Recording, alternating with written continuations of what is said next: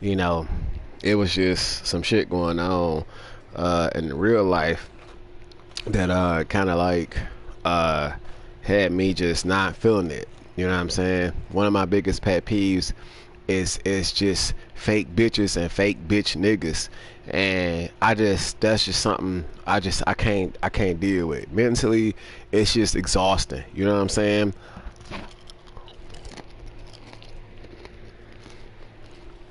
To deal with these kind of people, because a lot of these motherfuckers think, you know, when they fake, that they can play you. And what I mean by play you is, they think that they're smarter than you, and they think that they can, what I'm saying, do without you knowing, what I'm saying, what they really about. And the cool thing about discernment is that, your intuition will never lie to you. And when some shit don't feel right about that person, trust that shit. Because if you don't, that's when you end up having the biggest disappointment within yourself.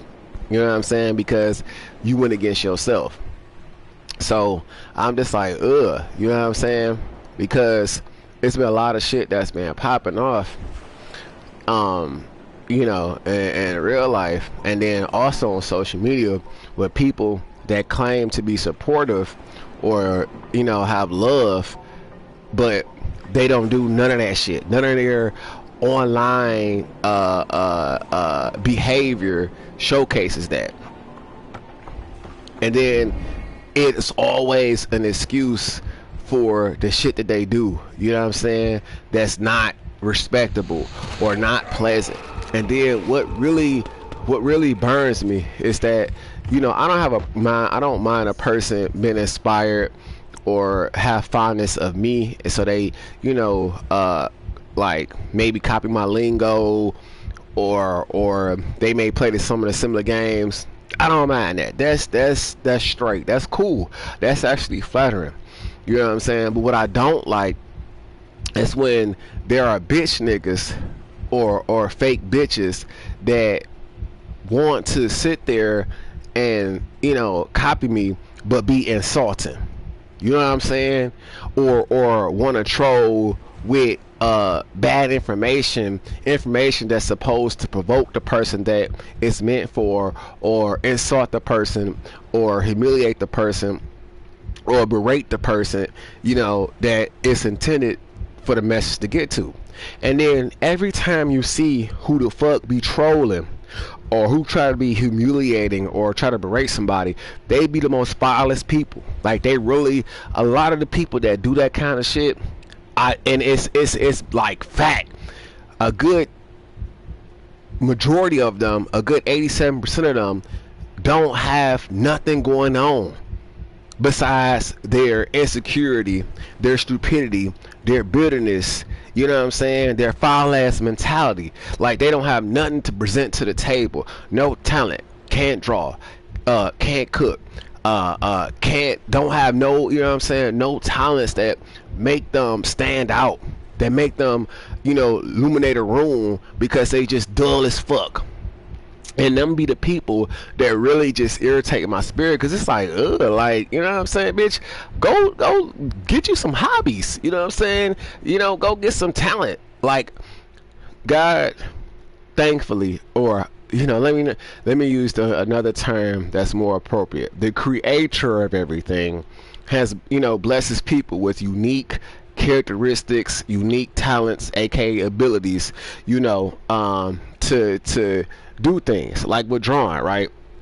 When you draw, you transmute an idea from your mind to paper with your hands, and eye coordination, which is a very powerful skill, because it gives you a way to communicate without saying a word. And also, it gives you a way to inform somebody without saying a word. And it also, like, it shines a light on you, because a lot of people can't do that. A lot of people like to copy off other people. They'll draw other people's artwork and pass it on, as their talent, which is, It's ridiculous because if you can draw, use your own imagination, be original. Why be a copycat? That's the corniest shit. Like when it come to cover bands, they love to sit there and they think they be the hot shit, which is it's so just utterly revolting to me. It just makes my skin crawl when I see people who have made bands, who have made a career out of stealing. It's like, how can you be proud of yourself? You know what I'm saying? You think you the hot shit. You think you could sing, and you know what I'm saying? You done got this pseudo confidence where your ego is just nasty, where you really think that you are a singer. And then these motherfuckers go to American Idol and other places and to get recognized for their talent. But it's like, dude, like you that's not talent. You know what I'm saying? Because with enough practice, you can replicate certain things. It may not be the same quality, it may not hit the same, because when it comes to music, when you doing covers, the music that a person is making, whether they singing or playing an instrument, it comes from within. It comes from their emotions, it comes from their experience, it comes from their life's essence.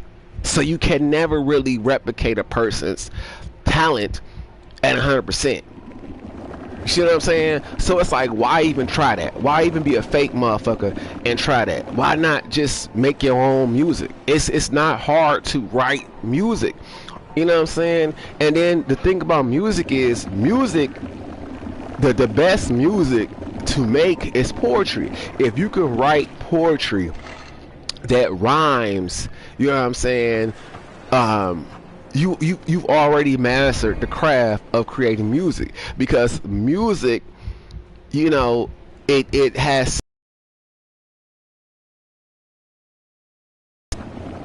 synchronicity. Like the beat synchronizes with the flow of the person who's singing, whether they're, you know what I'm saying, rapping or doing opera. You know, everything, you know, it's not that hard, especially if you truly into music. It's not that hard to compose your own shit, especially when it comes to lyrics. Now, finding the beat to follow along with that may be a challenge for you, but you know what I'm saying, if you are naturally gifted, if music is really meant for you, then you won't have a problem with coming up with a beat that coincides with the music that you're trying to create, via if you making lyrics, or if you, you know, if you um um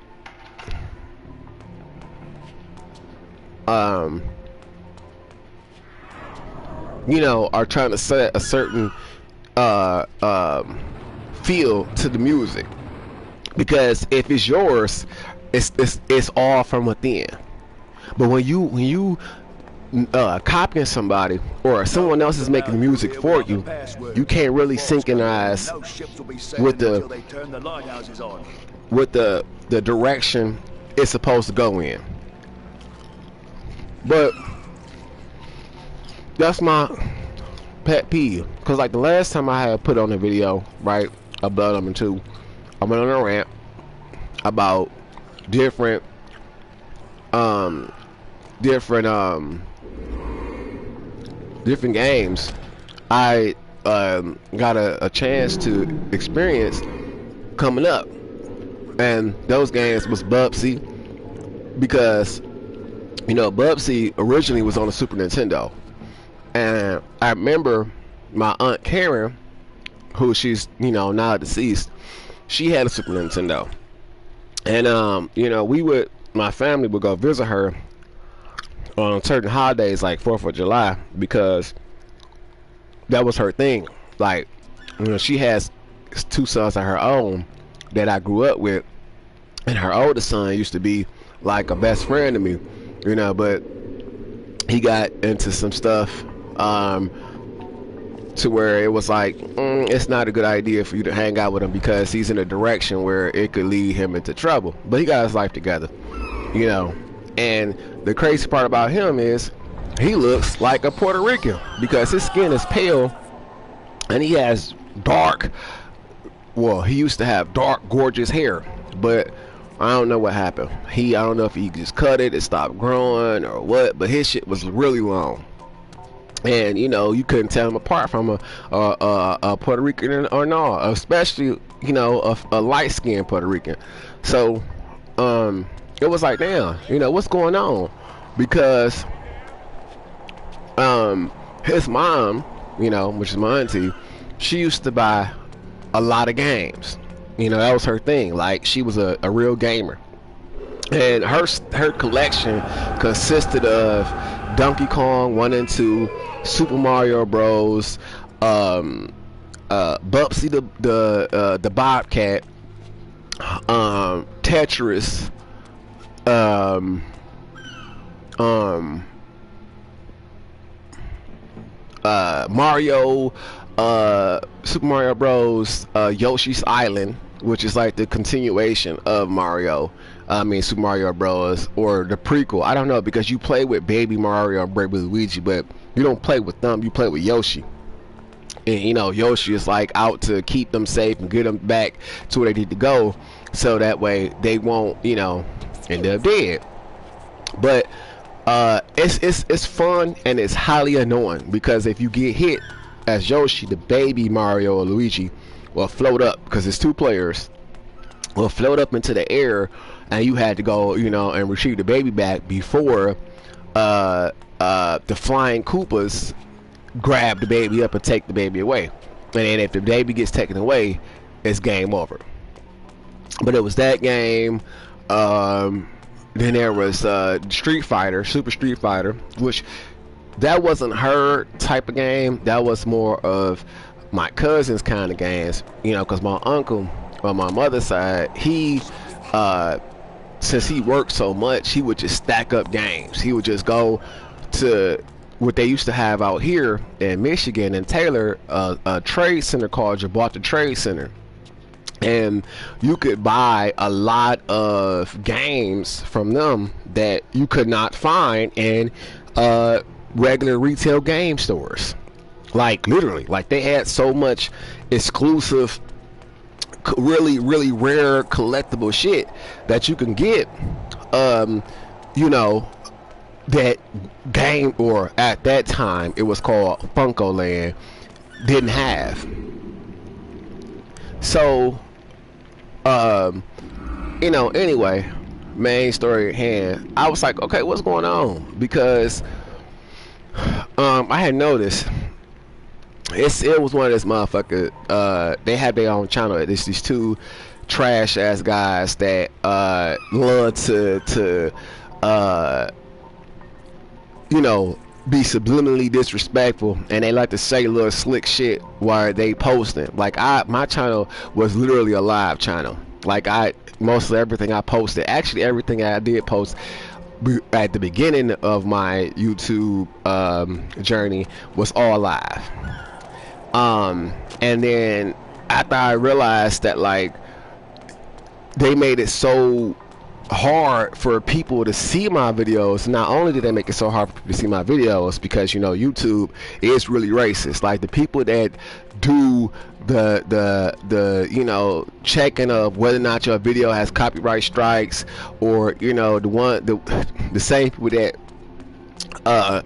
scan your video for any kind of like anomalies that may strike it down, were like doing whole ass shit, because they had gave me copyright strikes with certain things, like with Final Fantasy a couple times, with some of the music, which is like, how you gonna strike me for the music that's within the game? Like, they have the license to the music, they can't put shit in a video game unless they have permission. So you know, they had gave me a couple strikes for that. And then, you know, when you get certain strikes, it prevents you from being monetized. You know what I'm saying? And then certain strikes limit to who can see your videos. So I'm like, what the fuck? You know, because some of my stuff was trending, and all of a sudden they, you know, like with Miles Morales, I had a video that was trending, and then they were like, oh, you know, well, you got a copyright strike because you play a track,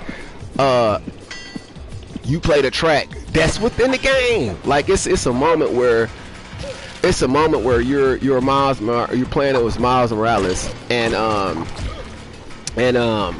you have to go back to your apartment and or your mother's apartment, you know, because Miles, he's not an adult, and once you go back to the apartment, she asks you to put on some music. It's part of the game. Like, you can't continue unless you do that, you know. So I'm like, damn. Oh, I didn't, man. I'm trying to talk and fight him, and I missed my dodge. But you know, I'm like, okay, cool. You know what I'm saying? And then next thing you know, they striked it for that. And then it was like, oh, due to the fact that you have, you know, a copyright strike, your video may not be available in some countries. And they're like, nigga, what? You know what I'm saying? Like, how fucking dare you? Like, this is part of the game. They have the license to play this music because it's part of the game. So I was really disgusted by that. But then you go on the flip side, these same trolling motherfuckers that I was talking about who be doing subliminal disrespect, they have a video, because, you know, they're like, how they got popular, I don't know, because they're both fucking stupid. And then two, you know, one is married. He's like a really disgusting, fat, fucking disgrace of a man, because how you gonna be married to a woman and then you go on a fundraiser and you kiss a whole nother man in the mouth? Like, that's so disrespectful to your wife. That's like you shaming her for even fucking with you. You know what I'm saying? Her family gotta be privy to that shit. And it's like, ugh. But this same exact person tries to claim that he's heterosexual. It's like, dude, you fucking disgusting. You are a foul, revolting human being.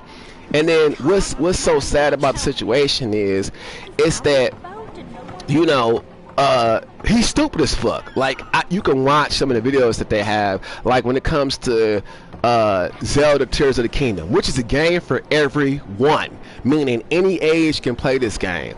So it has like a level of difficulty that if you are a smart kid, right, you can beat the game. It's not, you know what I'm saying? And I finished it. Like, when it first came out, I grabbed it. I murked it. Only thing I don't have as far as collectibles is only thing I don't have that's, you know, collectibles is you motherfucker, is it's like these two like god tier, damn it, these two god tier outfits. Damn, I fucked up. These two god tier outfits that are extremely difficult to acquire, but I could get them at any time. Like, I've already did the leg work to just go and do the quest. Because you have to unlock the area to get them. Like, I got the first one. Like, the first one was this Thunder Gods outfit that, like, you know, frees you from any damage from electricity. It imbues your weapons with, I think, electricity. I can't remember because I haven't played Tears of the Kingdom in such a long time. Like, once I finished it, I said, oh, I'm straight. You know what I'm saying? Because I have at least probably 97% of the game complete. The only thing I'm missing is those two outfits. And I'm watching them play, and I'm like, damn, how are you this fucking stupid? You know what I'm saying? Because it's not a hard game. It's really, really easy. Like, there are some moments where it's like, oh, okay, you know, this requires a little brain work. You know, this requires a little more tenacity to you know what I'm saying, get to where you need to go. But ultimately, if you take your time, you know what I'm saying, you could just, you know, put things together as you go. And I'm like, damn, this is amazing, you know, because this is the only Zelda game that really has an enormous map, because you can traverse through sky, and underground. Which if it was a Majora's Mask, that underground could be the ocean.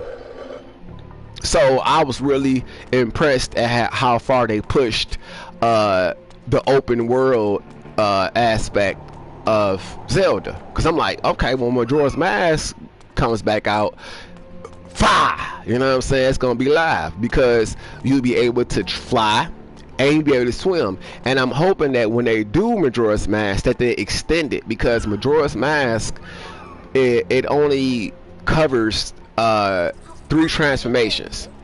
Well, 3 races is what I meant to say, which is the Deku Scrub, the Goron, and the Zora, which are all amazing. Like, and then if you see how the Zora are, you know, the upgraded version of Zoras, they off the chain. They can swim up waterfalls. They move blazingly fast through the water. You know, they are truly amazing, and so are the Gorons too. So being able to play with them in modern times would just be so much fun. And I'm like, okay, cool. Now that they have it to where you can fly, because the Rito class, the Rito race, are the bird race, right? And they can fly. And they introduced these races. Oh man, what's up with my Dodge? They introduced these races on Breath of the Wild. No, they introduced the Rito race on Wind Waker. You know, in the oh shit. In the Wind Waker version, the Rito are a result of this motherfucker. The Rito are a result of the world, which it don't make any sense, because it says when you look up when you look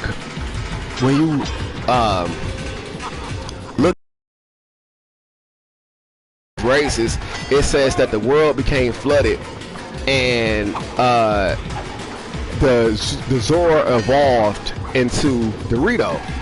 And it's like, what? But you know, as you can see on damn, I got fucked up. As you can see on Tears of the Kingdom, because the Rito no longer, I mean the Zora, like, are almost on a borderline of extinction and Wind Waker, because you don't see them at all, which is like, that don't make any sense. If the world became flooded, right, that means there's more places for the Zora to occupy. So how the fuck could they, you know what I'm saying, be on the verge of extinct? Or if they evolve, where are the Zora?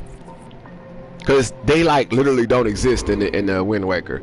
I met not one, and I looked, because they're my favorite race out of Zelda, because you know, my thing is, I think I have a past life with the ocean. You know what I'm saying? I love the ocean. I've always been a huge fan of the ocean, which is the reason why I bought the Echo the Dolphin games for Sega, and the one that they released on Dreamcast, which is not on PS2, which I'm hoping that Sony gets the license to and put it on a PlayStation Arcade, because I would totally buy it so I could play it on my current day consoles with, you know, better resolution. But they haven't, you know, like, it's like Sony, with all the money they got, they even own Crunchyroll now. So it's like, with all the money y'all got, like, why don't y'all just go buy the license from these people? Like, go get the license to Prince of Persia, you know, from 1 to 3. Go get the license from, you know, Squaresoft, and put out all the Tenshus on the PlayStation Arcade. Because I got 1 and 2, but I don't have Fate of Shadows, and I don't have Wrath of Heaven. I went through my games the other day, and I'm like, damn, it's like, what the fuck happened to some of my games? You know what I'm saying? So I'm kind of pissed. I had to go and find Fatal Shadows and Wrath of Heaven, but I just don't like going back to play on my PlayStation 2, because I can't film it. You know what I'm saying? Like how I can on here. Like, I could just, you know, turn on the PS4, and then voila, I could upload videos off my PS4 if I want to. I don't have to have a laptop or a, you know, a PC, well, I don't have to have a PC to do that. Oh man, I dodged. I really did. But anyway, so I'm just like, man, but back to these fucking pieces of shit, right? So I'm just like, okay, what's wrong with y'all? You know what I'm saying? Like that's the shit that really it's utterly disgusting, because not only do these motherfuckers troll, right, but they don't mind their business. You know, they use experiences that are like either uncertain or unpleasant to ridicule and try to subject, you know, whoever their intention of, you know, they want to hear that shit to be or to feel humiliated. You know what I'm saying? And I'm like, that shit, you know what I'm saying? It don't you can't humiliate me at all. You can't, you know what I'm saying? And you can't insult me because the shit don't pertain to me. You know what I'm saying? It's like, just because somebody you know did some fuck shit, right? That's a reflection of them. That's not a reflection of me. And just because I give that person an opportunity, because this person is asking for my attention, not the other way around. And you know what I'm saying? Just because, you know, this person is doing some fuck shit after asking for my attention, that doesn't reflect on me. That reflects on how fucked up that person is, because that same person is also affiliated with you dirty motherfuckers. So it shows, just like how it is with the Epstein files, right? You are the company that you keep. So if you got fucked up ass friends, that means you a piece of trash yourself. It's just that plain and simple. You should want to have grown ass men as friends that don't respect you or who you dealing with, who you love, who you trying to build with. If they don't respect who you like, who you love, them not your friends. But this person is so fucking idiotic sometimes that they don't understand it. They just, you know what I'm saying? They rather sell a soul to be to be able to say, oh, they got a friend. Like, that's not a friend.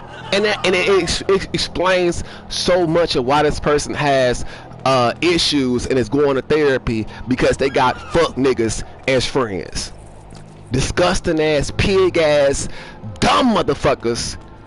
And of course they white men. Of course they white men, because white men have this thing with trying to humiliate people and you know, try to show off. And it's like, how are you gonna try to show off when you fucking stupid? You couldn't even beat motherfucking Tears of the Kingdom. You had a hard time playing Tears of the Kingdom. It was so difficult for them that they took time off from playing it and went back to it because they was that fucking stupid.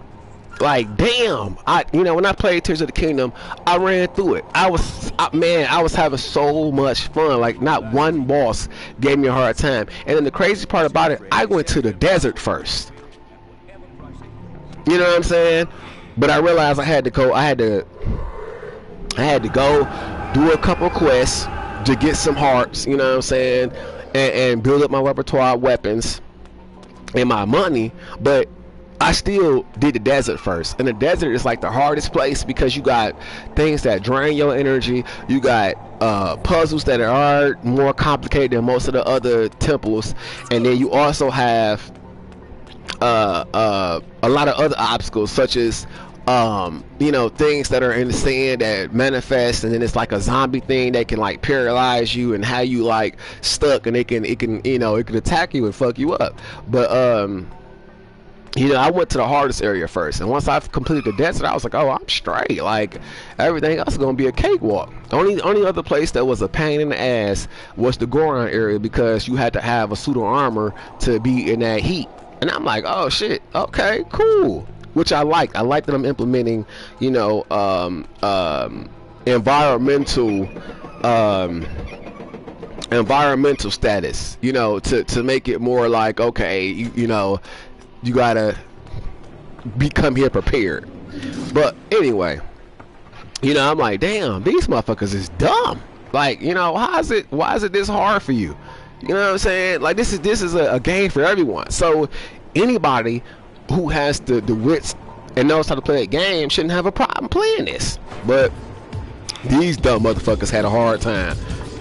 So I was like, oh wow, and it's two of y'all. It's not one. So how is it two of you dumb motherfuckers and y'all can't figure out where to go, what to do? You know what I'm saying? So it was just like, it was a laugh for me, cause I'm like, damn, these is the motherfuckers that you are friends with. These two stupid motherfuckers. You know what I'm saying? And then it was like, man, do I really want to be with some, or hang out with a person, or be with around someone who got these kind of friends? Hell, fuck no. I don't have no friends that do fake shit like that. And then the crazy part about it, most of my friends are Caucasian. You know what I'm saying? So it's like, damn, like, where the fuck these niggas come from? Because they old as fuck, and they still foul as hell. It's like, how the fuck you that grown that you like near your 40s type shit, and you that much of a piece of shit? So I'm just like, ugh, you know what I'm saying? The more I get to know this person, the more I'm just utterly fucking disgusted with the person. And I'm just like, man, you know what I'm saying? Maybe I don't want to deal with this person no more. Like, I should just wash my hands of the situation and just drop even being affiliated with the person or knowing the person, because I'm just utterly fucking disgusted with this person and the friends that this person has. And then this person is always making excuses of why, you know, things are going on, or why they friends is disrespectful, you know what I'm saying, or why they did some fuck shit. Like, it's just utterly fucking just disgusting to me. You know what I'm saying? Like, as an adult, you should have been mapped out, you know, who the fuck you want to surround yourself with, what kind of friends you want to have. You know what I'm saying? Like, you realize these things when you're like in your 20s. You know what I'm saying? When you, at least for me, matter of fact, I realized it when I was dealing with the piece of shit that I was dating at the time. You know, and I had fucked up because my first serious girlfriend, she was melanated, you know, and she from Texas. She you know, she was always like on the same page. It's like, you know, get money, value in education, you know what I'm saying, creating other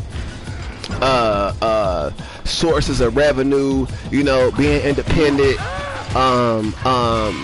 you know, picking your friends wisely type shit. We always been on that same page, so we just clicked very well. But we had outside interferences because, you know, her mom was tweaking since she was a single mom. And I'm like, ugh, you know what I'm saying? Like, I'm a type of person where I got both parents in my life. They're both alive. They're both together as a married couple. You know what I'm saying? So, and they're mobile. They drive. They, you know what I'm saying? They, you know, they turn up. They do the shit. You know what I'm saying? They are functioning adults with no handicaps. So, well, to the point where it's like, oh no, you know, they need somebody to wipe their ass, or oh no, you know what I'm saying, where they gotta have adult supervision type shit. Like, they don't have them kind of problems.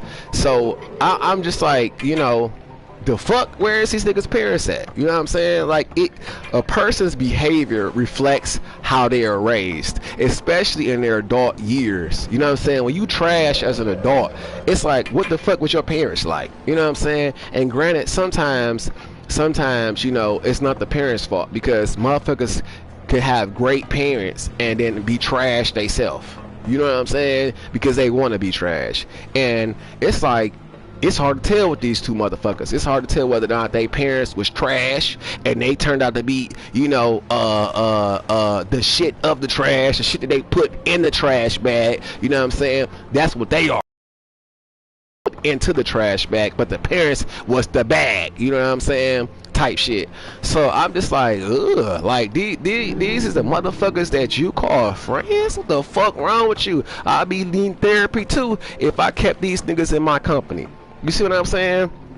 And then it's like, ugh, you know, and then they have like a huge following. So it's like, the people that like watching y'all gotta be way more fucked up than you, because it's like, who the fuck watches disgusting ass men like this and take pleasure in that. You know what I'm saying? And I would never let my kids watch motherfuckers that are pigs. These same two motherfuckers had a younger guy on their channel who has mental deficiencies on paper, like real life mental deficiencies on paper.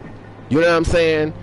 And is seeking therapy for that. Whether or not this person is on medication for their mental deficiencies, I don't know. I'm not trying to get to know the person like that. But what I do know is the person himself mentioned he had mental deficiencies, and they had this person as a guest star on their channel. And then the fat motherfucker who is the most disgusting out of all them, the one who calls himself French kissing another guy while being married, he put his whole face in this mental deficiencies guy's ass. Like, YouTube allowed this shit.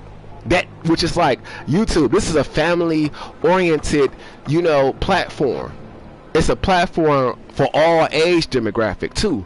And yes, they have it to where, is this made for adults? Is it not? But these people know that these people have a following of different age demographics. And two, if this is supposed to be a family platform, why are you letting them doing sexually explicit acts on YouTube? Whether their content is 18 plus or not, it's still the fact that you allowed them to post a video where this fat, disgusting pig motherfucker put his whole face in another man's ass and then said, "Let me smell your taint."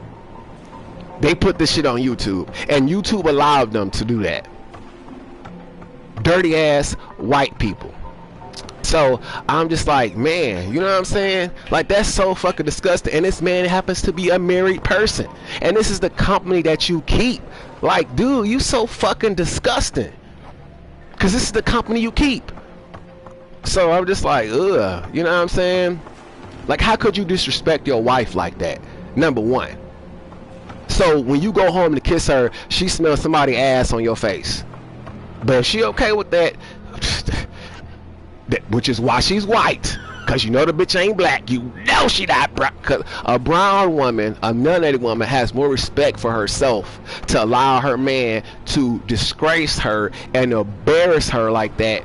You know what I'm saying? For the whole world to see that he's not only a lying motherfucker, but a down low motherfucker. Only down low men do gay ass shit like that. It's not a problem being gay. It's not a problem being bisexual. That's not the issue. I don't have an issue with a sexual orientation. I'm not discriminatory like that. But what I have a problem with is when it's disgusting ass men that do shit like that, and they make it hard for men who live in their truth. It's one thing to be open and gay, right? Because when you open and gay, you got to deal with the scrutiny of dumb motherfuckers, people who are in your business, in your personal life, when it has nothing to do with them, absolutely fucking nothing to do with them. And then they have the audacity to try to judge you as if there's some kind of holy saint or something. And then the biggest pet peeve is, which the gay people have to deal with when it comes to ridicule, it's this Bible thumper shit where people swear up and down they're Christians, but they're not Christians. Because if you were a real Christian, first of all, you not even reading from the right Bible. Because most people get their information and their scrutiny and their judgmental mentality from the King James Version, which is a lie. The King James Version was doctrinated for fuck white people. You know what I'm saying? Dumbass white people and dumbass black people who didn't have the mental capacity to think like, this shit don't make no sense. Especially when you look at how they depict Jesus Christ and all of his disciples in America. They got him being white, which is not even true. It states in Revelations chapter 1 verse 14 and 15, Revelations chapter 2:18, and some other chapters, that Jesus Christ had white hair like wool, meaning that he was older. You know what I'm saying? Or he could look younger. I mean, he could have been young. They don't really focus on the age. They just say that he has white hair. And I know, white hair doesn't mean you're old, because my cousin is younger than me. He's like in his uh uh early 30s, and he has a face full of white hair. And you know what I'm saying, he had the hair when he was like 20. So you know what I'm saying, it having white hair does not mean you old as fuck. It just means, you know what I'm saying, your hair loses its pigmentation due to either some deficiencies within, or you know, it's just that's your journey, you know what I'm saying. And if you look at Storm is fine, and you know, Storm has white hair. So you know what I'm saying. And then it says he has skin, feet the color of burnt bronze, right? Burnished bronze, which means brown skin. If you look at the color of bronze, it's brown, like melanated folk, like brown, you know what I'm saying, black folk. Not, well, they love to call brown folk black folk, but really, you know what I'm saying, it's brown skin, basically, is what they saying. If your feet are brown, how the fuck can they paint you as to be white? How? Like, that don't make no sense. How? Where the fuck you get a white man from bronze, burnished bronze feet? Where the fuck do you get that from? But that's part of white people culture. They love to fucking steal. They love to fucking lie. They love to fucking project their bullshit on other nationalities so they can feel superior. It's like, is these the synagogues? Is this the synagogues that they mention in the Bible? You know, the people of the devil? Because if you look at the history of white folks, it has not been pleasant. They've been killing and murdering and raping and stealing and robbing and lying for thousands of years. You know what I'm saying? And then they have the audacity to be proud of them calling themselves conquerors. Because you came over to another land where they didn't have guns doesn't make you a conqueror. It really makes you a fucking coward and a motherfucking demon, because you stole from people that could not properly defend themselves. Why don't you fight somebody on equal playing field and then brag about you being a conqueror? But that's not their history. And then they have the audacity to feel like they own every fucking thing when they're motherfucking immigrants. Majority of the white people in America, newsflash, you're fucking immigrants. Your descent is European descent. So that means your family, your great grandparents, right, were not even from here. But they swear up and down that they're entitled to the land. Like, get your whack the fuck stupid ass the fuck on somewhere. You know what I'm saying? And then they think, oh, you know, that they're God's chosen people, but God let them know that you're not, by simply frying their ass with the sun. Because if you were God's chosen people, the source of all life, right, because that's what the sun is, it gives everything on this sphere, this plane of existence that we on, life. And if you can't withstand the source of all life, that means you're not God's chosen favorite. You see what I'm saying? So why the fuck do you think that you are?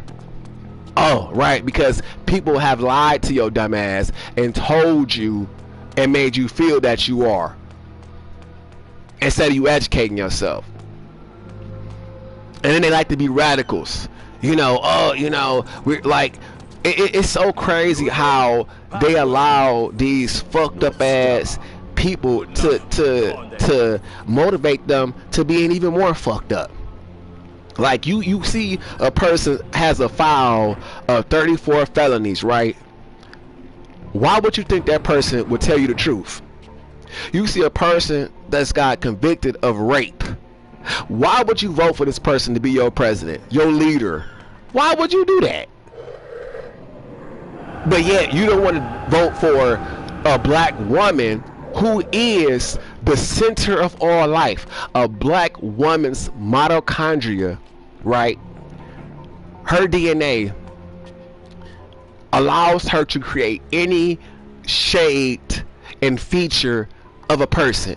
So she can birth twins, and one twin can be white as snow with blonde hair and blue eyes, and then one that's black as coal or brown or a lighter shade with curly, silky, smooth hair, and then she can bear another child with the same father, and this child have a motherfucking thick ass fro with dark ass skin, because she's blessed like that.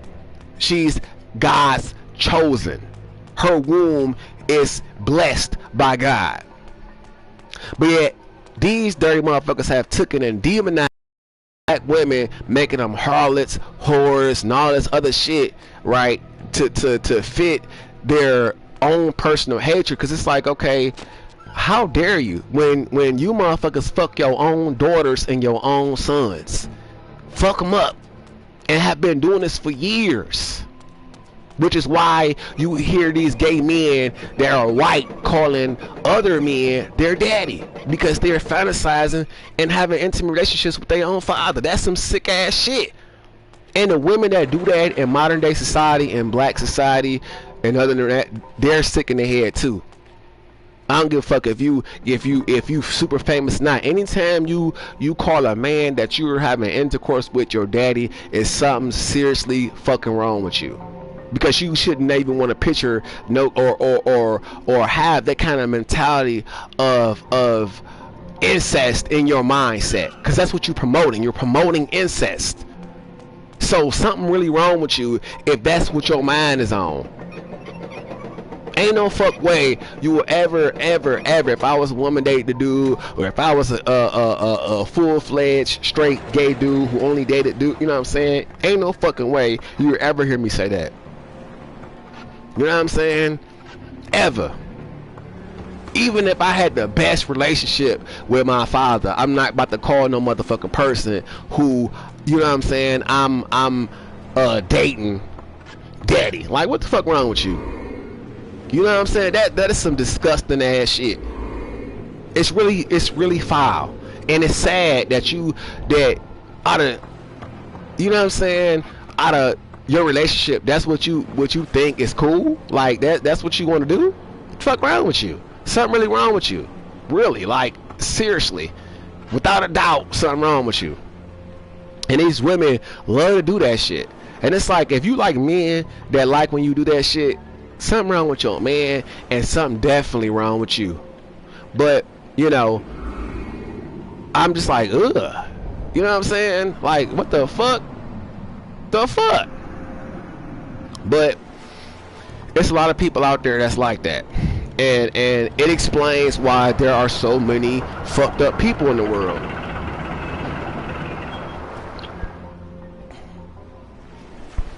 And then what's sad about that is that even in the King James Version Bible, it states that incest is one of the most revolting sins. Like, God was punishing people, according to the Christian Bible, for condoning and interacting with incest. He was literally cursing the whole bloodline. So it's like, okay, what the fuck is wrong with y'all niggas? AKA neglected intelligence God gave abundantly. Like, what the fuck wrong with you? So you just gonna neglect, you know what I'm saying? And it makes sense, because even in science, right, when brothers and sisters and dads and daughters and you know what I'm saying, sons and mothers mate, the child comes out with deformities. That's why you get these kids that be having these fucked up ass faces, or they missing limbs or fingers, or you know what I'm saying, they all disproportioned and shit, because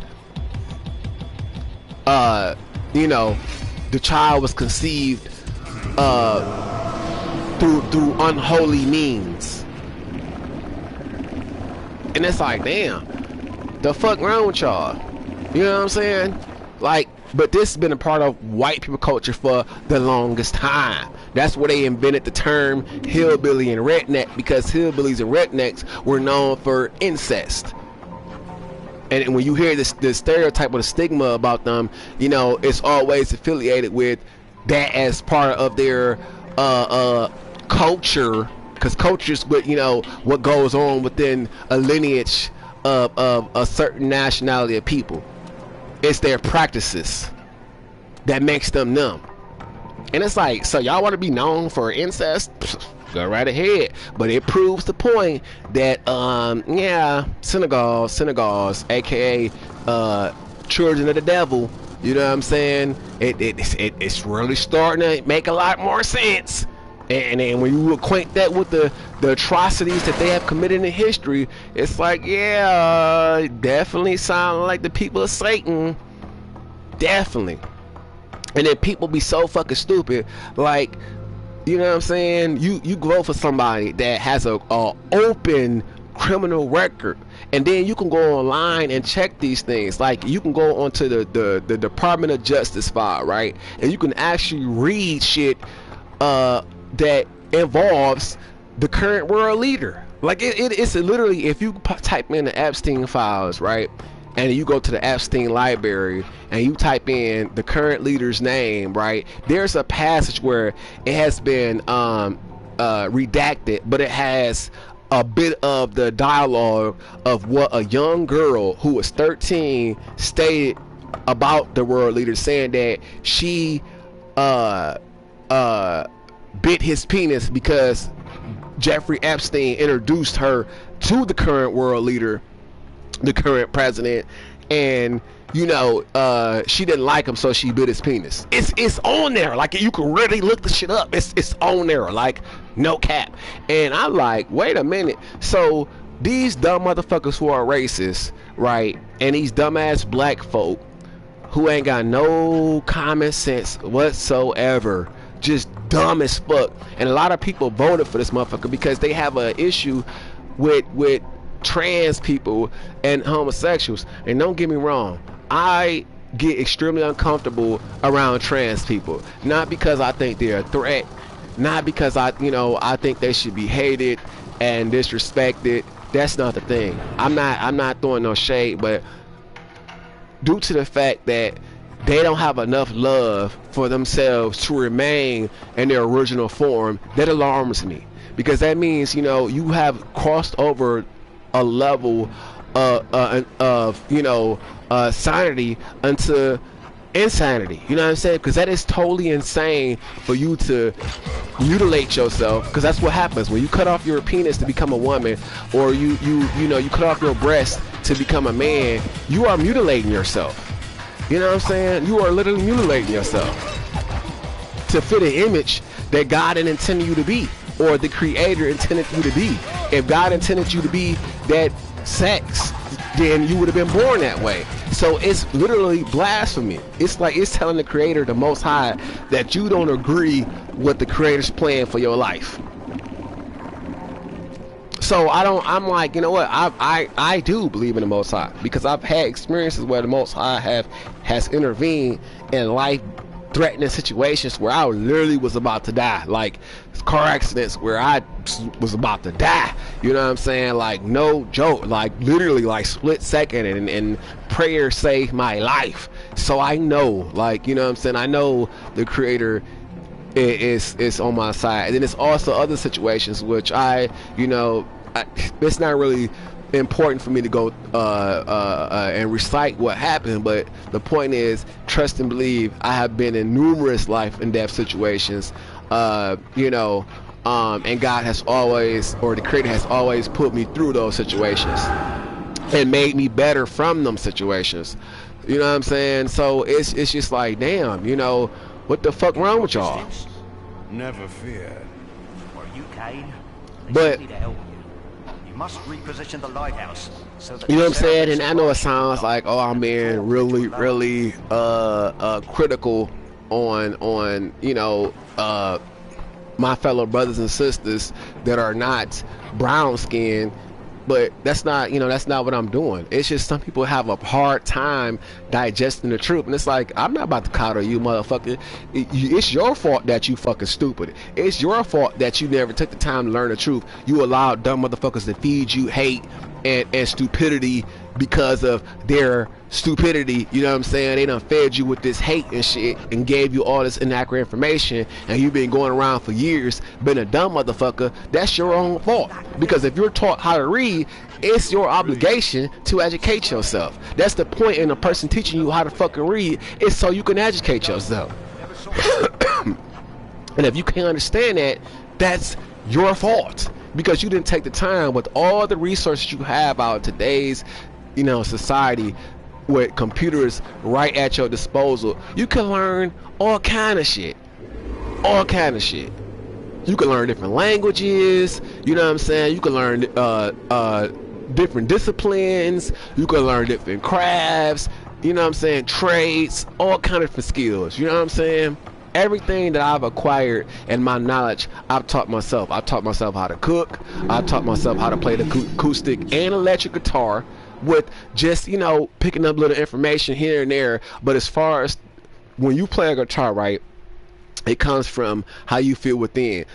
Are you a person who likes soothing melodies? Are you a person that like melodies that get you amped up? Are you a person who like melodies that get you, you know what I'm saying, to rage out, you know what I'm saying? Like, all that comes from within.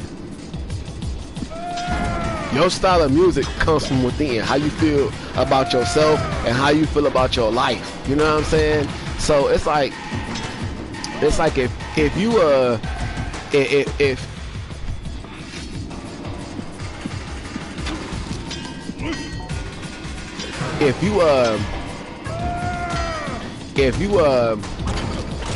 on, I don't want to get killed by this guy, so I'm trying to murk him first.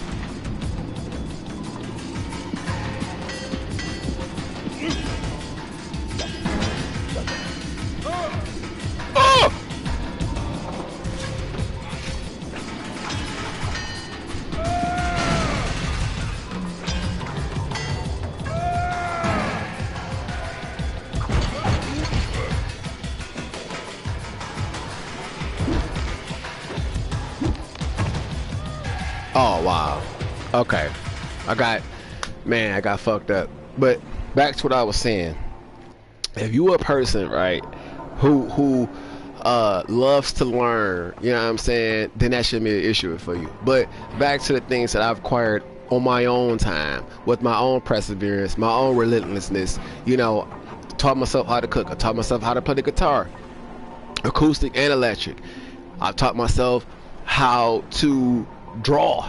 You know, granted, you have to have a vision, you know what I'm saying? Or no, you don't have to have a vision, but some people are natural artists, meaning the gift is within them, and some people can acquire the gift. Me, I happen to be a natural artist, you know, from the jump, and it made it easier for me to transmutate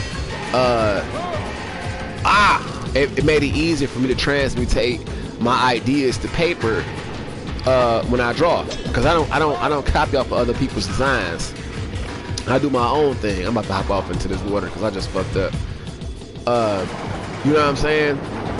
I learned how to transmute my ideas when it comes to character illustrations or environments, you know, from mine to paper, professionally, or I won't say completely professional, because I have issues when it comes to shading. I'm still trying to get my shading to a point to where it's 3D-ish, more, you know what I'm saying, more deep,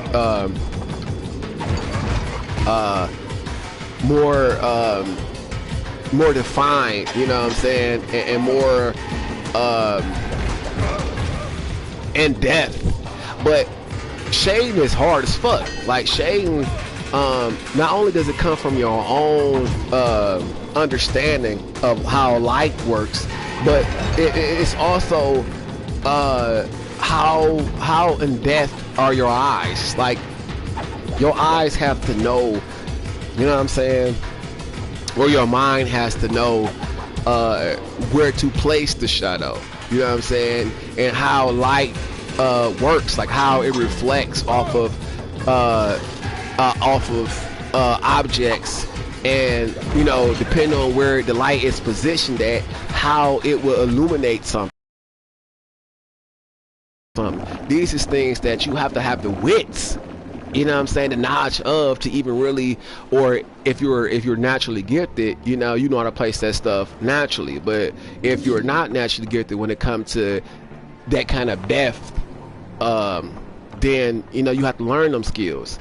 But I always had an idea of where shading goes, but for me to be at the level I want to be on, I know that I will have to take, or not even take a class, but I know I will have to do my research. Get me a book that shows, how to do these things in more depth, because the better your understanding is of something, of a subject matter, the more proficient you become.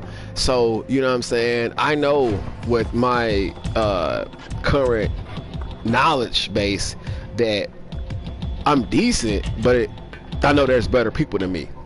But the good thing about me is that that's not my only talent, because I also know how to write. I've done poetry for several years, and I've also been published when I was in high school for my poetry. But I just let it take a back seat because I got more interested in other things. I got interested in doing music, and I've made a SoundCloud, and I put music out there that was a rough draft. Like, I sing way better than that now, and I learned how to beatbox and rap and sing all in one time. So you know what I'm saying, I know I have matured and my skills have blossomed. But even though I have these skills, I haven't really applied them like I want to make a profit off of them, because my intention was not to make a profit off of them. My intention was to just do things that I love to do. You know what I'm saying? And if I do make a profit off of it, then that's cool. You know what I'm saying? But that's not my intention. I don't like extortion. You know what I'm saying? And granted, I know that we all need money to survive. That wasn't my prerogative. Like, I didn't prioritize making a profit off of my skills. Like, I just felt like, you know what I'm saying, that's not where I'm coming from. I don't mind, putting in the work. You know what I'm saying? I don't mind having a profession that's not reflecting the skills that I have. You know what I'm saying? Like, that doesn't really bother me. Like, it's better to have a profession to where your skills, your talents, are bringing in the revenue.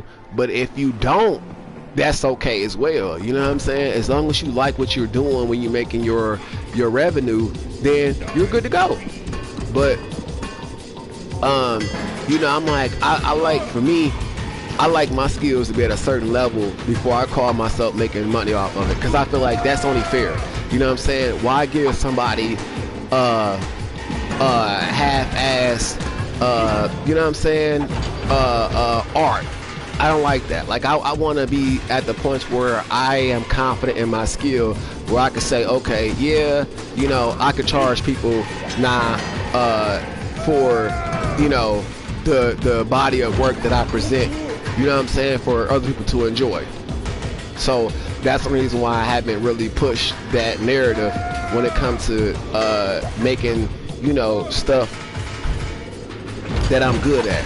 But I have like 8 portfolios.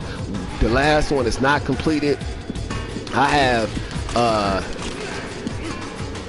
a huge martial arts series that I want to make.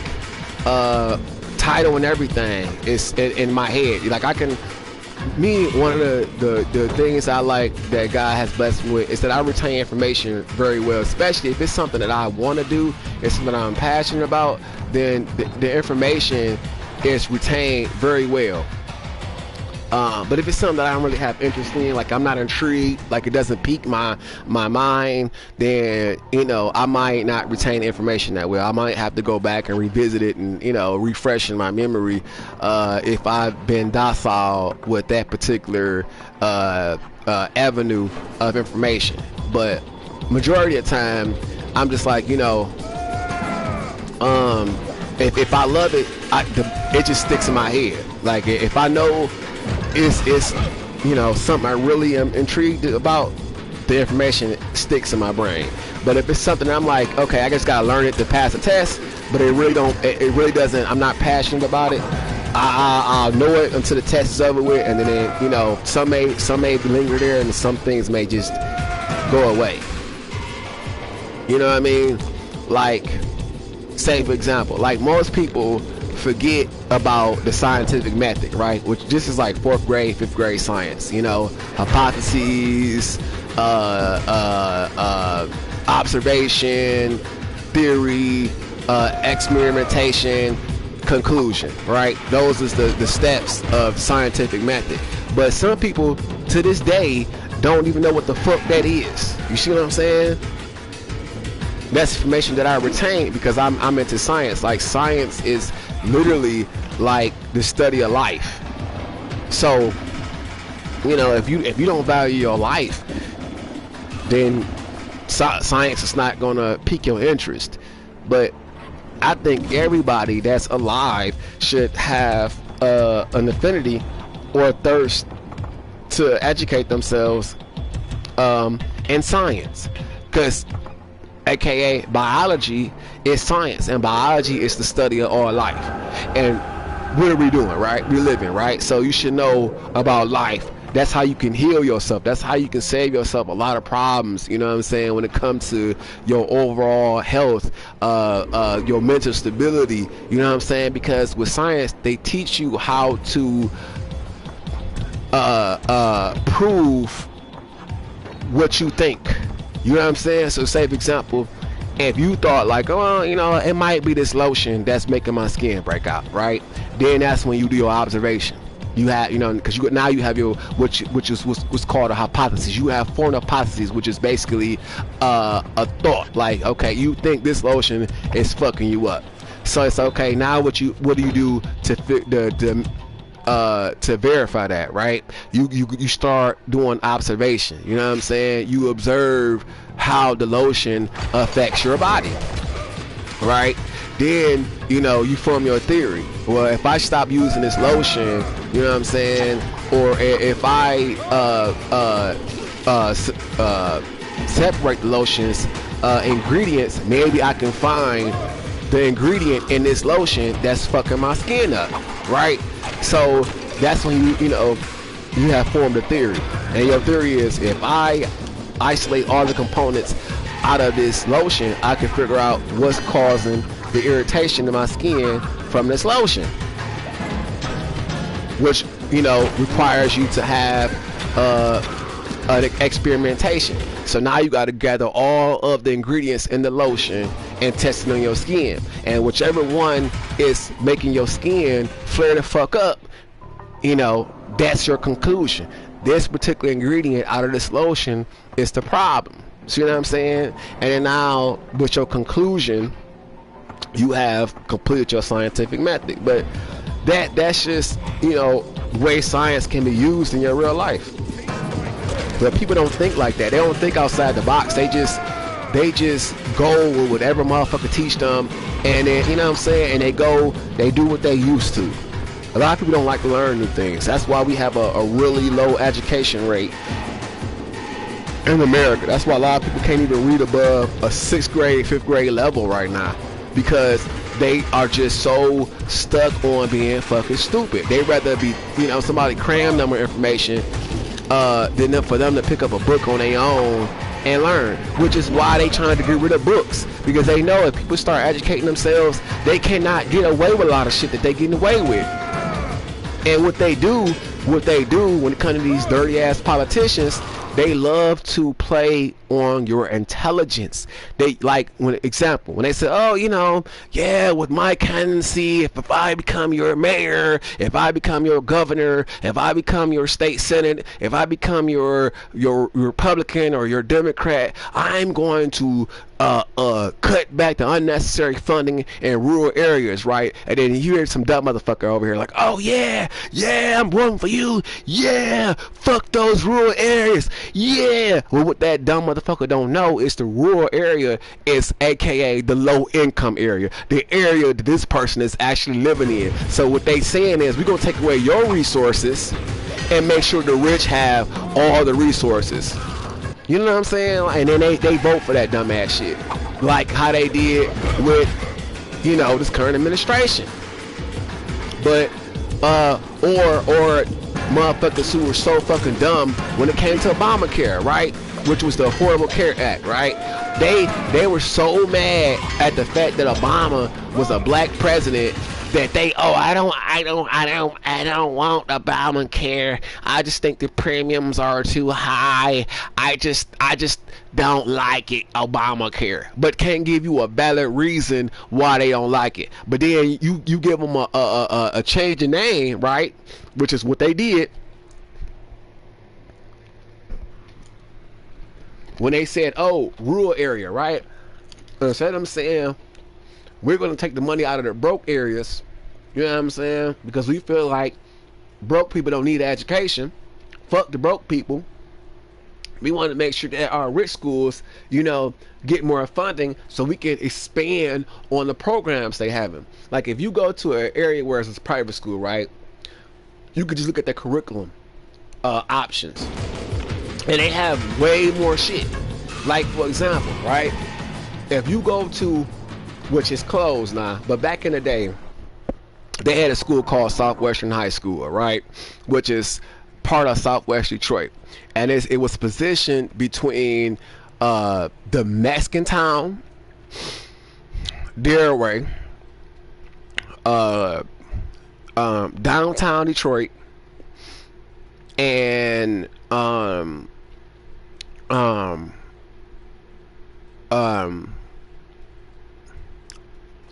with downtown Detroit, Dearway, and Mexican Town, and Southwest Detroit. It's you know, open to all those, and a bus, if a person don't have a car, they can catch the bus and get there. Whether they live downtown, whether they live in Mexican Town, they can walk a little bit, catch the bus the rest of the way. Cause I had a Puerto Rican friend who lived in Mexican Town, and he had to walk to school. Who happens to be a really good friend of mine. He has kids now, and I haven't seen him in a long time. I'm like, damn, I really want to see how he's doing, but I don't have my phone anymore, and I lost his number. But I can get in contact with him. I just really don't be reaching out to him because I know he's a dad, and I know that he got, you know, a lot of shit going on right now. But you know, I'm like, as long as he healthy and doing good and happy, that's all I give a fuck about. You know, because he was a cool friend of mine. Well, is a cool friend of mine. He just is very emotional for a Puerto Rican, like super sensitive, and you know. But I think deep down, he's a really good guy, a really sensitive good guy, and he's a mama's boy. But you know, he would walk to school every day.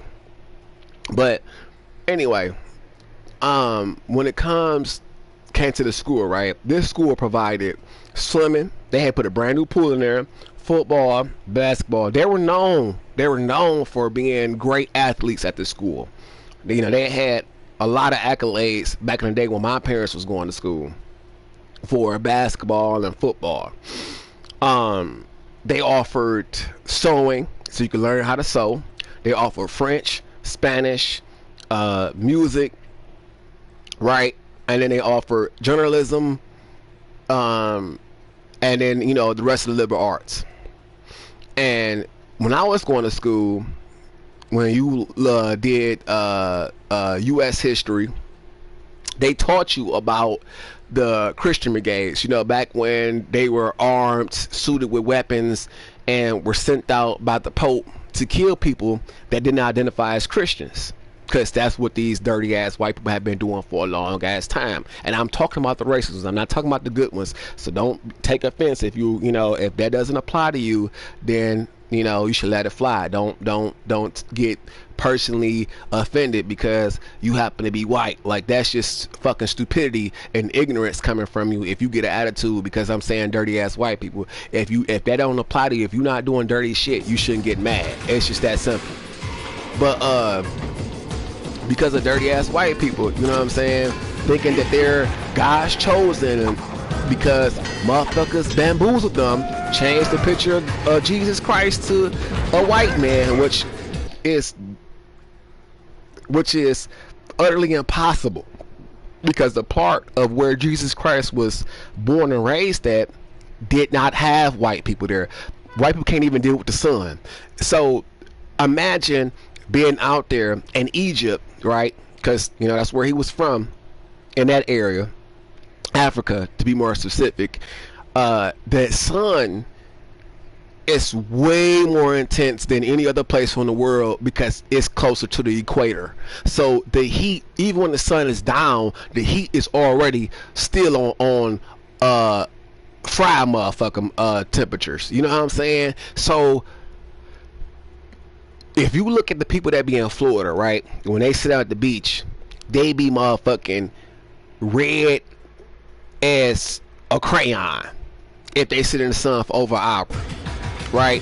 Back then, they didn't have the modern shit that we got now, where you got these buildings and AC and fans and shit. They didn't have that.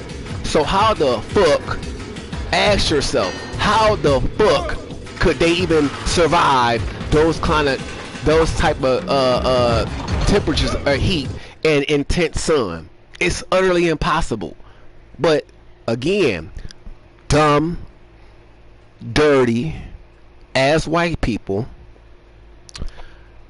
stole the story of Jesus Christ, whitewashed it, took a lot of shit out of the Bible, because not only do these dirty ass white men have an issue with honesty, but they have an issue with people to be themselves, which is why they subjected their own women to being abused and dominated and lesser valued. You know what I'm saying? It's like, how can you take away the value of your own women?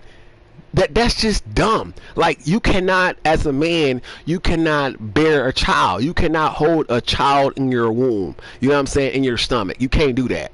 You know what I'm saying? You can't even conceive. So you should want your woman to feel loved, protected, and cherished, so that way she will do as much as she can for not only you and your kids as a team player. But they like to have their women handicapped, not knowing a damn thing, not knowing how to make a couple dollars, honest dollars, not knowing how to sew, not knowing how to cook, because back in the day, white people, the dirty white people that made the world fucked up like it is, had black women slaves. And who did all the cooking? Black women. Who took care of their kids?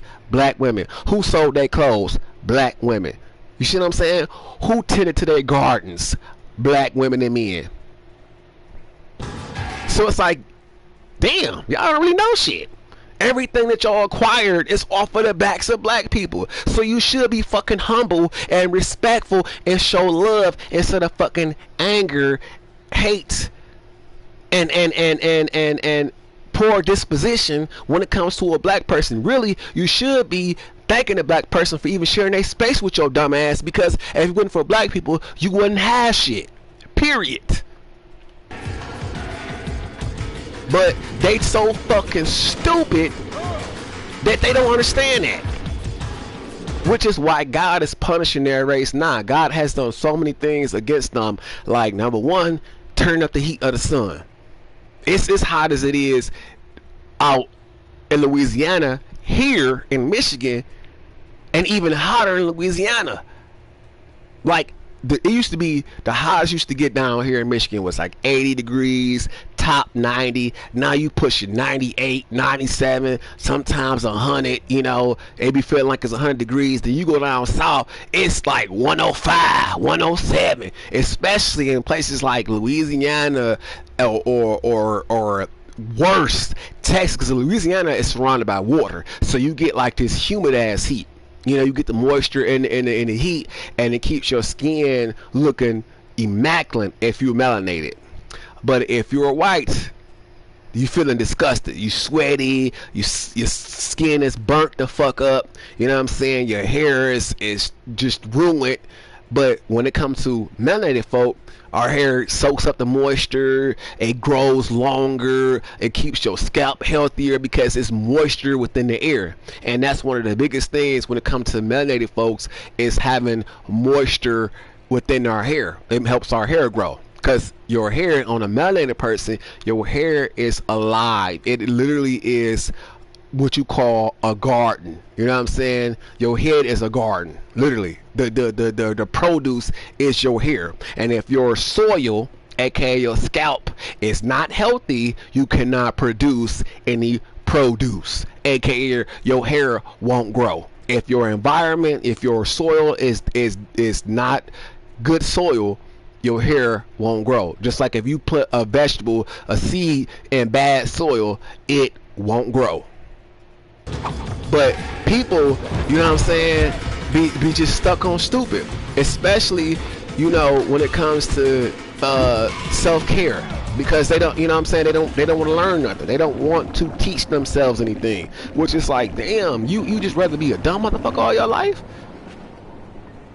Like, ugh.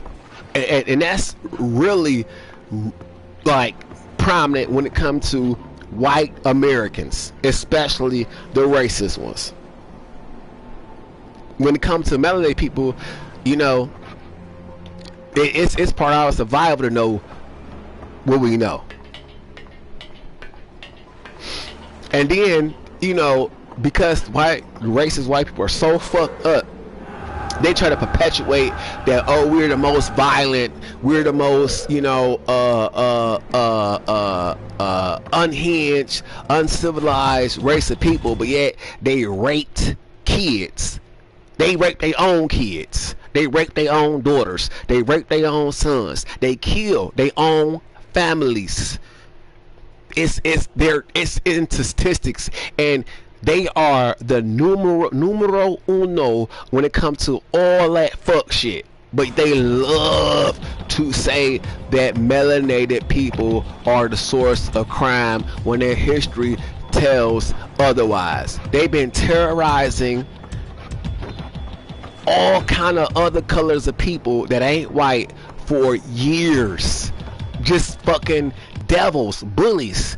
And then they have the audacity to open their mouth and say that melanated people are the problem when they're not even from America. Like, the irony of that shit. You understand what I'm saying? The irony and the audacity, motherfuckers. That's why I have this, like, you know, like bring that knock their ass out type of energy. You know what I'm saying? If a racist motherfucker disrespect you and put their hands on you, don't waste your time with talking.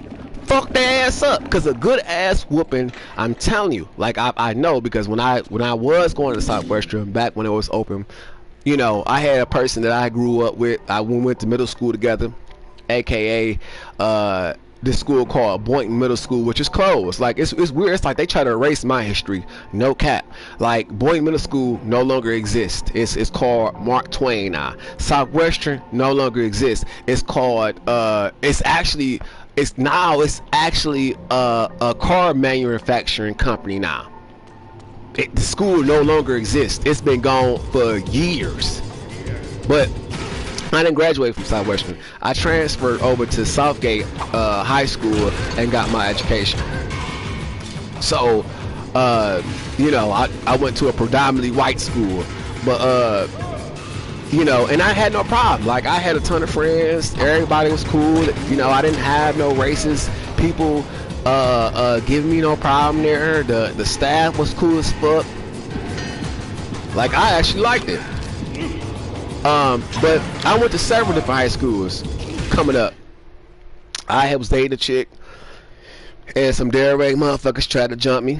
So I was changing schools, not out of fear, just, it was my parents' idea, my idea. I was like, fuck it. I didn't want to go to Southwestern anyway. They don't really have the courses I wanted because I wanted to take art classes. But I did take French. Bonjour, comment allez-vous? Je ne parle, your name, or merci beaucoup, au revoir. You know what I'm saying? I learned a little bit of French along the way. A lot of shit I retained. Still more. I want to be more fluent, but I learned French. In Southwestern or some. And then I picked up some Spanish stuff along the way. Buenos dias, buenas noches, buenas tardes, como estas, estoy bien, meaning I'm good, andale, vámonos, aquí, here, hasta luego, puta, puto, puta for a female, puto for a male, pinche madre, mother, something I forgot. Pendejo. You know what I'm saying? I know some bad words, some good words, but I know a little bit Espanol. You know what I'm saying? Or Piquito Espanol. But the point is, these things I learned, on my own. When it came to Spanish and the French, like I knew a lot more, but because I didn't want to take French, I wanted to take Spanish at the time, but that was the only extracurricular activity available, so I picked French. And it was fun. My teacher, her name was Miss Hamoud. I'll never forget her. She was really cool. She was a blind white lady, and she was really nice. And she made it easier to understand. But I didn't retain information that well because I knew a lot more. I knew how to count. I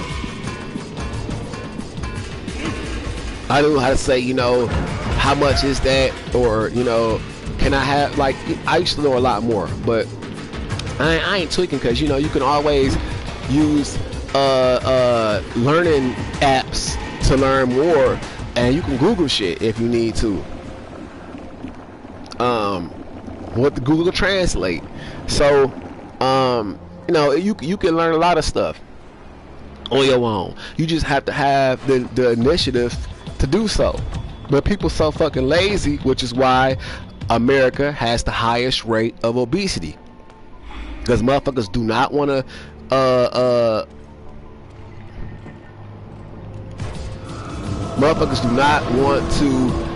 spend the energy at a time to learn some new shit.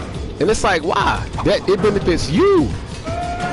Like, the more ways you can express and communicate yourself, it makes you a better person. It gives you more range. It gives you options. It lets you, open the doors for new friendships, better friendships, because different cultures have different respects. Like, one of the things I love with Arabic men,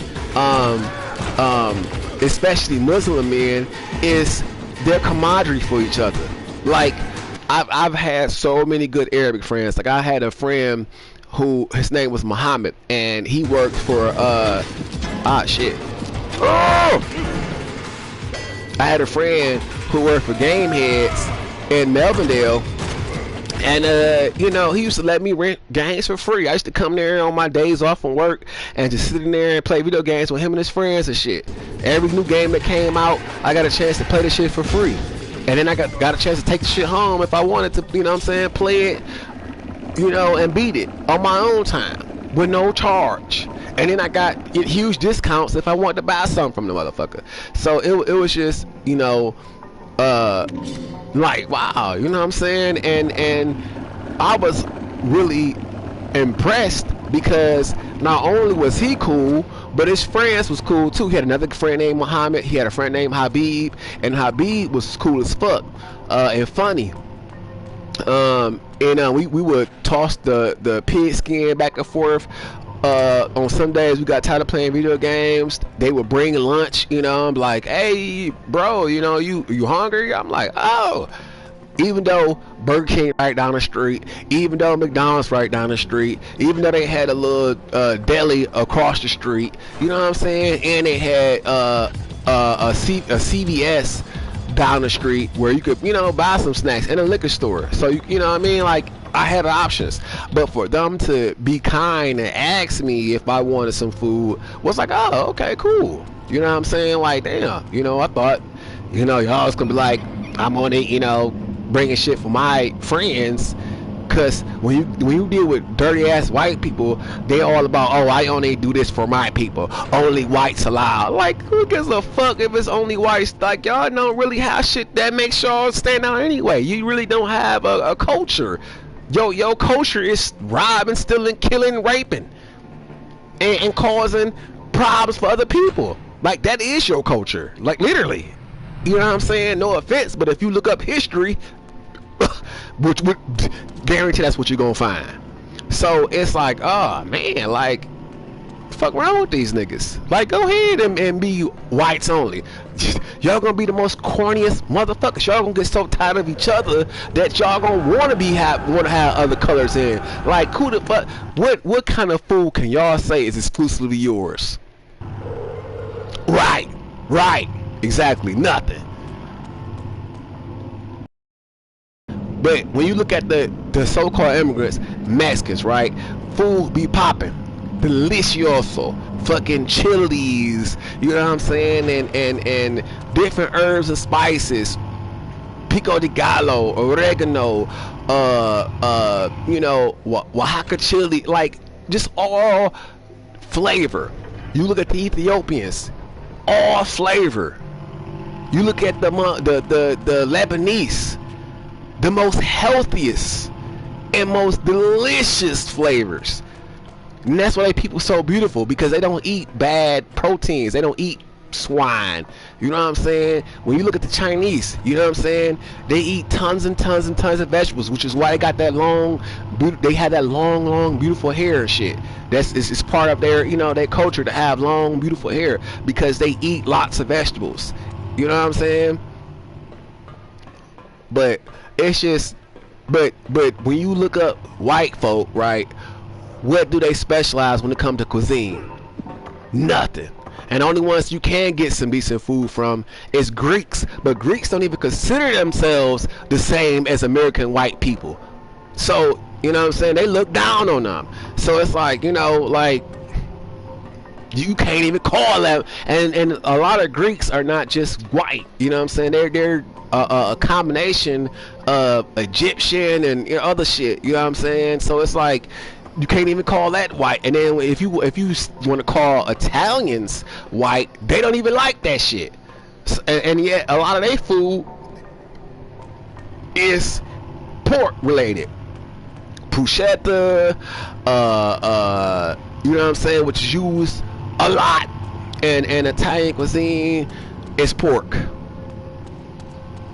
A lot of their meals has pork in it, and it's like, pork is the worst protein a person can put in their body, because they literally play around, they lay in it, like they sit there, walk in mud, piss and shit in mud, it gets between their hooves, it soaks into their skin, they don't sweat, so what that means is their skin doesn't purify itself. Like with other animals, they sweat and they release toxins from their body, so their skin is literally soaked in fecal matter and urine.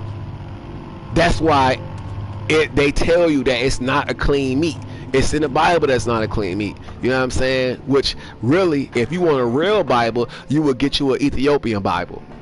And then the crazy part about religion is that Hinduism was more known before the Christian Bible. And in Hinduism, it speaks about reincarnation, which explains a lot about these people who be like, oh no, I feel like I'm a woman in the inside, but they be a whole man. Like, you know what I'm saying? I understand that. Like, God probably reincarnated you, got a purpose for you, but you're forsaking the purpose by mutilating yourself to change your image to something that you wasn't born as. And I'm not trying to talk bad about them. I'm not trying to make them feel bad, but these are just facts.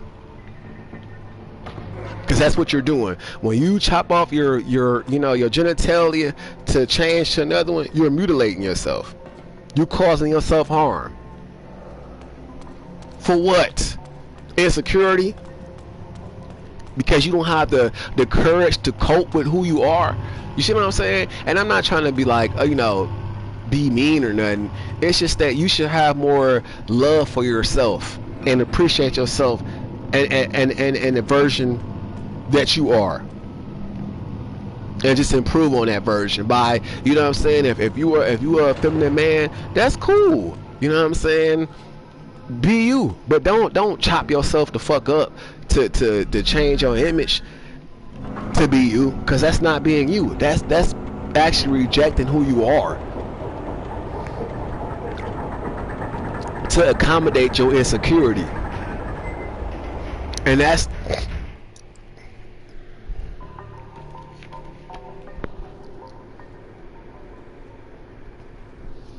the problem I'm having with trannies. Like I'd be like, okay, well, but then I'm like, man, I understand why some men do that, because they be get ridiculed. Like some men be really pretty. Like some men be having pretty long eyelashes, long pretty hair, pretty face, a nice build, like a build where if you see them from the back, they may look like a female. Then you see them in the face, it's like, oh, that's a dude. What the fuck?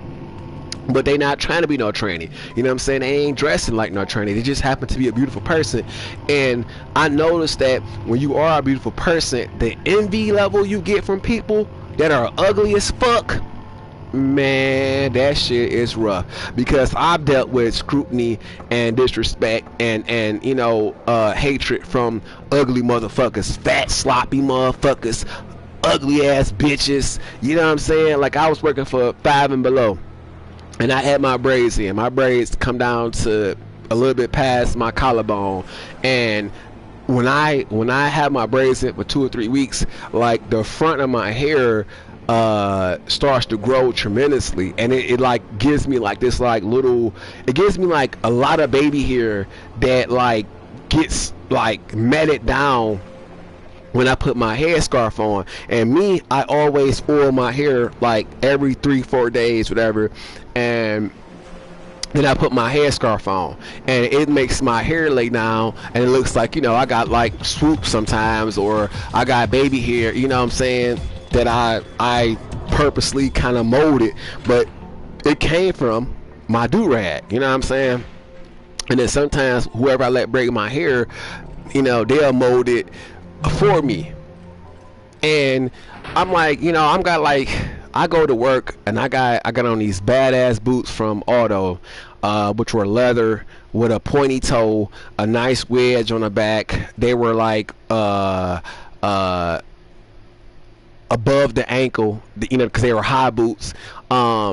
And I got on some skinny jeans, because I'm feeling confident. I'm like, well, damn, I rollerblade, I work out, I love my body, so I'm gonna make sure I wear something that's showing my shape. So I got these skinny jeans on that stretch. They not motherfucking jeans that cut off your circulation and suffocate your balls. The jean actually stretch. Like you can pull on a jean, you can see how stretchy it is. So it's like really comfortable. It's like, it looks like they're skin tight, but they're not. They're really flexible jeans, because they have elastic in them, but or whatever the material is, it's stretchable, but it looks like denim, and where it was denim. But I'm like, man, I come to work right now. I got one chick, she a white chick, she feeling me, she looking at me, look at her lips, she like, damn, I'm trying to get some of that dick.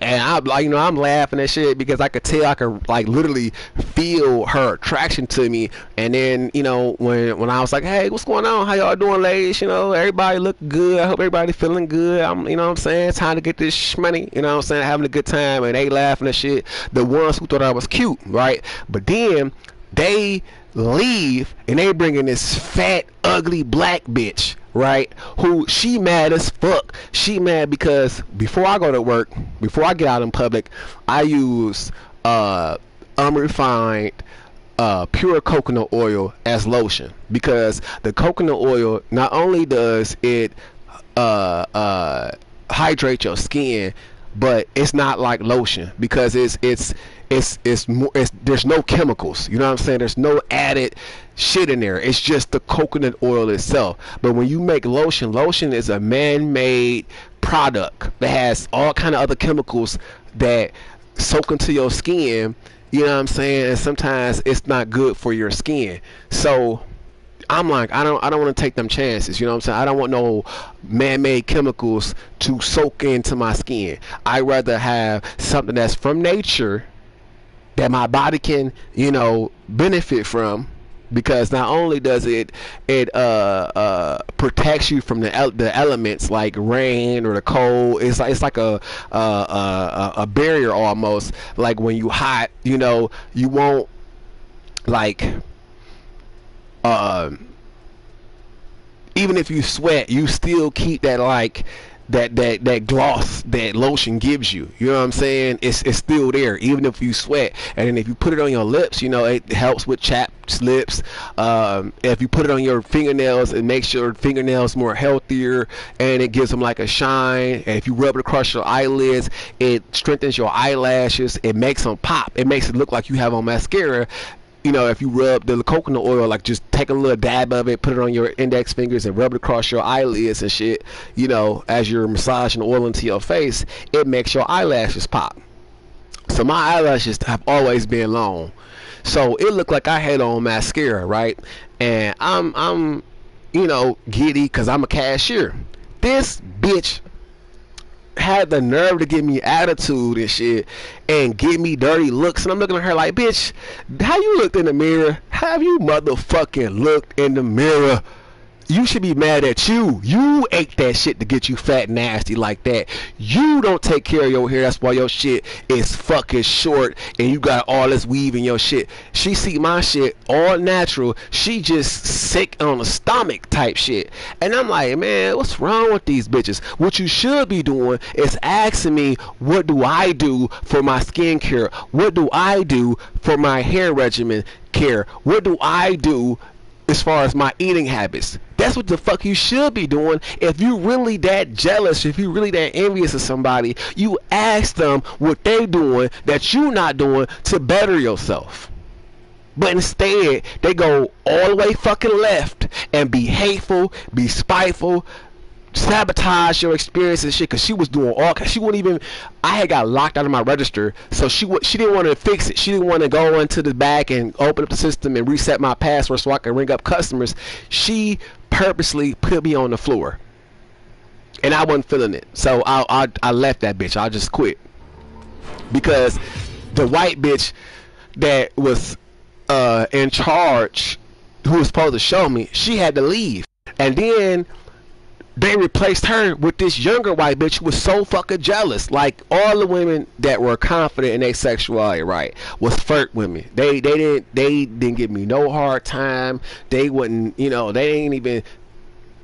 didn't even joke or hint that they thought, this person, I might be gay or bi. Like, that wasn't on their mindset. Like, they just was feeling me. Like, they were like, damn, he fine, he masculine, his body is firm and fit. They was on me, giving me their numbers. Hey, if you need your hair done, I'll do your shit for free.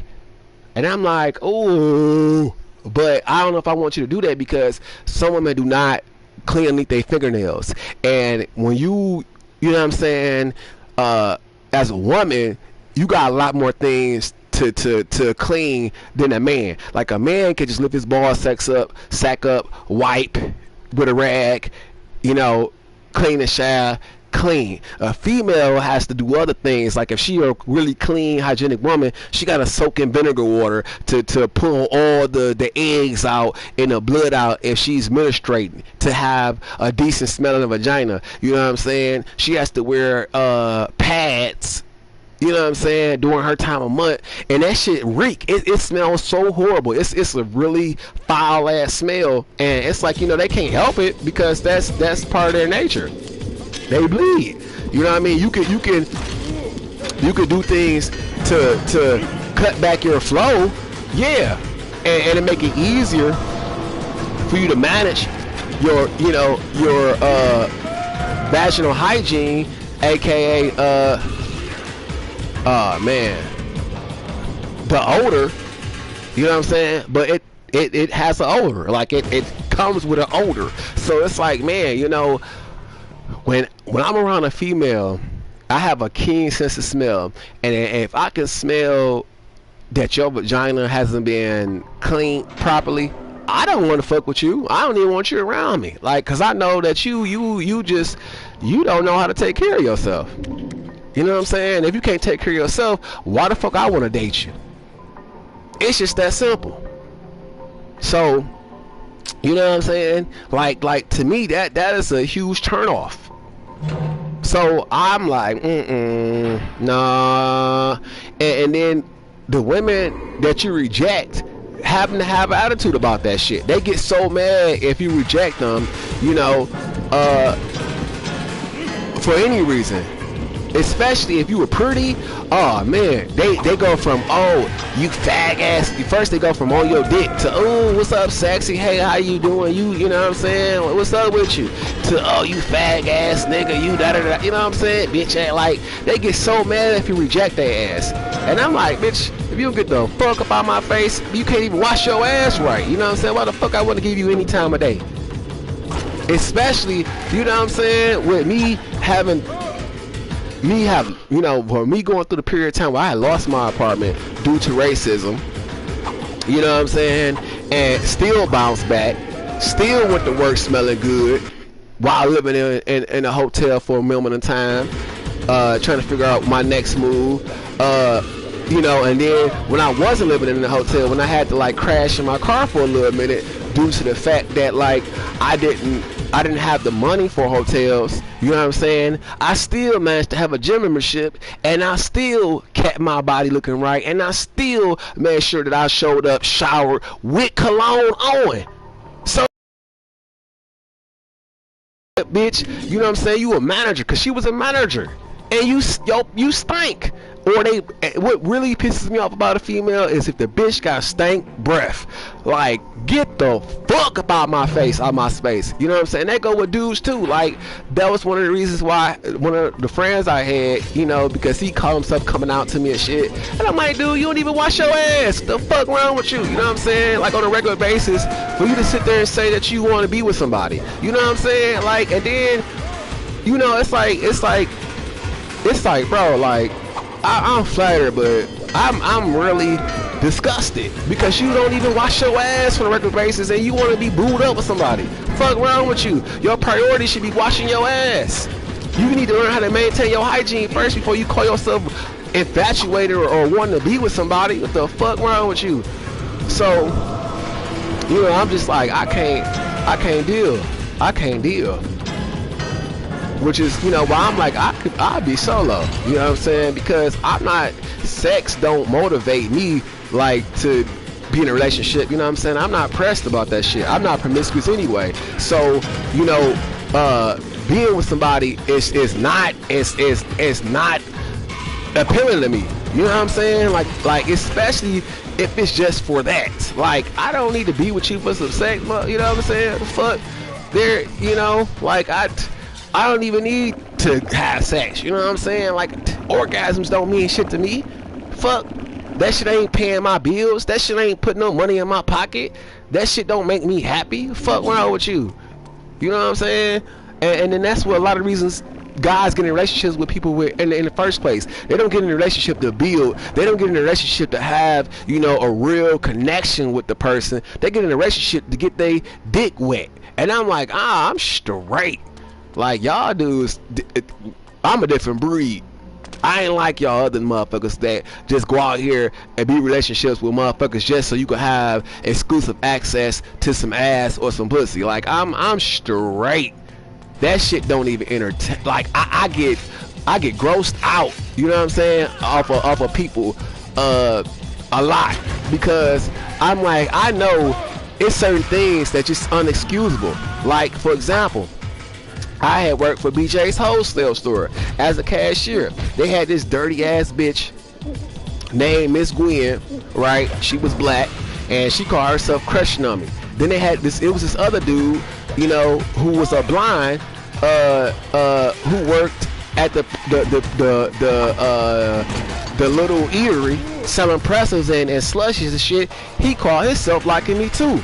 Then it was another chick that was working there, you know, who was gorgeous, who looked like Paula Patton, and I loved her. She was a mom with a good amount of kids, but she was beautiful. Like her body was nice, her personality was fun. You know what I'm saying? She was a real cutie, and I liked her. Every time I showed up for work, she would get my attention from the balcony because our lunchroom was on the second floor. You know, it had vending machines, refrigerators, microwaves, and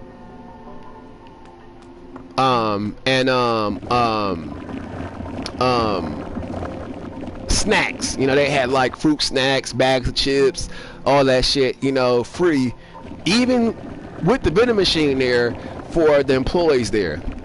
And the vending machine was like, just in case they just ran out of shit that's free, you could buy your own shit. Or if you didn't like what they were serving, you could just buy your own shit. But, you know, they accommodated their employees there. And the bitch, right, every time she came to my face, two things. The bitch breath stank, smelled just like shit. And then the other issue was that her vagina just reeked so bad, like she was menstruating. And I'm like, but you an older woman, and I had women in my family, and not once have I ever been able to smell if they was on their period. Not once. So if I know the women in my family know how to take care of themselves, how come you don't? What the fuck are you doing that got your shit reeking like this? You know what I'm saying? And then what a lot of females don't understand is when you have a lot of traffic in your vagina, meaning you let men, you know, relieve themselves within you, that their, you know, baby juice can affect the overall pH balance of their vagina and cause their vagina to stink. So I'm like, do y'all really know what the fuck y'all doing? You know what I'm saying? Because really, a woman is not supposed to open herself up to a man unless it's her husband. If you want to go by biblical scripture, and I understand why that is, because why would you have a child out of wedlock in the first place? You know what I'm saying? If you're not planning on spending the rest of your life with the father. You know what I mean? Like, cause your child gonna be your child until your child is dead and gone, and your child can live for 50 years, 60 years, 100 years. You know what I'm saying? So what's the point? What's the point in just, you know what I'm saying, having sex with a dude if you don't plan on, you know, getting married and taking care of that family together. Now I know there's surrogacy, and I'm like, okay, surrogacy is cool. You know what I'm saying? You could get you a woman who she just want to have a baby, and you want to have a baby, but y'all don't have any intentions on being together, but you can co-parent. That's fine. Like, you know, cool. But at least put the cards on the table and you know, and say what it is before you decide to just, you know, trick a bitch and you know, get her pregnant so she can have your baby, but you have no intentions on really being with her. Like, that's the pet peeve that I have, because the women who get done like that, they turn out to be some bitter bitches, and they treat the child like the child is the problem. Like, you opened your legs, you went and got fucked and had this kid. The kid ain't got shit to do with what the fuck the father did. But when I notice when it comes to melanated women, especially the black women, they love to do that whole ass shit. They love to sit there and penalize, especially if the child is a male child, to penalize the male child for what the fuck the mother do. I mean, what the fuck the father do. Oh, you ain't shit, you just like your daddy. You just like that motherfucker. Like, wait a minute. Bitch, no, I'm not. I'm actually not. By DNA standards, I'm not like the motherfucker. I may have some of his characteristics or some of his features, but we are two different people. We got two different spirits. So what the fuck? Why would you say some shit like that when you know, when a child know that you don't like the father? Why would you I even was fuck with wrong. they self-esteem and their mental stability like that? You a dirty bitch to do some shit like that to your own child Kane, because you mad at the I'm father. dying. Yes. And it seems like, you know, I need melanated your women or blood. black Please, women love to come do that save me. to their child when the father is not around or they don't like You the see father. your ruling, Nosgoth. Yes, I see it now. And do you believe that Nosgoth rightly belongs to me? I do. I believe it, Kane. Please. Then you may die, knowing the truth. No. You should never have betrayed me. That's why I love Kane. You could have been my queen. Kane. Oh. Now, you have left me alone. He was hurt, but I don't blame him. Don't let no spirit, no motherfucker that do some hoe ass shit like that, don't spare him. Kill their ass. Because you can't trust them after that. They already showed you that you can't. One and done. That's how you have to be, especially as a adult. When they kids, you could give them, you know, 2 or 3 chances. They teenagers, maybe 2 chances, you know. But a full-fledged adult, they over the age of 25, nah, one and done. One and done. Because if you give them more chances than that, all you doing is playing yourself. Literally, you gonna end up seriously regretting that shit. But I'm just like, ugh, you know what I'm saying? They love to do that shit. And then I'm like, I am not about to have no kids with no bitter ass bitch, you know what I'm saying? Or a woman that I know that's not mentally strong enough to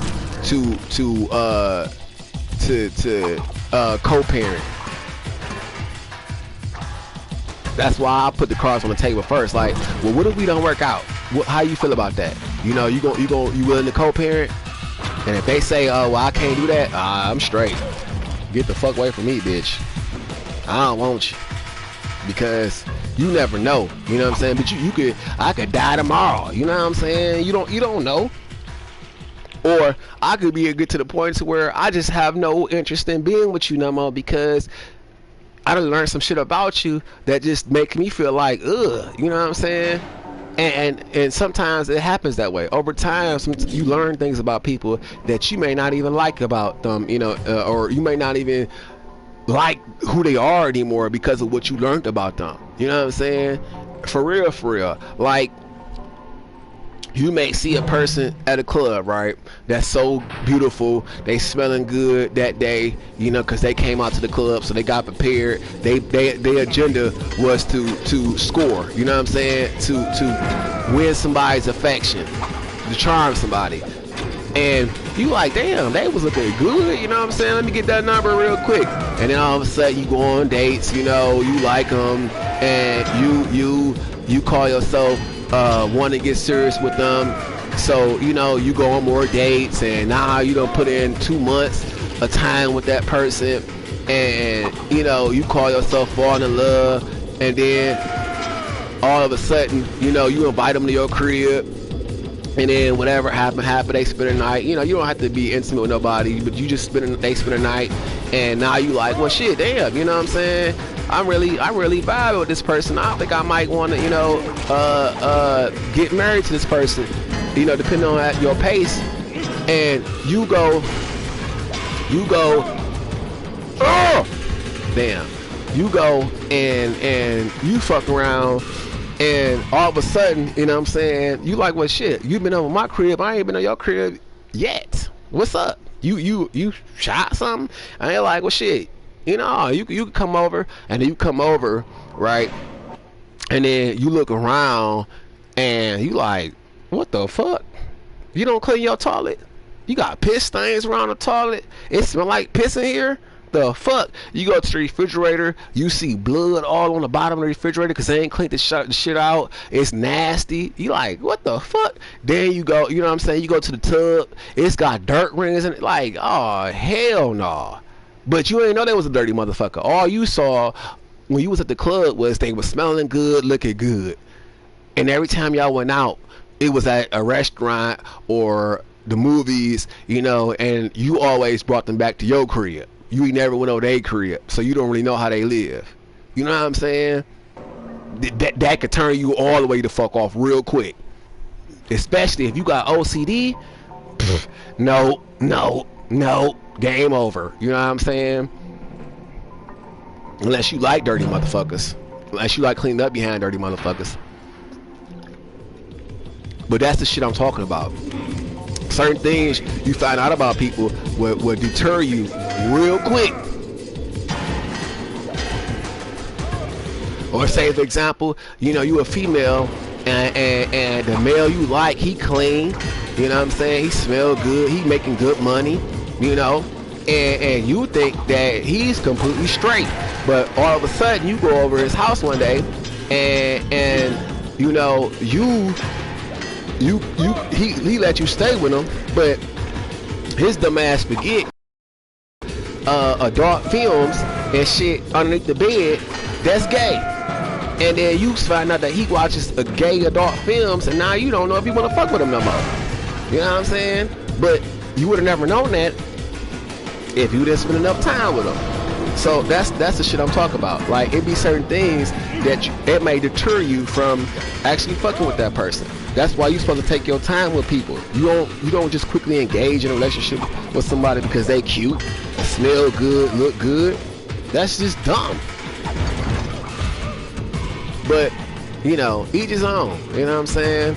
I'm just talking from experience because, like I said, you know, if I would have known how my last ex was, I would have never, like, and the crazy part about the situation is that my intuition told me not to fuck with this person because I just knew this person wasn't a good match for me. But what happened was I was working for Blockbusters, and my boss, Melody, she was like, well, you know, I noticed that sometimes, you know, it's just good to give people a chance. You know, even though you may feel a certain way, it won't, you know what I'm saying?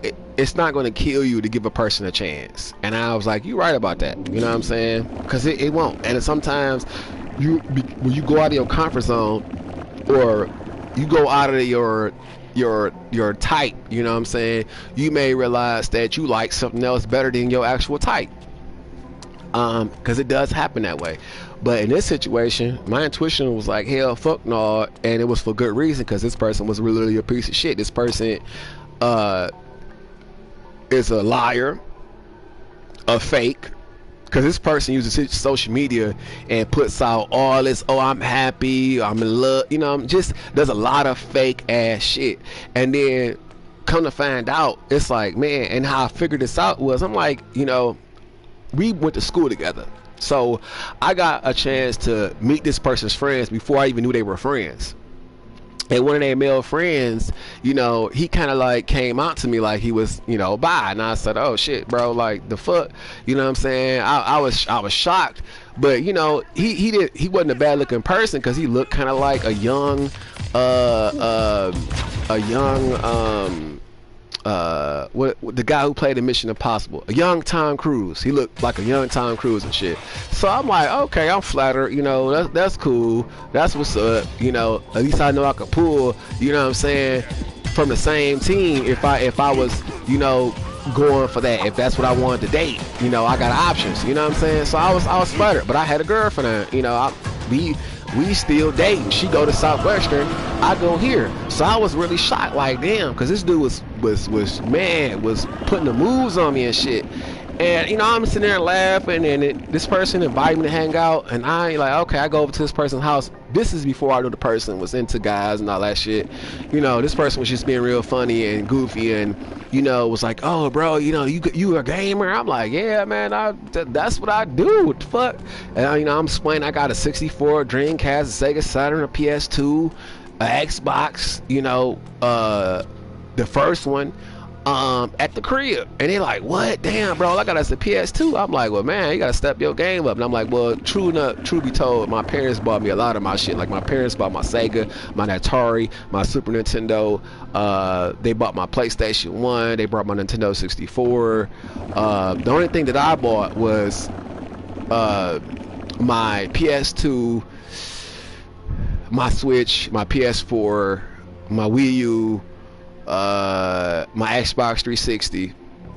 But my dad, you know, would give me all kind of shit. Like when I got my 64, a month later after I came back on the honor roll, they bought me a PlayStation on my birthday. Then after my birthday, my dad came back with a Sega Saturn with a bag full of games. I said, well, damn. Cause I'm like, man, my uncle Walter got, you know, my uncle, he got a Sega Saturn, and he got some cool games like Astral, Incredible Hulk, Sega Saturn Knights, you know, really cool shit, and shit that wasn't on PlayStation. So I was like, oh well, shit, I gotta get a Sega Saturn, and I kept telling my pops that I wanted one, and then voila, I got one. But that's how I got all my consoles, and then everything that was next gen, I bought it. So I'm just like, what the fuck? You know what I'm saying? Because most people, like all my friends in Southwestern were gamers, but they, you know, my friend, I had two friends with the name.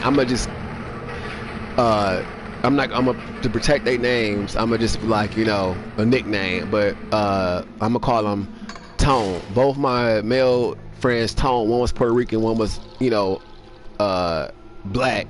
They both had game consoles. Like Tone had a Super Nintendo, and the Puerto Rican one, the black Tone, had a GameCube. And Puerto Rican Tone pissed me off because I let him borrow two games from me that were very, very hard to find, which was Donkey Kong 2 and Mega Man X2. And I'm like, dude, like I don't give a fuck about the Donkey Kong game. I can find another one now. I know I can find another one, but Mega Man is so hard to find. What the fuck, bro? Like, where's my game at? He couldn't find it. I was so pissed. I stopped fucking with him for a long time because of that. Like, for real, like I ain't go visit him, I ain't call him, you know. He was like, so you coming over? Hell no, dude, until you found my game, I ain't fucking with you no more. But then I forgave him for it, and we hung out a couple times. He invited me over to his sister's house, and I should have spent the night, but you know, I was like, man, I don't know, because you know, I was trying to move to Louisiana, and I felt like if I stayed, I probably wouldn't have wanted to go to Louisiana because we didn't hang out for a long time, and you know, he was a really close friend of mine that I actually like, you know, liked hanging out with. So I was like, no, you know what I'm saying? Let me just not chill with you tonight after we leave your sister's house and go to Louisiana, because I got you know, my bus ticket ready to go. So I just declined the offer, which I should have been like, yeah, I'll spend the night, you know what I'm saying, and hang out at his crib and got high as fuck, you know, off some trees, smoke some weed, or Mary Jane, you know what I'm saying, because it's legal in Michigan. You can't be penalized for it in Michigan. It's legal, like it's legit legal. Like you can smoke in front of a police officer. They don't give a fuck out here. As long as you ain't committing no crime, they don't give a fuck. But if you go to Tennessee and all these other places, Texas, whack ass places, Atlanta, you know, it's illegal. Like, what the fuck? It's a flower, it's a herb, it's a plant. It has medicinal properties. Like, why are you making something that's so good for you, especially when it comes to stress and depression and, you know, sleep depravity? Why are you denying people from a natural remedy? Like, you know what I'm saying?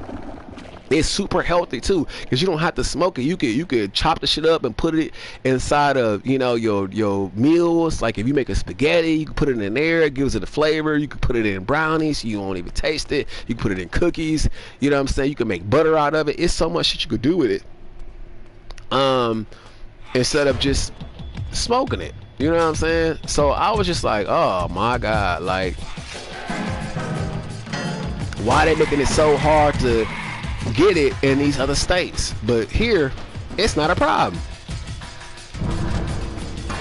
Gummies, gum, they even sell motherfucking Kool-Aid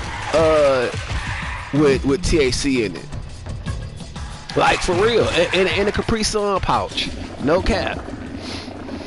And then they got places where you buy one get one free, you know what I'm saying? And then like you can get an ounce for $20 out here. An ounce. that high grade, THC type shit, because they sprayed THC on the plant while it was growing. Like, you know what I'm saying? It's just so much stuff you could do out here, which it was one of the reasons why I like Michigan versus other places. But it's just, Michigan is governed by fuck people. Like, our governor is a yuck ass bitch.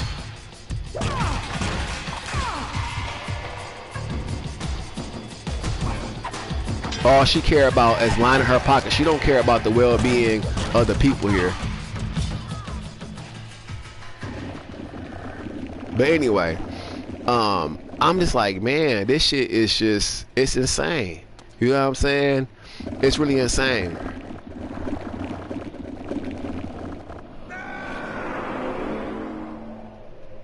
Like, how fucked up she really is, because she don't, she hasn't done anything to lower the cost of living. She hasn't done anything to better the environment. You know what I'm saying? Here, everything is really fucked up here. Like, the cost of living is extremely high. Like, stupid high. Especially if you want to live in a good area of Detroit, like downtown Detroit. Which it looks nice, but it smells horrible in some parts of it, because the sewers and shit. And then because the homeless people are so abundant downtown Detroit that they just piss everywhere, and you'll be walking down the street like, damn, what the fuck is that smell? Piss from homeless people. So it's just like, oh my god. And then not only that, but it's also no consideration. You know what I'm saying? Like, a lot of the people that are homeless out here is people that got mental deficiencies, literally, where they didn't know how to read or write, or they never were taught, you know what I'm saying, how to be self-sustainable. They didn't, like, here you have to put, if you have a mentally deficient child, you have to put them in these special classes that teach them how to work, teach them how to do shit. You know what I'm saying? So if you don't put them in these courses, they grow up without knowing these things. It's like they go to school and then they have these separate classes that teach them, how to be self-sufficient, self-sustainable. But with them cutting funding for that kind of shit, I don't know if it's affected here yet, but what I do know is that, a lot of people downtown that are homeless are these people. And then you have people that are like functioning adults that are not on drugs that are homeless too, because they just can't afford it. Like, especially if you work in retail, they send you home early. You may not even get a 5-hour shift, a full 5-hour shift at some places, because the workload, because of the what you call the budgeting, the payroll may not, the payload may not allow you to. You know what I'm saying? Like, they'll say, oh, we only got enough hours, for blah, blah, blah, blah. But then they'll pick their favorites to work. You know what I'm saying? A full 8-hour shift while they'll send your ass home. And how you all fucked up. You sitting there thinking that you gonna get a 40-hour check, but because they short on payroll, they send you home first. So when you get your check, you only got 25 hours when you were scheduled to have 40. But those who have been there longer than you, or those who they favor, will get 40 hours guaranteed with no, you know what I'm saying, no issues. And that's what they do, especially at predominantly white establishments where all the managers are white. They make certain that their white employees get their full hours that they're scheduled, and then they send their black employees home early. And that's how they do in retail. Just dirty as fuck. Like black people don't have no bills and shit or responsibilities. And I've seen it at so many different places when it comes to retail and shit. It's crazy. But back to what I was saying about the yuck motherfuckers, you know what I'm saying, that be like on this platform. It's sickening. It really is sickening how YouTube discriminates, you know what I'm saying, about what they allow to be posted on their platform. Like, how the fuck you let a group of grown ass men post a video of another man putting his face in somebody's ass that got mental deficiencies? Explain that. But you don't flag it for inappropriate conduct.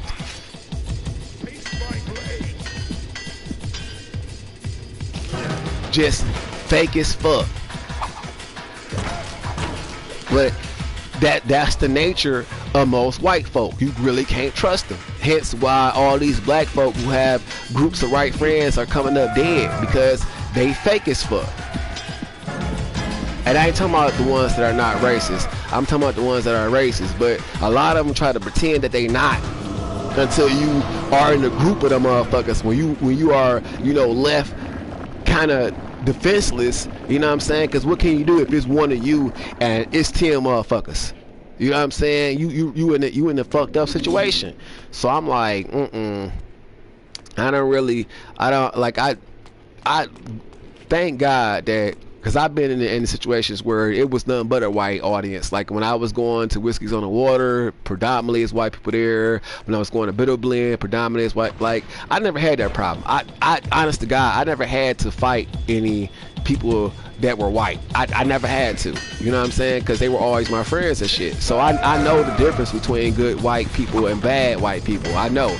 But I do know that there are fuck white people that exist, because I've experienced them too. But they were only in the working environment where they were jealous of my performance, jealous of, you know, how favored I was by people that came to the places of work I worked at, or they'll be mad. Like, I had worked for this Walmart in Woodhaven, Michigan, and it was this deaf red head bitch. I hate this hoe. She was so motherfucking jealous because it was this guy there that she called herself liking, and you know, he was I think he was younger than me, and her, but she liked him. You know, she thought he was cute because every time she seen him, she would blush. She would you know, be right next to him, like she was crushing on him and shit. And the manager, who was a white guy, he saw the guy staring at me and shit. Like, I'm like, bro, what the fuck? I'm feeling uncomfortable because I'm like, why? I'm thinking, you know, are you racist or something? I got a booger on my face. What the fuck? You know, why the fuck is you like looking at me so hard like this? Like, I'm literally feeling uncomfortable.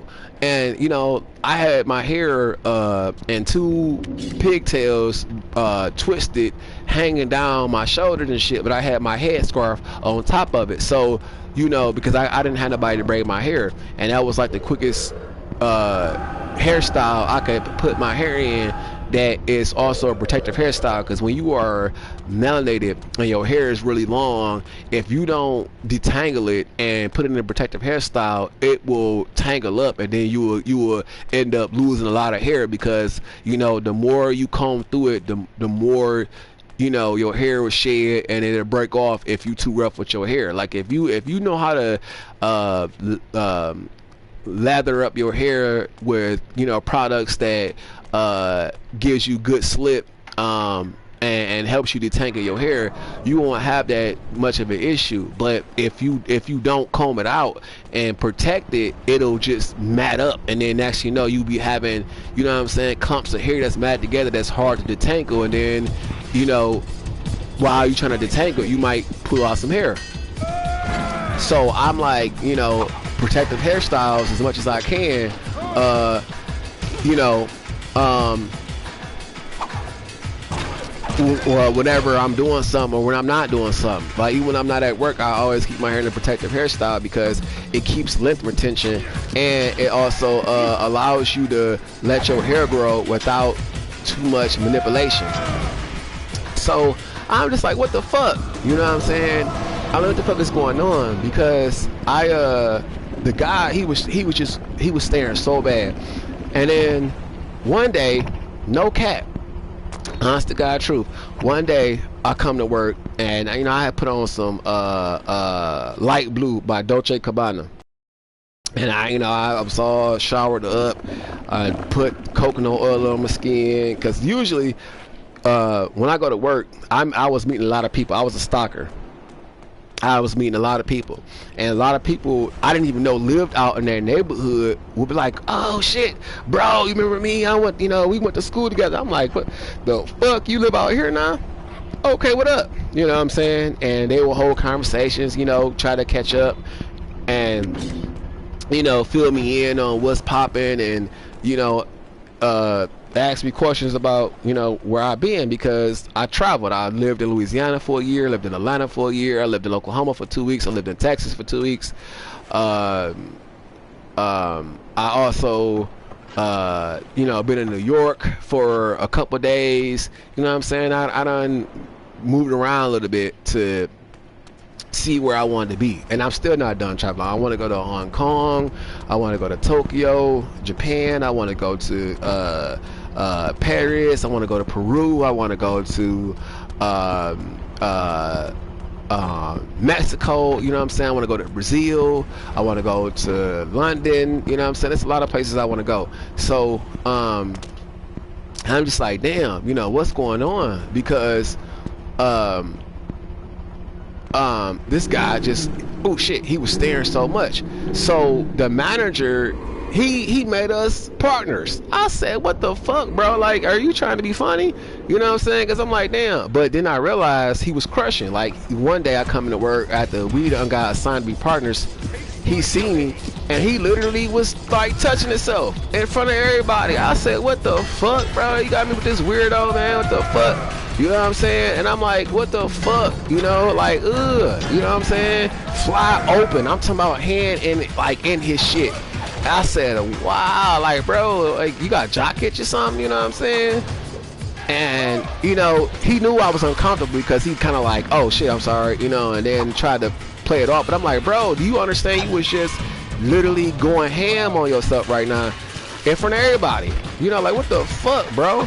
And they saw it. So when she saw that shit, she just became my enemy. Like, this bitch started throwing boxes at me and shit. She started lying on me. Like, she would do whole ass shit. That's why I do not like a lot of older white bitches, because a lot of older white bitches be so prejudiced, because that's what they're taught, and they be so fucking stupid. Like how you gonna get mad because the person you like is gay? You know what I'm saying? You gonna get mad at me because the nigga that you like is gay. So she throwing boxes. I'm like, bitch, I could just walk over there and jaw the fuck out you. I could just hit you so motherfucking hard, and then I'll be wrong. Then they'll call the police. You know what I'm saying? Then they be trying to Rodney King the shit out of me. If y'all don't know what the fuck happened with Rodney King, just go look it up. Rodney King got pulled over by some dirty ass white police, and they, he was a businessman. They saw that he was in a nice car, driving while black in a nice vehicle, so they got mad. And they pulled him out the car. They asked him what was in his briefcase. He was like, it's my business. I don't have to really show you that. Then they told him to open his hand. He wouldn't open his hand and let go of the briefcase. So they billy clubbed him to death. He had no weapon. He had no criminal record. They killed him all because they want to know what was in his briefcase. They was mad because he was a established black man. And that's what these dirty motherfucking white people do. They get so jealous of a black person doing better than them, they do whole ass shit, and they make excuses. But again, the police was never made to enforce the law. The police was made to recapture runaway slaves. Just look up your history. You will see it. Look up the history of police when they was funded and what their purpose was for originally. That's why they get away with so much shit. And then they like to lie. Oh, well, we never knew that his officer was like that. This is our first experience. We had no idea. Bull motherfucking shit. What happened is that this person got publicly exposed, and now they're trying to cover their asses, because it's certain things you can sense in a person. You know what I mean? And usually when there's one crooked cop, there's a whole police station of crooked cops. They been knew about that shit, but they just, didn't give a fuck, because they all the same. So they let that shit slide. Anytime a police has a record of complaints, that police is supposed to be suspended upon investigation. You know what I'm saying? Like, you're not supposed to keep a motherfucker on the force if they got 25 motherfucking complaints about police brutality, about racial bias or racial discrimination. They supposed to be conducted, investigation upon them. You know what I'm saying? Or worse, suspended, with pay until they figure out what to do with the person. You know what I'm saying? But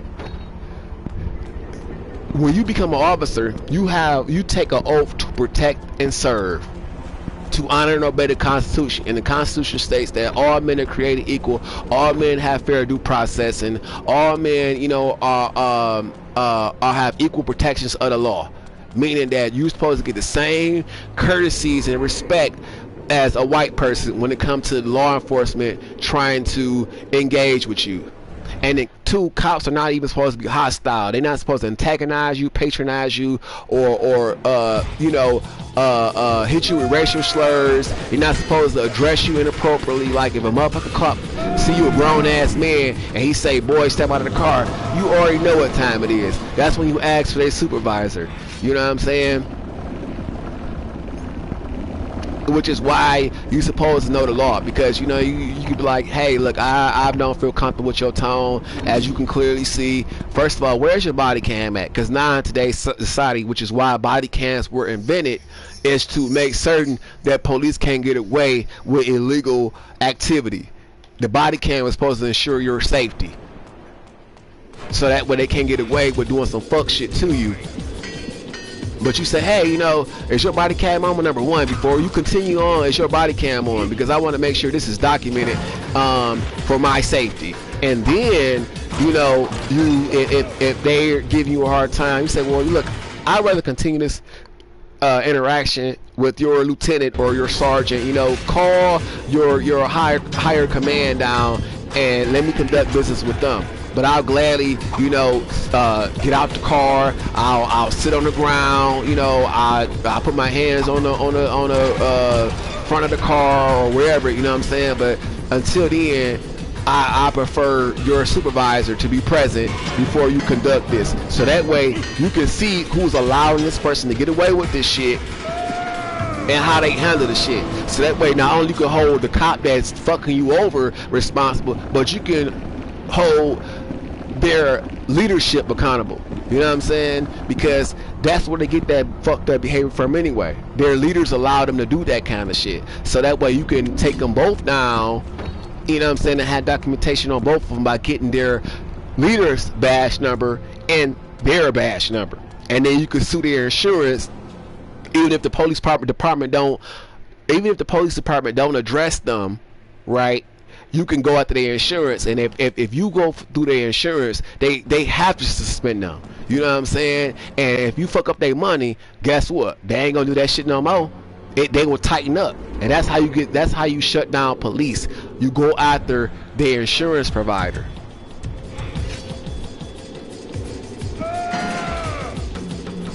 But anyway, you know what I'm saying? You gotta be careful, because white motherfuckers is so dirty, especially those in law enforcement. They love to try to manipulate things to violate your rights, because they are so envious of black folk. Like, black is the shit. Black don't crack. We don't age the same. Especially if you working out and you eat lots of vegetables. Look at Lenny Kravitz. He's 60. He look like he about 30, 20, 28. You know what I'm saying? Because all he does is eat vegetables and work out. He's strict with his diet.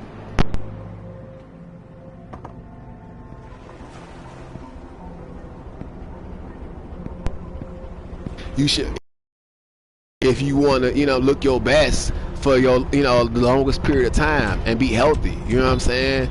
Because being healthy is better than having a brand new car. You can't drive that motherfucker if you can't use your feet, right? So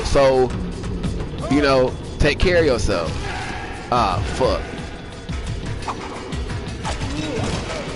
Eat right. fuck junk food, but they do that shit on purpose. They made junk food so cheap and healthy food so expensive, for real. And then you know, a lot of your eating habits is based off of your education, what you know. Like if you don't know what certain vegetables do, the benefits of eating certain vegetables, it makes it harder for you to be at your best. That's why it's so imperative as a melanated person that you educate yourself. Because a lot of white Americans don't educate themselves. That puts you already at an advance when you know more than the average white person. That's why black women are killing it in the field of education, because these women know that. They know knowledge is power.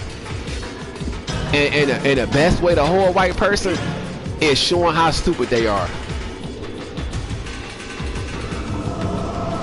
That's the best thing. When you shut down their motherfucking intelligence, oh, it creates a whole nother level of obedience from the motherfuckers. It's like, oh, you know, they gonna get mad. They make say, ah, you fucking N-word, and you know, walk away. But that's the best embarrassment. That's the best way to fuck their world up, is to show them that they are not smarter than you. Cause that's their problem. They've been bred and raised to think that they are, and there's no scientific proof to show that they are. It actually shows the otherwise, that brown people are superior because of the melanin alone. The melanin alone makes you superior because you can process the sunlight, and the sunlight helps you, you know, with your brain cognitivity. It helps you with your youth, your longevity. It gives you vitamin D, you know, supplements, nutrients. Like you can actually get nutrients from the sun, and they can't, which makes you already superior, because they can't survive in the force of life, the source that gives everything life. They can't sit in that for over 2 hours. You could be in the sun from the sun up to the sun down, and the only thing that's gonna happen to you is that you get a little darker. Now, I have been sunburnt when I was swimming, because the water magnifies the UV rays of the sunlight, so if this has direct exposure on your skin, you will get cooked. And you know, the only thing that got cooked on me was my chest and back. Like it started to peel, but not even that bad. Like it didn't hurt. I wasn't like, ah, fuck. You know what I'm saying? I was just like, oh, okay, I need to, you know, make sure I chill out a little bit. You know what I'm saying? When I'm swimming, make sure I'm in the water and not above a inner tube, sitting on the water getting cooked. That was the only issue I had. But you know, yeah, I got sunburned before, but it didn't bother me. I was just like, okay, whatever. It's just this, that peeled off, and then I was good. The next day I was healed. So I was like, oh, okay, nothing to be alarmed about. Shit, it healed up the next day, and my skin looked a whole lot better. So I was like, oh, okay, especially on my face. So, you know, like, the sun is a natural way to get rid of blemishes too. If you got blemishes on your face, you put some coconut oil on your skin and sit out in the sun and let your skin darken up, blemish gone.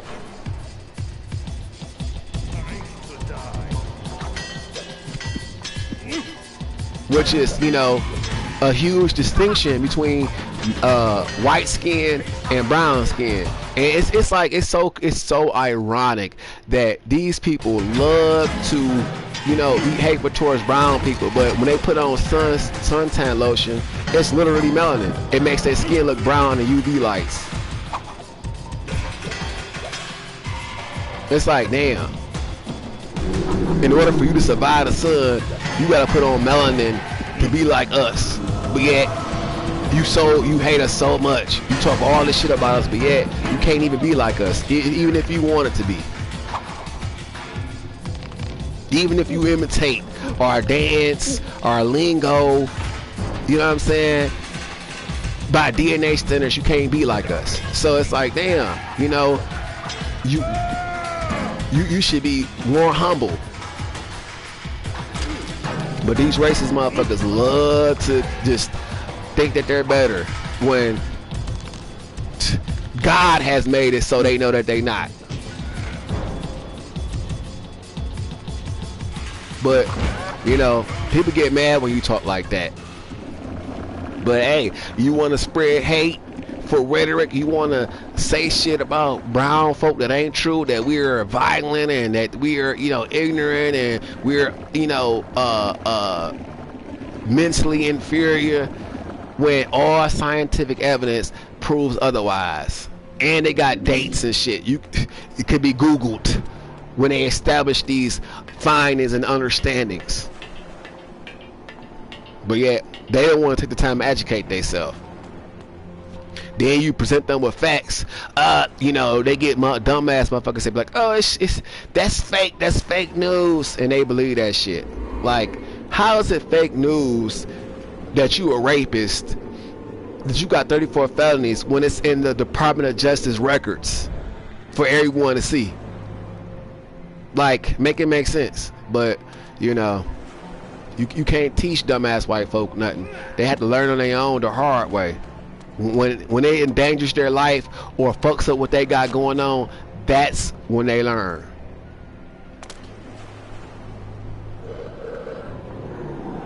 But I'm like, man, you know what I'm saying? I'm just at the point where I'm sick and tired of dumb, racist ass white people. Like, they are literally a plague on this world. They burn up the world's resources. Then use the empty cage to smuggle yourself onto the ship. Kate, be careful. You know what I'm saying? They just extort the Earth's resources and shit for greed. They don't like to replenish what they take. They don't show respect to the land. They don't even show respect to their own women. So, you know what I'm saying? It's like, y'all are really making it completely obvious that you racist motherfuckers are synagogues, aka children of Satan. And y'all history makes it so self-evident that you are the children of Satan because of the shit y'all doing, and they don't want to change.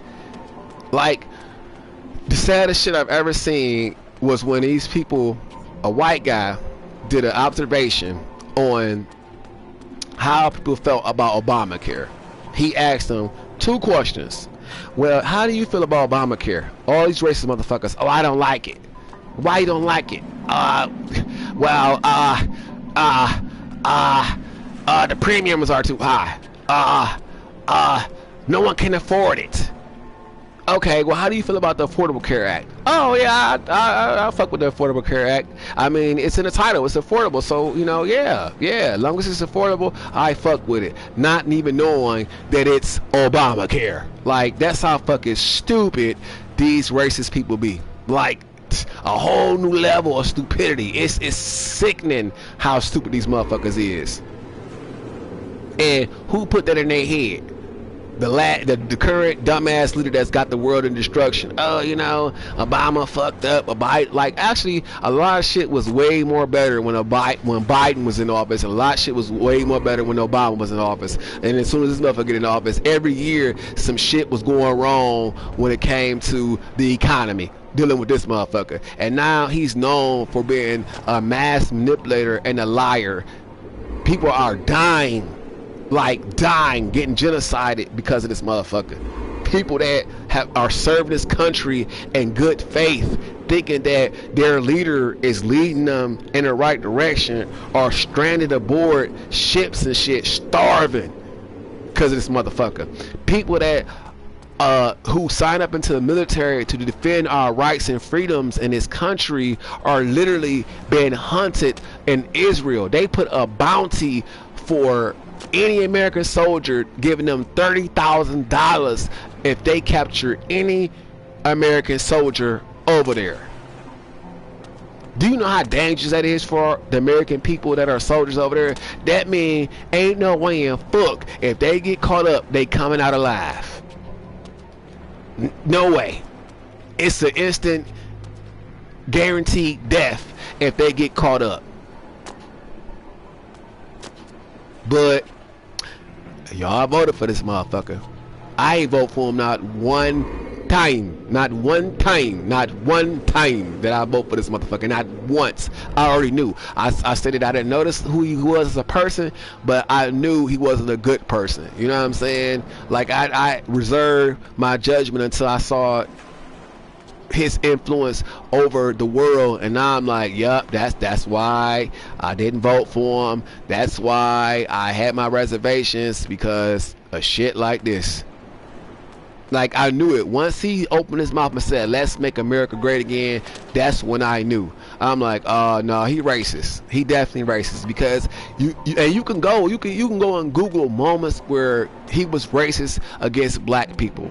And there's some people who have made Instagram postings of all the accounts, you know, with years and dates of him saying racist ass shit, being racist as fuck, getting, you know, laws passed to be racist. You know what I'm saying? Like, just recently they just revoked people rights in Louisiana to vote, black people votes, so that black people have no influence over the next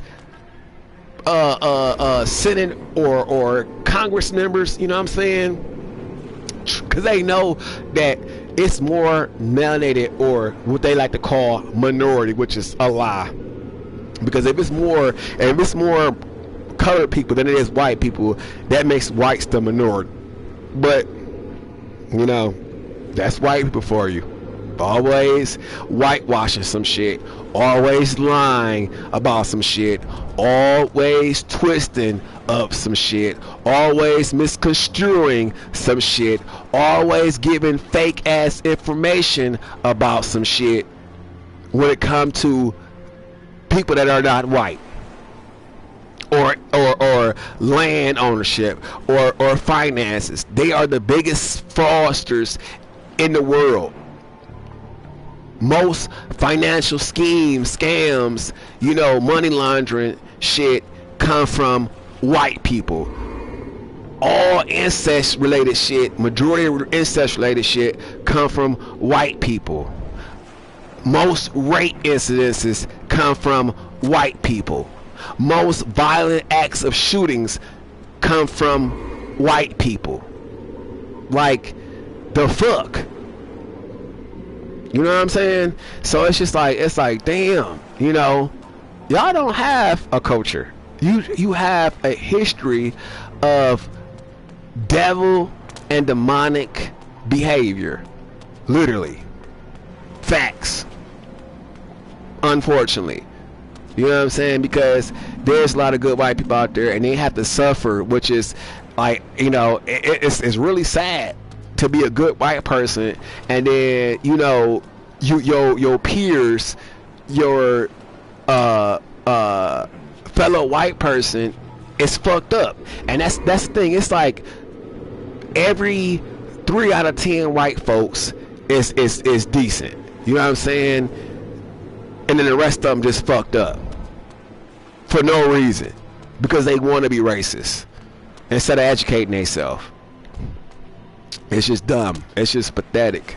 And it's sad for the good white people. It's pathetic and disgusting for the racist ones, but it's sad for the good white ones to have to endure that shit and have to live with these motherfuckers. And that's why they don't want to be segregated. They're like, nah, what the fuck? Don't curse us. Don't leave us with these fucked up ass people. We don't want to be like these motherfuckers. We don't want to be surrounded with these motherfuckers. We want to be around people that are loving and caring and fun and creative and, you know, innovative. We don't want to be stuck with these niggas. They pushing non-segregation more than the black folk, because they know what time it is. And that should tell you something. That all white people are not fucked up and don't deserve to be ranked in with these fuck niggas.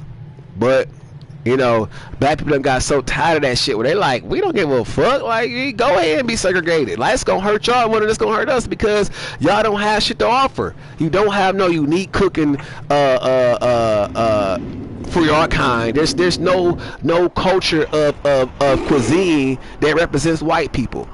There's none.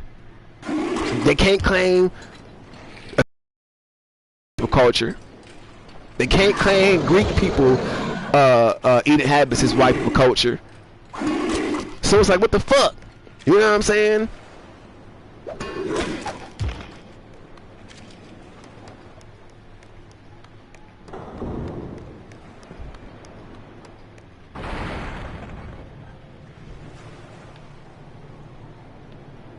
But, you know, as I was saying, to each his own, though. You know what I'm saying? Like, whatever you do is what you do. You know, whoever you decide to be in your presence, that's on you. But me, I don't deal with no fuck niggas. Like, I'm not dealing with nobody's stupidity. I'm not dealing with nobody's, subliminal disrespect. I'm not dealing with nobody's sneak dissing. I'm not dealing none of that shit. And if you affiliate with that shit, stay the fuck away from me, for real, cause I'm not that kind of person. Like, if I feel disrespected, I might flash out and hit your ass, especially, you know what I'm saying, when I know that you've deliberately been disrespectful. Like, that's why I isolate myself, you know what I'm saying, because, like, I don't want to be caught up in nobody bullshit. Like, I don't want to waste my time being caught up in somebody else's bullshit. And when motherfuckers be like these two yuck ass YouTubers that I was referring to, they made a video about Bubsy the Bobcat. I think it's yesterday or the day before yesterday, after I had posted my last video, mentioned all the PlayStation games that I was familiar with and I played coming up as a kid. And I'm like, what the fuck? You know what I'm saying? So you motherfuckers is keeping tabs on me and shit, because they definitely went and played the game after I mentioned it. It's like, I know y'all didn't know about this motherfucking game until I said something. So, you know what I'm saying? Which I ain't even tripping. You know what I mean? Because I guarantee if I go look at the gameplay, it most definitely, I'm certain of it, it suck. Because every gameplay that they had when it comes to RPGs or any kind of action adventure exploration type game, the gameplay, guess what they do? It suck. So I'm like, man, I'm good. But and then the other person, right, which is another reason why I ain't trying to fuck with this person no more, is because here it is, right? This person promotes coffee, right? And then you can see on this person's Twitter account, right? This person knows that this individual is not single. This person knows this individual is trying to get married, but this person was staring at this individual that wants my attention as if this person was single and ready to mingle. Like you can see the lust in this person's eyes. Literally, you can see it. You can just look at the picture and look how this person's looking at this individual. And I'm like, okay, so you do one video with this person trying to promote the coffee that you are sponsoring, and all of a sudden now you got this motherfucker in every other video with you. You got this motherfucker traveling with you to New York for a Comic-Con. Then on top of that, this person is going to your house, taking pictures of your cat, going to the land that you come from, and you not fucking this person. If you not fucking this person, why is this person promoting that image on social media like y'all have a romantic interest? Why? And why all of a sudden, after one video with this person, you do 2 years of interaction with this person via fundraisers, via motherfucking a podcast, via other videos that ain't even related to doing promotional shit together. Like, I can understand if it was all related to coffee, but everything that this person was in the videos with you with was not about coffee. So I'm like, I'm disgusted with you. Like, I feel like if you so-called in jail or you know, in a situation to where you lock the fuck up, they need to beat your ass. They need to beat your ass as many times as necessary for you to understand that you don't go on social media and promote fuck nigga shit. Here it is, you have a whole spouse that the world knows you for being affiliated with, but yet you disrespect this spouse by sitting there letting this bitch ass motherfucker who ain't got no talent, can't dance, can't sing, can't do shit, but copy off of other people. You know what I'm saying? Here it is. This person is it's like you listening to shit that I listen to. Like example, right? I had found out about Flo Milli a while ago when she made a song called I'm Conceited, and then she made another song called Fruit Loops. Then she made another song where she's very explicit. And the only really good songs that I liked about her was I'm the shit, I'm the shit, I'm the shit, and then Conceited, and it was another one that I said okay. But then her music started to decline when it came to my interest, because you know, when a woman referred to herself as a hoe, I'm uninterested. I'm turned off, because promoting that you a hoe is not flattering. It's utterly disgusting, especially as a woman, because you know yo is sacred. It's the portal for life. So you shouldn't want to exploit your vagina, you know what I'm saying, to make a profit off of. You shouldn't want to exploit your vagina to manipulate and use men to finance you. You see what I'm saying? You should only want to use your vagina for reproduction, making you a mini version of yourself, a daughter or a son. That's the only reason you should even offer your vagina up to anybody, is when you're getting ready to reproduce. That should be the only thing that interests your mind. Not for sex, not because you a horny ass bitch, but because you want to have a child. That's what it's for.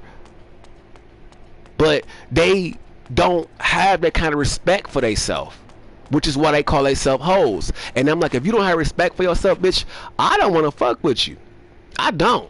I would never put my dick in a bitch who call herself a hoe, because it's like I don't want to have no baby by you, so my daughter could be fucked up in the head and not having the respect for herself, not cherish how powerful her vagina really is. Nah, I'm straight. Fuck that bitch. You know what I'm saying? I don't want her. I would even kiss the hoe, because you having that mentality lets me know that your body count is already off the chain, because you comfortable with calling yourself that. A respectable woman would never allow herself to be called a hoe. She wouldn't do it. She'd be like, nah, nigga, I'm a woman. I am a grown woman. She would love herself enough to not degrade herself like that. Hoes are tools. The definition of a hoe is a tool, a garden tool, right? But if you've been a hoe, you are exposing yourself to so much foul shit. Number one, you creating spiritual ties to other motherfuckers. When you sleep with somebody and you become intimate with them, you create a spiritual attachment to them, aka demons. And I know this to be true, because one chick, her name, I'm gonna call her Steph for short, right? And she was dating a guy, or she dated a guy who was having sex with other men, and she didn't know. I knew, but she didn't know. And I'm like, you know, I don't get into people's business, you know what I'm saying? Because I figure if you dating a motherfucker, you know what's going on with them, or at least you should know what's going on with them. So I was like, you know what, I ain't gonna say nothing unless she asks me. You know, and she never asked me. She never said, hey, what do you think that such and such and such and such is doing such and such and such and such? You know, I would have grabbed and told her, like, well, you know, if you want my honest opinion, I think you could do better. I would leave it at that, you know what I'm saying? I will protect myself if I'm being intimate with this person. But, you know what I'm saying? That wouldn't be my first choice to date that motherfucker if it was me in your situation. But she never asked me that. She never asked me what I thought about her male counterparts. And the first dude that she was dating, you know, he was a really nice looking guy, a blonde, blue eyes and shit. And you know, I didn't even at first. I was like, I think he might be, you know what I'm saying, into dudes more than females, and he just don't want to admit it to himself, because I noticed that he kept staring and shit. And like, she invited me out. Like, what happened was, when I first met her, we was playing Cards of Humanity. And I said, oh, okay, cool. You know, I fuck with Cards of Humanity. This is a fun ass game. I'm having a good ass time. Me, her, a whole bunch of other mutual friends, you know, because I met her at a coffee shop. So as I'm you know, learning how to play Cards of Humanity, I'm enjoying it. I'm loving it. Having a great time. And you know, we laughing, and she was like, oh man, I had such a good time. You know, it must be you, because last time we played, it wasn't this much fun. And she was like, well, I know another guy. I know him and his sister. We all cool, and we have bonfires. And, you know, he's not too far from here. Do you mind? Would you like to come? And I'm like, oh, shit. A group of white folk. I don't know. I don't know. You know what I'm saying? This could be a trap. You know what I'm saying? So I'm like, how far is it? She was like, well, actually, it's really walking distance, but, you know, you can ride with us if you want. So I was like, okay. Because I trusted her. I didn't feel like I was being led to a trap, you know, by her. Like, I just knew she was good people. And so I you know, I hop in the car. Her man is in the front. And he's asking me questions, and she's turning around looking, and I'm like, okay, at least you got good taste in dudes, because, you know, you're a beautiful woman, and, you know, your interest is nice looking. You know, I see why you chose this person. You know what I mean? If I was to go be superficial and just go off of looks alone, I see why you like this person, because this person is really attractive. So I'm like, well, what the fuck, you know, because we riding and shit, then we stop, and I'm like, oh fuck, you know, I don't travel as much in Allen Park. I don't even go down this way in Allen Park. Like, what the fuck? I'm in a part of Allen Park I'm not even familiar with. Fuck, you know. But I'm looking around, looking at, you know, landscapes to memorize, you know, what roads and shit, just in case I gotta get the fuck on real quick. You know what I'm saying? I'm making sure that I got an escape route just in case some shit pop off. So as I'm you know, learning the terrain of an area that I'm not familiar with, just in case if I had to run for my life, if I can't fight every motherfucker off, you know what I'm saying, I know where to go. So as I'm, you know, learning the landscape, we stop at a store, and she was like, hey, you know, what do you like to drink? And I'm like, oh shit, what?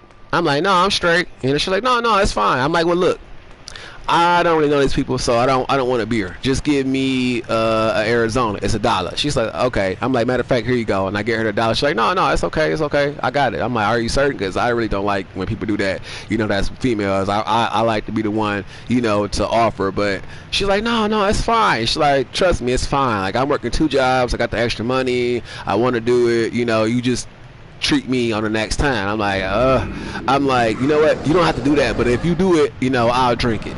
So she comes back, she bring me 2 of them. I said, oh, okay, cool. And I'm like, well, here, $2. She's like, no, it's okay. It's only $2. She was like, if it would have been like $5 or $10, then I would have been like, okay, pay me my money back. But I said, okay. And she was like, she asked me how they taste. I'm like, well, look, I'll crack one open, and I'll pour you some in the cup when we get to where we at. You could try it. She's like, okay, cool. So we get there. And the guy who's hosting the bonfire, you know, we ended up becoming real good friends. Actually, we ended up being friends for quite some years, and he moved out of proximity, so I don't see him as much anymore. But we used to hang out a lot. I met his sister. We went swimming together. You know, I've hung out with him. I spent the night over his house.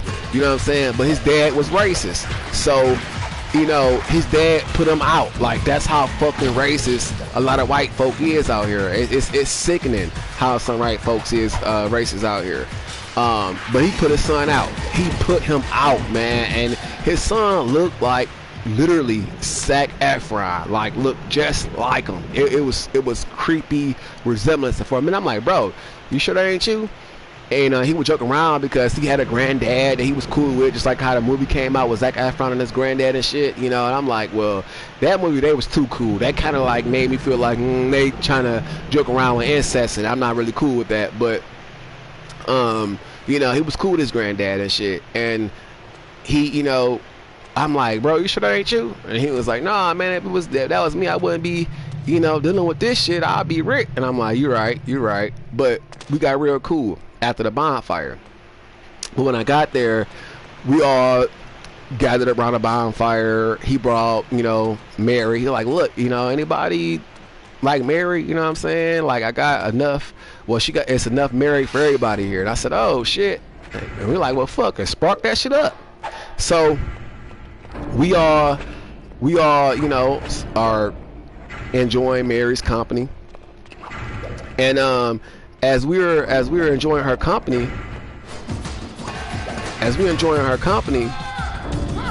it get real late. It's like 2 o'clock in the morning and shit. And she like, well, what's going on? I'm like, well, actually, you know, only reason why I came to this coffee shop is because I got the hotel that was close by. So, you know, you could just drop me off at the hotel.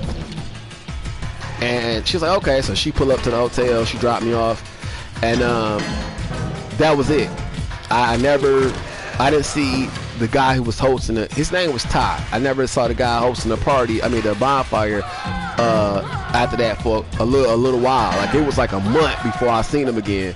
Even though, you know, we had a good time and we joked around and shit.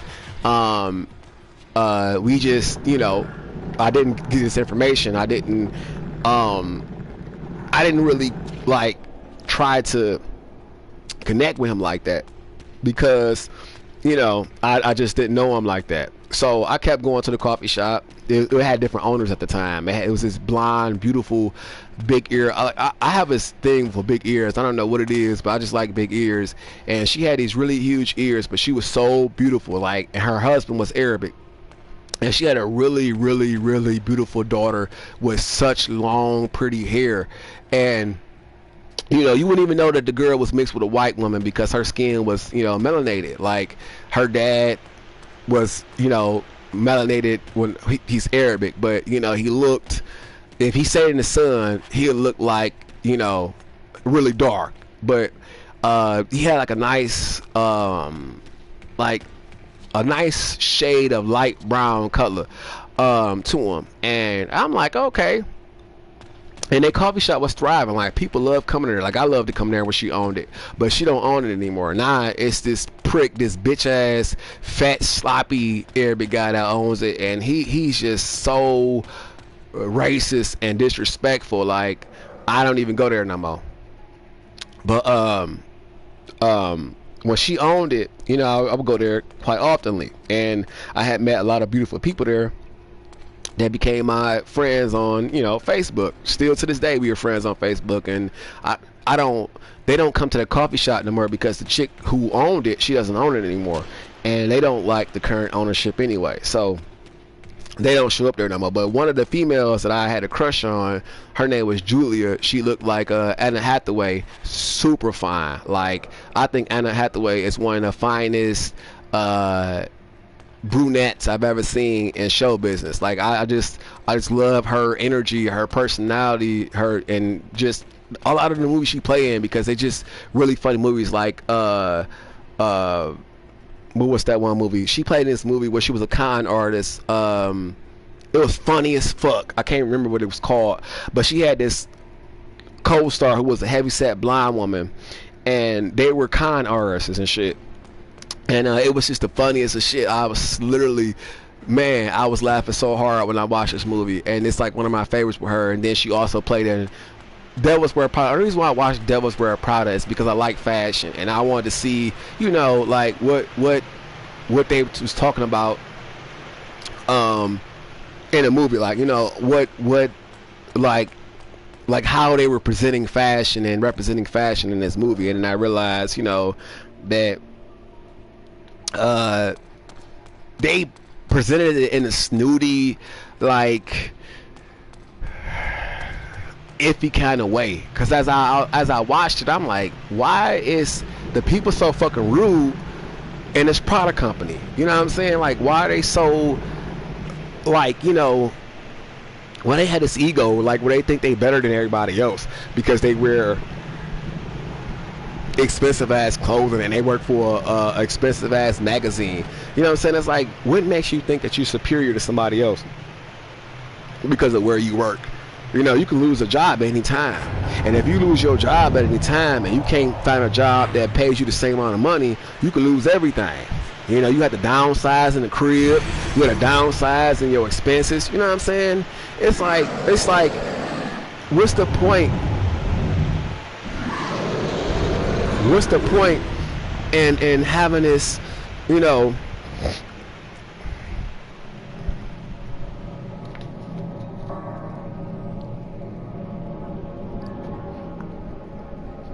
what's the point in having this, you know, egotistical attitude just because you are working in high fashion and you get the privilege to wear fancy free clothes, you know, by very expensive designers, you know what I'm saying, and get to go to fashion shows and shit.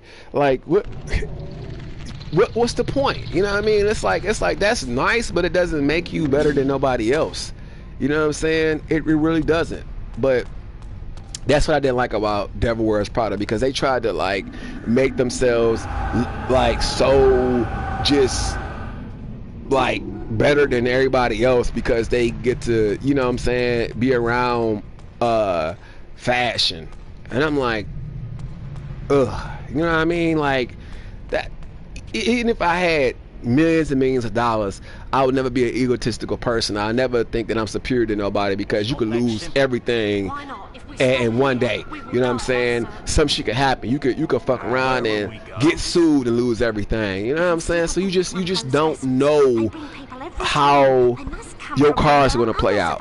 So you should always be humble and show gratitude, you know, to your blessings. You know what I'm saying? Because shit comes and goes and nothing is permanent.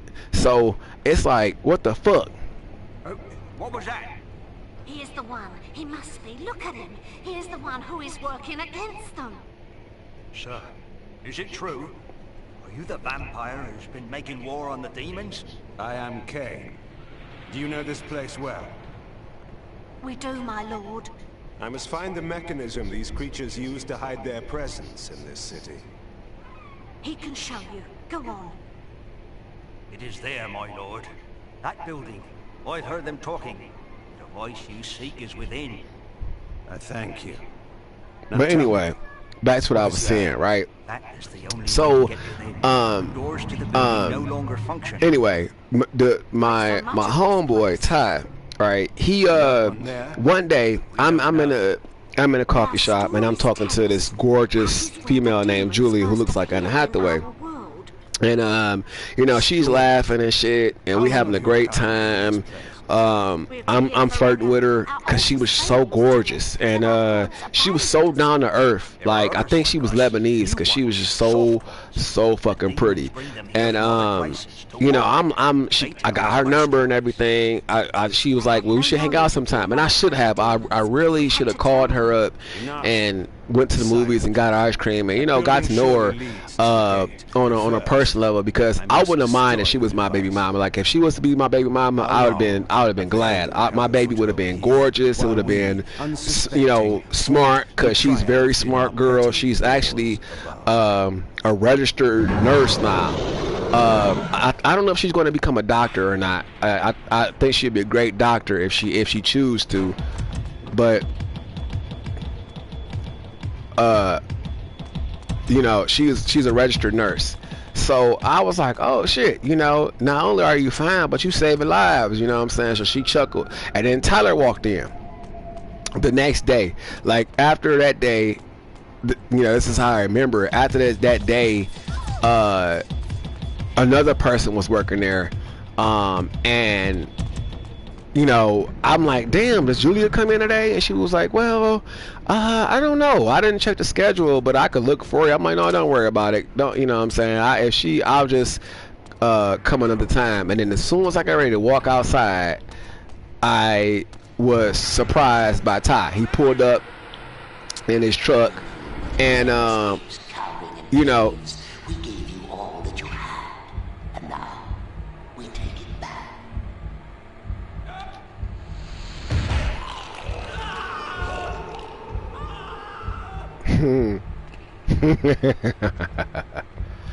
but we you know, I come outside and he's like right there with his truck, and at first I didn't know it was him.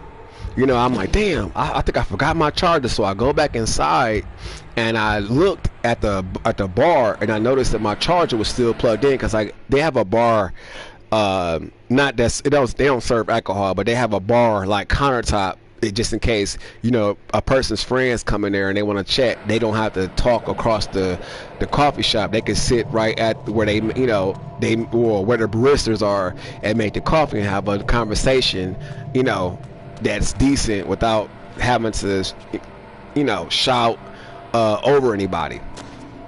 So I, you know, grabbed my charger, and then I noticed, you know, him coming inside the coffee shop, and he was like, "Oh, dude, what's up?" So I go over to him, and he's like muscular and a lot bigger than me, and I pick him up, and I'm like, "Bro, what's up, man? I had a great ass time, you know, at the bonfire, man. I was fried." And I'm like, "Bro, when the next time you having one?" You know, and he was like, "Dude, you want to come over, hang over now?" I'm like, "What? Okay." So we started hanging out, and then we became really good friends after that. But that after we had hung out the one night, he was like, "Well, bro, you know, if you want to spend the night, you can."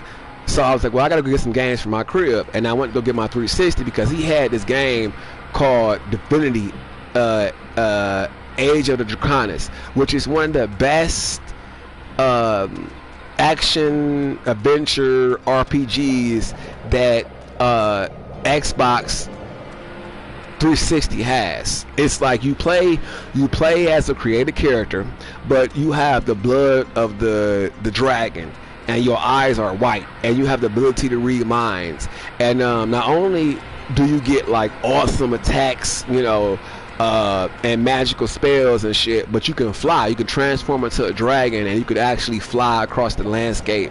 And there's like specific quests that require you to hop on this portal that warps you into this map where you have to fly around and fight as the dragon in order to beat it. And then once you beat it, it'll power you up or give you like really rare items, and then you hop back on the portal and it brings you back into the main world. But usually every time you hop into a portal, it sends you to a fortress of a particular enemy that you're meant to slay. And after you slay their fortress, then they allow you to confront that particular enemy head on afterwards. Oh shit, while you're you know, in that map, which was really fun. And he was like, "Bro, I'm having such a hard time playing this game, so can you help me out? Can you show me what the fuck you got?" You know, and I was like, "Okay, let me go get my 360.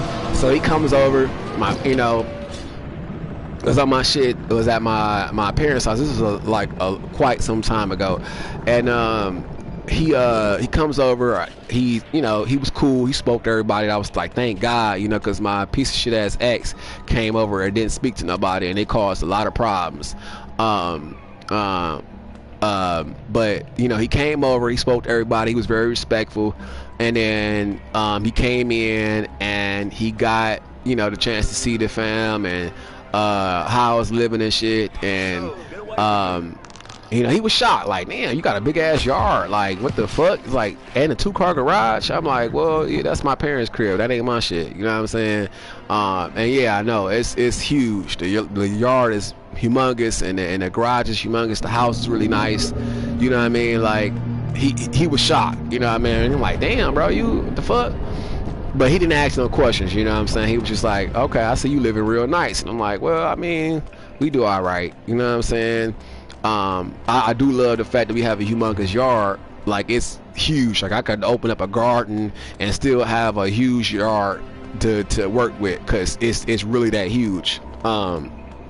But anyway, and it used to be a garden. Like my grandmother owned the house, and then it was given to my mother. You know what I'm saying? After my grandma passed away.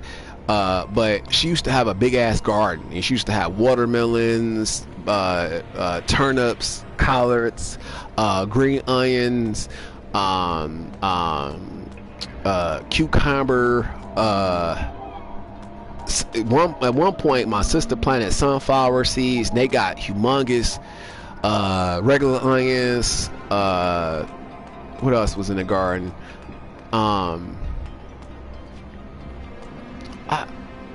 don't know if I'm trying to think, because I don't remember squash being in there. I don't remember eggplant being in there, but I know my mom eats eggplant, but I don't remember if she grew any eggplant. I know watermelon was there. I know onions was there. I know and bell peppers. Bell peppers was there. Oh shit.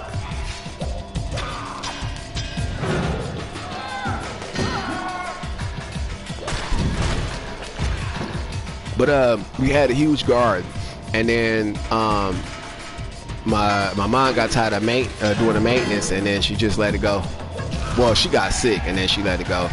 But I was thinking about maybe I should start growing shit too, because the way that they're changing shit when it comes to food, I'm getting discouraged, because they made it to where in some parts of the world, I don't know how the domino effect is gonna trickle down over here, but they were making it legal to where manufacturers don't have to provide labels.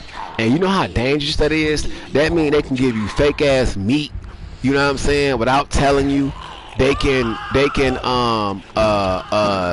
put chemicals and pesticides in there that they know are forever chemicals, aka chemicals that causes cancer in your food, and not tell you and not be held accountable. You can't sue them for it. You know what I'm saying? That's the point that I'm removing the labels and shit. And that was a huge thing on social media.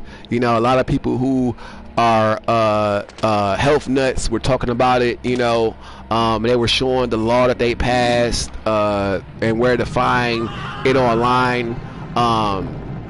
Which they passed it off as like a number. It was like section 7, da da da da. You know what I'm saying? Like it's like that's how they word things to confuse those who are uneducated. Like they like the way they present it to your attention. It'd be like, oh, you know, Article 547, you know, is the law that they passed to say, yeah, you don't have to provide labels when you selling your product, so you can't be held liable if they get any kind of cancers or deformities or health issues with consuming the product that you provide. You know what I'm saying? Dirty ass shit. Again, dirty ass white people did that shit so they can, you know, make profit and not be sued for poisoning people. Like, you that sadistic to the point to where you want to deceive people so you can make money? Like, what the fuck wrong with you? That, you know what I'm saying? A lot of shit that they do, like, tell you that they're not good people. You know what I'm saying? And it's sad that people that are in power, you know, because when it comes to senators, like congressmen or motherfucking Democrats, I mean, certain people don't have a term limit. You know what I'm saying? Like, people who work in the Supreme Court don't have a term limit until the day they get, you know, disbarred or fired for misconduct, or, you know what I'm saying, or held liable for some fuck shit that they done. That's when they can be removed from their position of power. But, you know what I'm saying, as far as how long they can be a judge in the Supreme Court, there's no time limit, which is why they need to put, you know, term limits on these things, because a lot of these people are from Jim Crow era. A lot of these people are from racist periods. You know what I'm saying? So they enforce and allow laws and rules that condemns you know, and segregates and harms people of color, which is how they got rid of the voting rights of some black people in some states. But they revolted, you know, and they protested by marching and shit. I don't know if they know real ice got renewed or not. I haven't really been paying it too much attention because I've been distracted, and I've been, you know, taking the liberty of educating myself on these matters, because, you know, what people don't realize is these things are experiments. They are experimenting on how far they can get away with things, and if you don't stand up before shit gets too worse, they like, oh well, they don't give a fuck. We can go all the way. We can you know what I'm saying, we can hit them with the full Monty, and it ain't shit they could do because you allowed the small shit to slide. You have to nip the shit at the bud. You know what I'm saying? You can't let shit escalate to the point to where it's so detrimental that you take action. By that time, it's too late. When you can get rid of problems before they get to that point, that's what you're supposed to do. But you know, people will be so lazy, or they be so caught up in their work that they can't separate. You know what I'm saying? They can't afford to remove themselves from work to go protest or advocate for their rights. You know what I'm saying? Because it's like, well, fuck, I got bills that's, you know what I'm saying, every month, and I'm on a schedule. Like, I had to get 40 hours just to pay my rent type shit. So, you know, some people they can't, but what they don't realize is that fuck them jobs, because if you allow them to pass laws to where it violates your you know, equality, your right to pursue happiness, your right to, you know, have abundance, you know what I'm saying, your right to be prosperous in this land of opportunity, then you ain't gonna have shit. If you keep allowing them to make these rules and shit to hinder you, you won't even have a job no more. So you better hop on that shit while you can to make certain that you have a job in the future, or the opportunity is available for you to get a job. Because if they make it to where, you know, now you can't even work no more because you let all these other rules pass, you're gonna be fucked. And that's what they trying to do. That's why they trying to bring segregation back, so they can put all the high-paying jobs in a white neighborhood. And because they know these areas are predominantly black, they're not going to have any jobs where they make a substantial amount of money to sustain themselves, or they can be middle class, you know, or not live in poverty. But people don't want to educate themselves. They want to be stuck on fucking stupidity and think that, oh, you know, well, we're just gonna ignore that. We're just gonna be chilling. Like, you can't chill when there's shit that's going on like this. You have to be active, proactive, and fight for this shit. I use my platforms to educate people, you know what I'm saying, and share the knowledge I have, because knowledge is power, you know what I'm saying. And sometimes that should ignite the flame for people to, you know, carry on the torch, or to go further than you, who got the resources to go further than you. You know what I'm saying? So I don't gatekeep information. I'm like, shit, here, like, look, it's right here, you go. You know what I'm saying? Here you go. Because the more information that you make people aware of and privy to, the more of a fight you could put up. You know what I'm saying? Even the smallest pebble can make ripples in the biggest ocean. Literally. So, you know what I'm saying? And that's what motherfucking hurricanes and waves are. One wave trickles and becomes a tsunami by the time it reaches the land. A domino effect.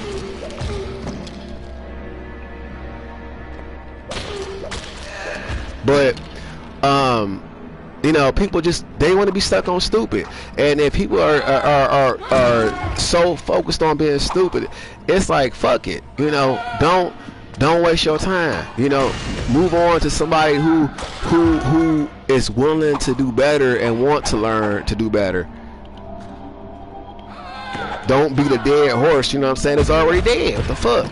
Fuck you beating it for? Motherfucker, kick sparks out your head. Fuck wrong with you? But anyway, you know, that's the point in not gatekeeping shit, because you know, but that's what they're doing. They're trying to gatekeep education. That's what they're trying to pull back history so that people of the new generation don't know how fucked up their ancestors are and why they're in the wrong, being ignorant or racist.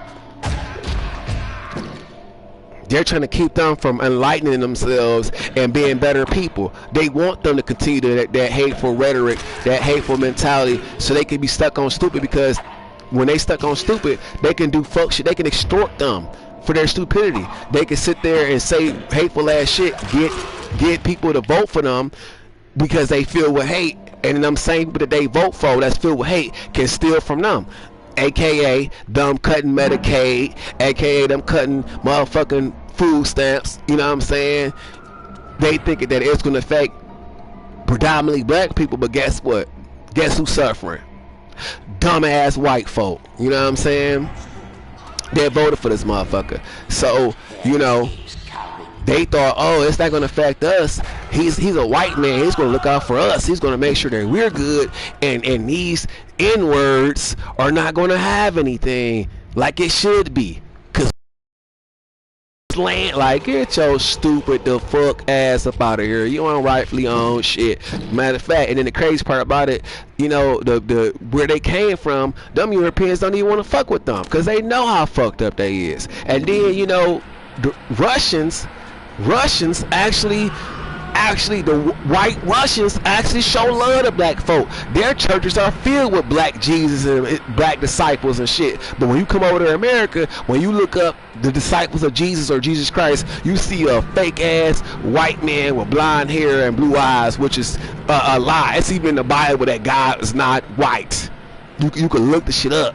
As I said before, Revelations chapter 1 verse 14 and 15, Revelations chapter 2 verse 18. It reiterates the fact that God had, or Jesus Christ had, woolly hair, which is the texture of black folk hair, because if you look at a melanated person's fro, it's woolly as fuck. It's thick. White people don't have thick hair like that. Their shit is thin as fuck, like thread. So how the fuck you paint an image of a blonde hair Jesus Christ when his hair is not like wool? Make it make sense. And then it says his feet were burnished bronze. Burnished bronze is the color of brown people. The fuck? Like, make it make sense. So how do you get a blue eyes, blonde hair out of that? How? That don't make no sense. And yet these motherfuckers, they use the Bible. Yeah, the Christian thing to do is to go over there and blame these, Palestinians. What?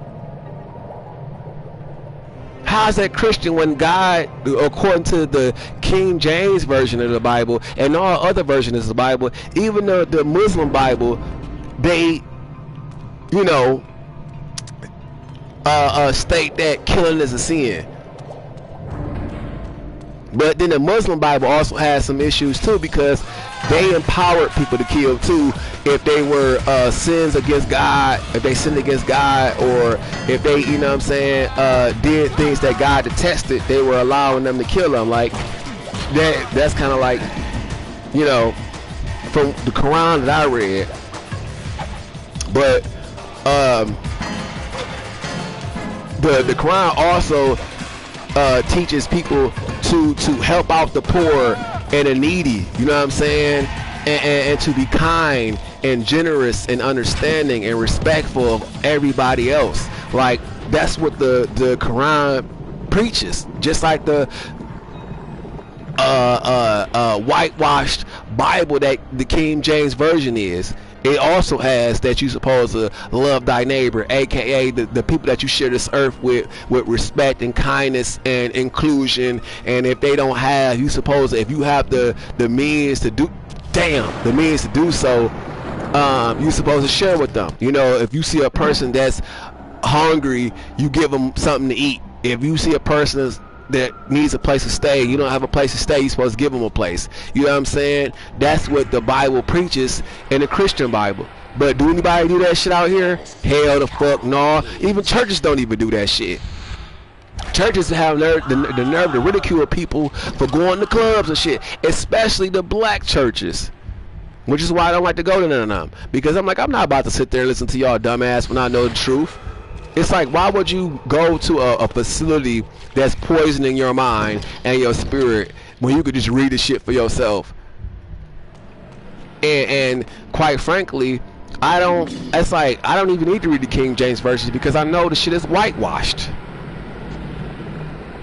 aka doctored up to accommodate and fuel the lies of the white ego, aka the reason why they made a white Jesus when Jesus, everybody know who actually know how to read and shit know that Jesus ain't white. That's the biggest trick that they ever pulled over people, and they keep using, you know, oh, they doing this out of Christianity, when Christianity does not promote war or violence, and it encourages people to let God handle their battles.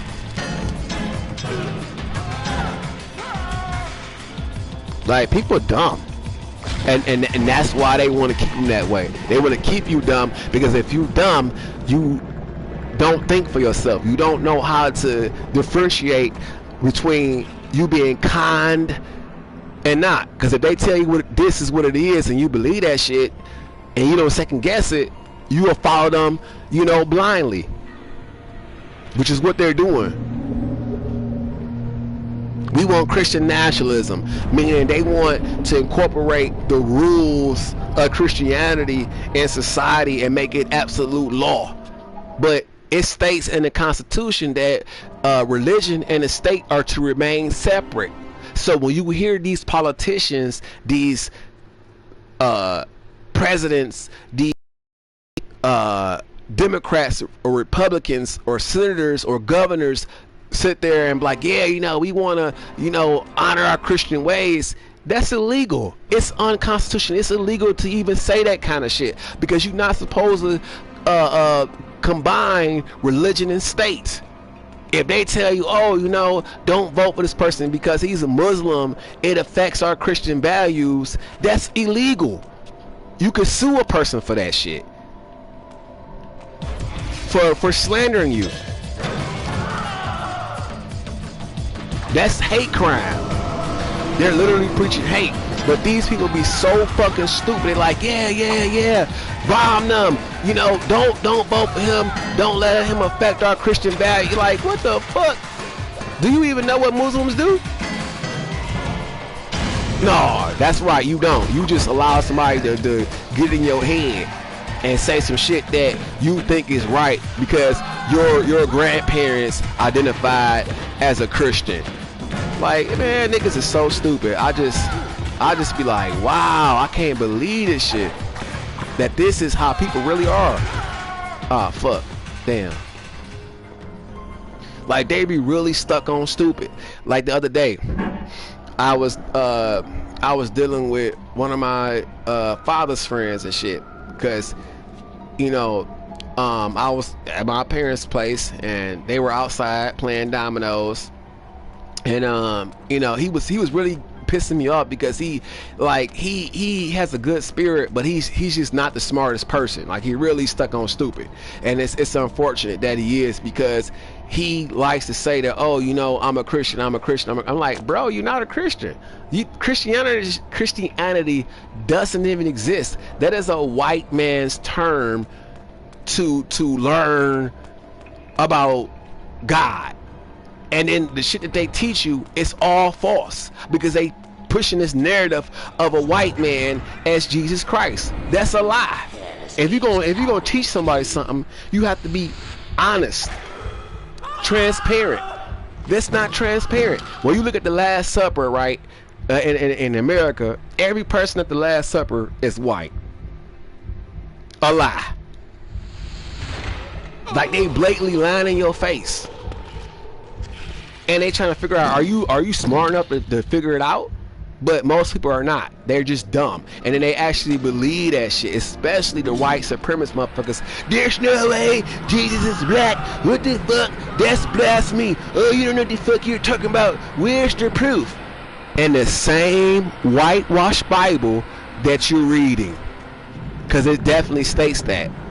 It's like these people are so fucking stupid that they didn't remove those parts of the Bible to make it believable. They took out the parts that they wanted to accommodate them, and they knew people don't read that much, so they were like, well, fuck it. They're not gonna really be able to figure it out. You know what I'm saying? Especially back then, because back then people didn't have, the resources or the education to. Back then, slavery was promoted in the Bible. It was literally given to slaves to give them false hope and to empower them to work harder for their masters. Like, are you serious? Yes, I'm very serious. Like, you know what I'm saying? It's real shit. Like, they really did that bullshit.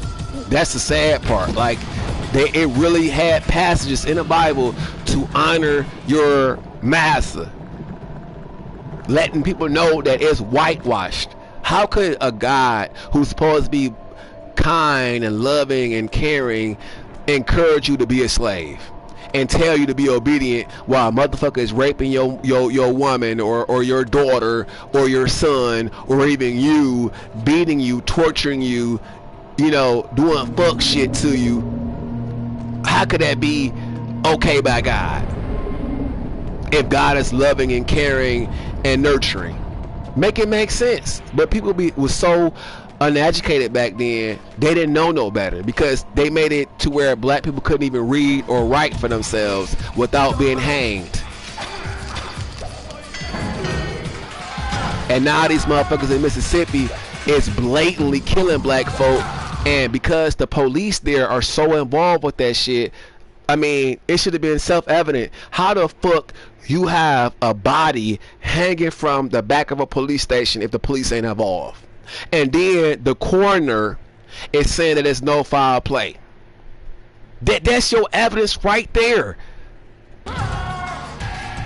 It's a lynching in a lynching state. Like, come on, man. They not even making it. They not even being discreet about it. They not even trying to make it seem like it was a suicide. They doing that to see how weak the black folk are there. That's all they doing. Because they're like, okay, if we can get away with killing y'all, we know y'all cowards. We know y'all not gonna go against us. We know that y'all too scared to fight us. That's what they're doing. They're banking on their cowardice.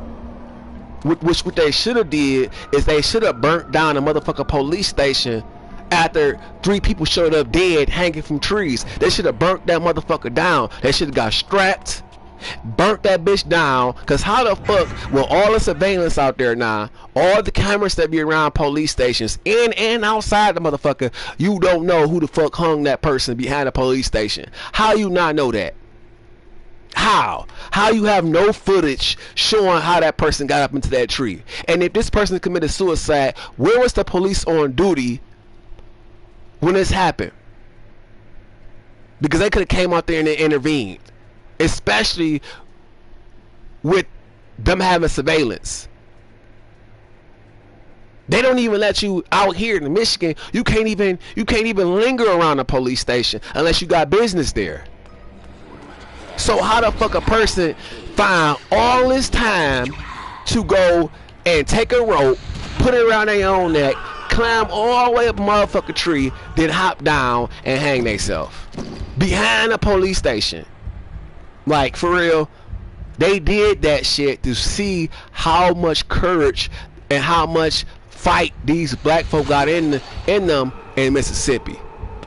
They should have burnt that motherfucker down, number one, with whatever police in there, because they all crooked. Like, it's no way that not one police officer in there, if they had any ounce of decency, would have went along with that. They would have like, you know what, no, I can't do this, I quit, I resign. And then they would have gave any information they had for the crimes that was committed to the general public and told them, yes, there is corruption in this police station. These cops are racist. You know what I'm saying? I don't want no part of this police station. I took an oath to protect and serve. I do not want to be affiliated with this police station because they're not doing their job. That's how you know all the cops in there are crooked. Because if they were not crooked, they were not racist motherfuckers, they would have been quit and went somewhere else. I would, if I was a cop, if I had integrity, if I really honored my oath to protect and serve, I would not serve at a police station that allows people to get murdered based on their skin color and not do their job properly, not properly investigate. Ain't no way in fuck I would work for that police station. I would have been quit. And I would have listed my reasons to the police station, like why I don't want to be here. Or I wouldn't have gave them no reason. I just would have said, you know what, I think I want to do something else with my life, and went somewhere else, moved out of that state, and went somewhere else where the police are actually doing their fucking job, where I could be proud to be a cop. That's how you know. That's how you know that all the cops there are in on that shit. Which is why I'm saying burn down a police station so they ain't got no police station in that motherfucker. Because they not doing their job no way. So what the fuck they need one for? Then, after I got rid of after, you know, hypothetically speaking, you know what I'm saying? Because I had the right to freedom of speech, hypothetically speaking, you know what I'm saying? If I was the people of Mississippi, then I would have pulled up on that motherfucking corner and I would have burnt that motherfucker down with the bitch in there because she know they killing black folk and she lying about the shit. But y'all ain't got that kind of gangster in y'all. Y'all ain't got that kind of moxie. If it was my family that got fucked up, my son, that's what I would have done. No cap, no hesitation. I would have been glad to burn that shit the fuck down, and I would have been glad to catch that bitch outside while she ain't expecting that shit and beat the fuck out that bitch and leave her stanky so they find this bitch busted the fuck up, eye busted, lip busted, head cracked the fuck open, barely alive, so they know that any other motherfucker that try to come in there and be a coroner and say some fake ass shit like that, they'll never do that shit again. They be too motherfucking afraid to say some bullshit like that. That's what I would have did. But you know what I'm saying, they sitting there allowing this woman who went and got another forensic scientist to look at her child's body to go and get harassed and discriminated against and you know, lose her job. Like, she can sue the fuck out of them. She can sue them so bad. Like, she can get millions out of these niggas for that kind of shit. But do she know that she can do that? Does she have the courage to do that? You know what I'm saying? That's the question. They trying to revoke her medical license because she went and got somebody else to do an autopsy on her child. But she had the right to do, because it's causing too much disturbance, you know, within their community. They can't keep that shit on the hush hush. It's forcing them to do their job. And then on top of that, another reason why I would have burnt that bitch alive in that motherfucking forensic center where she doing all the autopsies at with her in is because she took parts of my child. She took my child's throat away just so, you know what I'm saying, nobody else could do a proper autopsy to show how my child died. Like, they telling you that they did the shit. How much evidence do you need?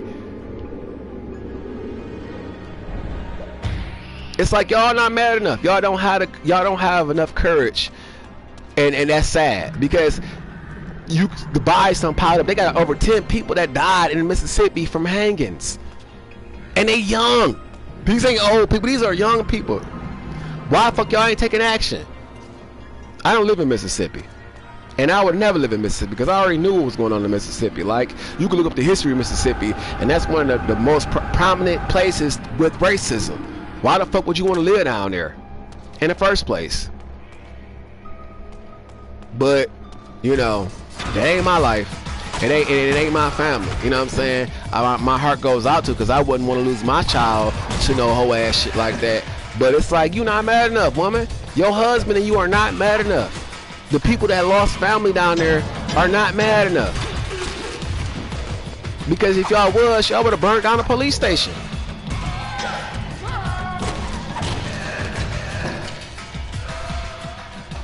And y'all not standing in unity, because there's way more black folk down there than it is white folk. It's if y'all rallied up all the black people down there and just marched that bitch and burnt it down, the government can't hold you accountable, especially if you wear a ski mask.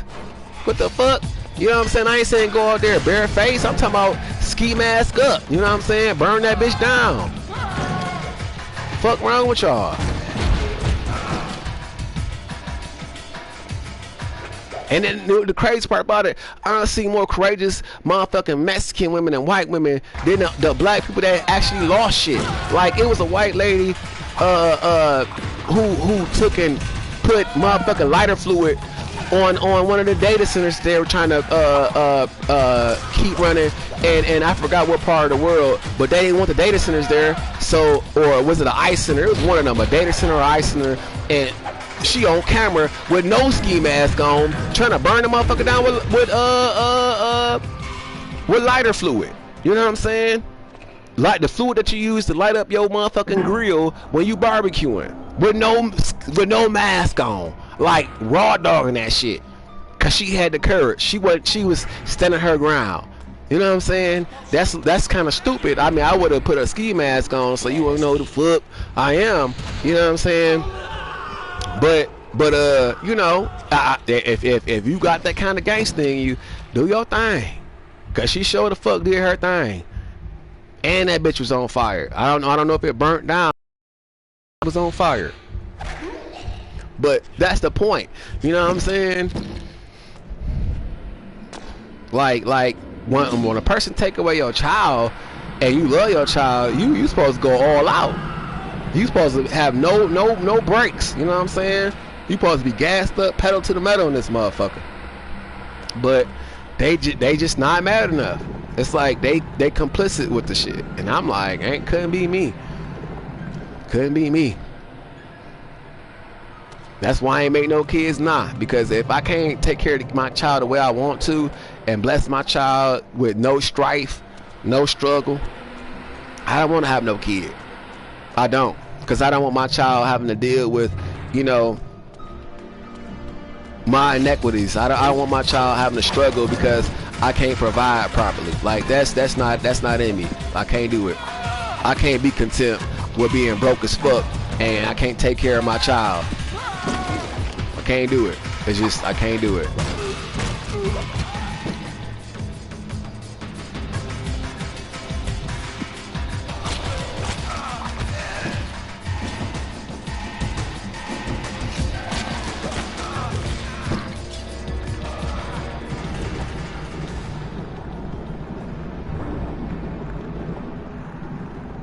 But, you know, that's just some of the shit I had peeped. Like, damn, like, what the fuck? But it's an experiment. They doing all that shit in Mississippi to see how black people gonna react across the world.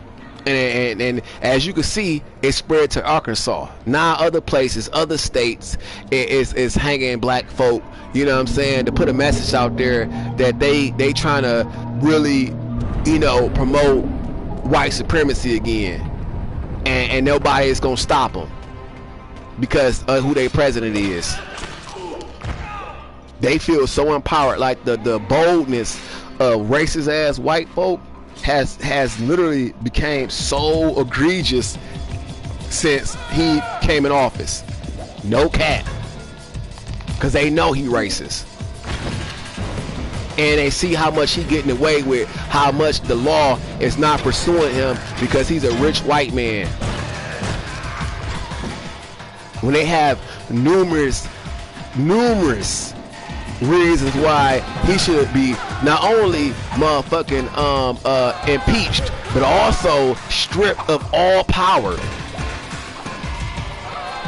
He is in the Epstein files, literally.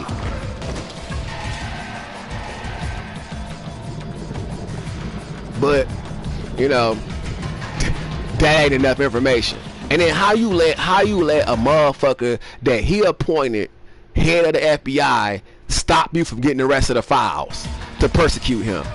It don't make no sense. It sounds as if they all in this shit together. All the motherfucking people that in Congress who turned a blind eye to that shit need to be held accountable. All the motherfucking Republicans that he paid off to support him, because that's what he did. He went on his candidacy when he was encourage people to vote for him. He was siding with the Republicans. He sat there and deflected. He said all this fake ass shit about Democrats to promote hate and promote a poor disposition towards the Democrats, and for people to support the Republicans. And then what the Republicans do, right? The Republicans turned around and fucked these people with no lube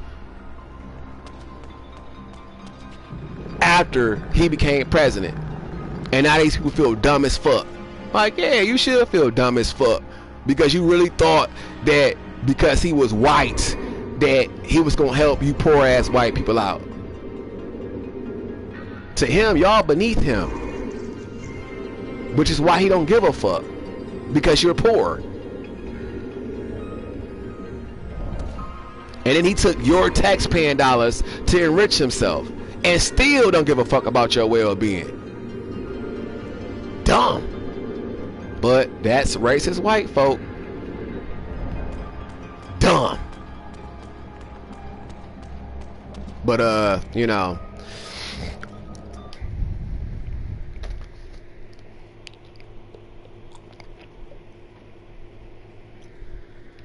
I'm just like, man, this shit sad. Just like my buddy T that's in the army, right? His mother voted for this motherfucker. She did. And then she was telling her children to vote for this motherfucker. And she racist as fuck. But when you look at her track record, right? Pussy blown out. She done had over 20 niggas in her pussy. Literally. Every motherfucking white guy she done dealt with before she got to this last one, who's actually a lot better than a lot of the other ones. He's actually the most decent one, not according to me, but according to her mother who lives with her, and from my own personal experience, because I saw the last nigga she dated and he was trash. He was despicable, ugly as fuck. He was balding. And the crazy part about it is, you know what I'm saying, he not even too much older than she is. And when you see a man that's like in his late 30s, early 40s, that's severely balding, it's because they don't take care of themselves. You know what I'm saying? Like, for real. And that should be a red flag. Any man that don't take care of himself is not a good partner. It's just that plain and simple. It's like, how the fuck he gonna love you if he don't love himself? That's real shit. If he wouldn't let his health decline, what you think he gonna do for you when all he got is himself?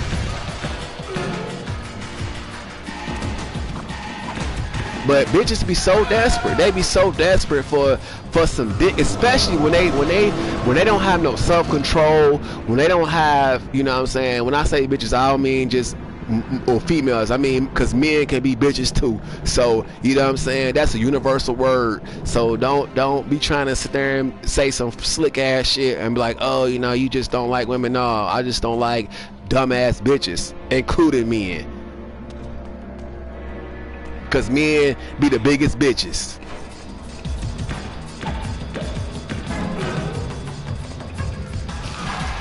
No cap.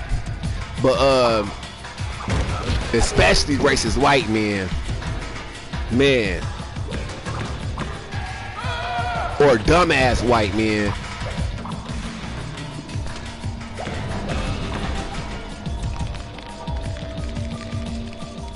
Like the cops I saw, because women like Jasmine Crockett and this other black woman that's part of the Congress has been exposing Trump. His supporters have been, who are on the force, the police force, have been overly aggressive, beating on black women and shit. Like feeling like they real men. Like how you even feel like a man beating on a black woman who ain't got no weapon on her? She ain't got you know, the law protecting her because she's not part of law enforcement, but you beat on her and shit. You use excessive force while, you know, trapping her, because, you know, when a police pull you over, that's entrapment. It really is, because they leaving you in a situation to where, you know, it's your word against their word. And then if the police station is corrupt, you know what I'm saying, they will allow this police to beat on you and shit. Like, I don't understand. If y'all got body cam footage on y'all, right? Why isn't it live feed? Why isn't it live? Why isn't every cop who got body cam on been observed? That's what the fuck need to be going on. They need to have it to where anytime a police officer is put on duty to patrol or interact with any people of that area, their body cam footage is being watched. So that way, if they commit any acts of police brutality, that the police, that they can send out somebody to help the situation before it gets too bad. And I feel like anytime a police officer has to engage with somebody, they should always have 2 patrol cars, and they should be integrated. A black cop and a white cop, not 2 white cops together. Because that's how they get away with murder. AKA George Floyd. All them dirty ass white cops sitting there watching this man get suffocated to death for nothing. But yeah, they don't want to taser. They didn't taser the motherfucker. They didn't say, hey dude, like, man, he is subdued. He in handcuffs. He's on the ground face first. Like, what the fuck? You don't need to put your kneecap on his throat. They should have been interacted, but they wanted to watch this man die. That's why they let it happen. If they gave a fuck, they would have stopped it. But yet, what happened to them? Barely got a slap on their wrist type shit. But if it would have been a group of black cops that did that shit to a white guy, the police station would have been burnt down. They would have went after them cops. They would have tried to kill them cops. And then they would have been called heroes for doing it in the white community. Fake as fuck. Just fake. But, you know, that's why I'm like, you know what I'm saying? I'm very selective about the people I hang out with. Very. Like, extremely. I'm like, why are people so pressed to be in somebody else's company anyway? Like, what the fuck? Like, you can't stand alone? You that weak that you don't feel comfortable standing alone? That's cowardice. Like, I joke around with that shit, like when I was playing Tomb Raider, because ain't no fucks. Like, I don't even like the cold, period. I don't like snow. I don't like being in frigid climates. Like, that shit ain't for me. I had, you know what I'm saying, I done dealt with my fair share of cold ass winters, and I'm not a fan. So, you know, her being out there in that winter ass environment, using a pickaxe to scale mountains, she jumping off of shit using her little cord, like, that shit is unrealistic. Because in real life, you know what I'm saying, that shit, like, you could do that shit. Granted, you could be like her, but most of the time you ain't gonna find nobody that just boldly courageous, who, you know, willing to lose their life at any moment, because you could die at any moment with the shit she was doing. So I'm just like, hell no, you know what I'm saying? I wouldn't mind being called a coward in that situation, because the shit she doing is inhuman. You know what I'm saying? It's like, damn, bitch, do you see what you're doing? Like, this shit is beyond dangerous. This is some scary shit. But, you know, I was all for shits and giggles, though. If I had to, that was the only way I could survive, is by moving forward, and I had to overcome the obstacles, then I probably would. But as far as me, like, doing it for a sport, like, for the shits and giggles, for the fun of it, bitch, you crazy. You crazy. Not this one.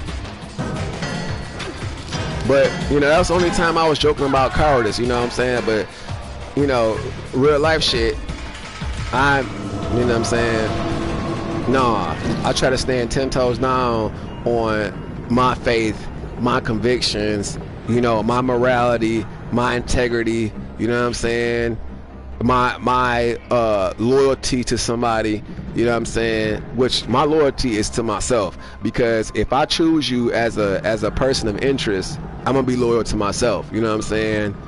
Like that's the point. Like when you choose somebody that you like, it has to be, you know what I'm saying, because you chose that person, not because somebody influenced you to, or because of ulterior motives. If you liking somebody for ulterior motives, then you know what I'm saying, you despicable, you foul. Like you should not like a person for because they got money, because they're a celebrity, you know what I'm saying, because they're you are enticed by their beauty, you know what I'm saying. You should like the person because you know you like who they are as a person, not for what they look like, not for what they got, not for what they could provide, not for what they could do, you know what I'm saying, or what they do, but because you genuinely like them for who they are. Meaning you like their sense of humor, or you know you like, you know, just things about them, you know what I'm saying. Like you like, you know, their connection with you, you know what I mean, your common interest, or you like that they have a kind heart, like, you know, stuff that's like deeply rooted, not surface, you know, surface level shit that really makes a person, not shit that, you know what I'm saying, is what they call materialistic, surface level shit. You should like a person for, you know, their roots, who they are deep down, and nothing otherwise. But you know, people just fucked up, man. They just, it's just sad how greedy people is, how envious people is, how wrathful people is. You know what I'm saying? The 7 deadly sins is real. Greed is never being satisfied. You could have $1 million in your account, but you're not satisfied, you're not happy, you miserable, you know what I'm saying, you don't show appreciation, you don't get thanks for, you know what I'm saying. It's just always, you need more when you got plenty. That's greed. Wrath, you just do destructive ass shit for no reason. You fighting people for no reason, you killing people for no reason, you know what I'm saying, you causing conflict for no reason. Like that's wrath. Gluttony, you consuming shit for no reason. You done had a whole full course meal, but you turn around and eat a whole gallon of ice cream, a big ass cake mixing bowl of cereal, you know what I'm saying, a 2-liter of Pepsi type shit, after you just ate a whole motherfucking chicken or something with mashed potatoes on the side and green bean, you know what I'm saying. You had a whole full course meal for 3 people, but you still eating. That's gluttony. And that's why people be so motherfucking fat, you know what I'm saying, because they gluttonous. Sloth, you know what I'm saying, you lazy as fuck, you don't want to apply yourself, you don't want better things out of life, you just, you know, want shit to be handed down to you on a silver platter type shit. Pride, you know what I'm saying, pride is a tricky one, because pride is a double-edged sword. And you know, that's how they presented it in the Bible too. If you start in Revelations first and read about how the world was created and the 7 different spirits that were appointed to govern the world, aka the sins, the 7 deadly sins. Them spirits help. I don't want to say they help, but they coerce and manipulate the path of your life. So you know what I'm saying, aka they possess you. People think possession is like the exorcism.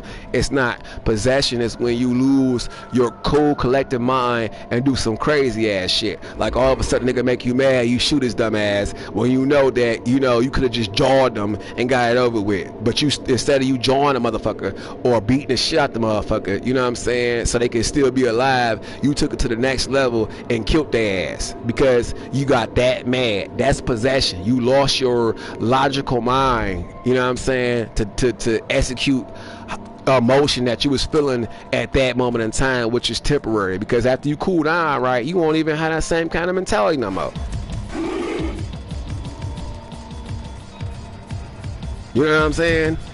So it's like damn, what the fuck is wrong with people?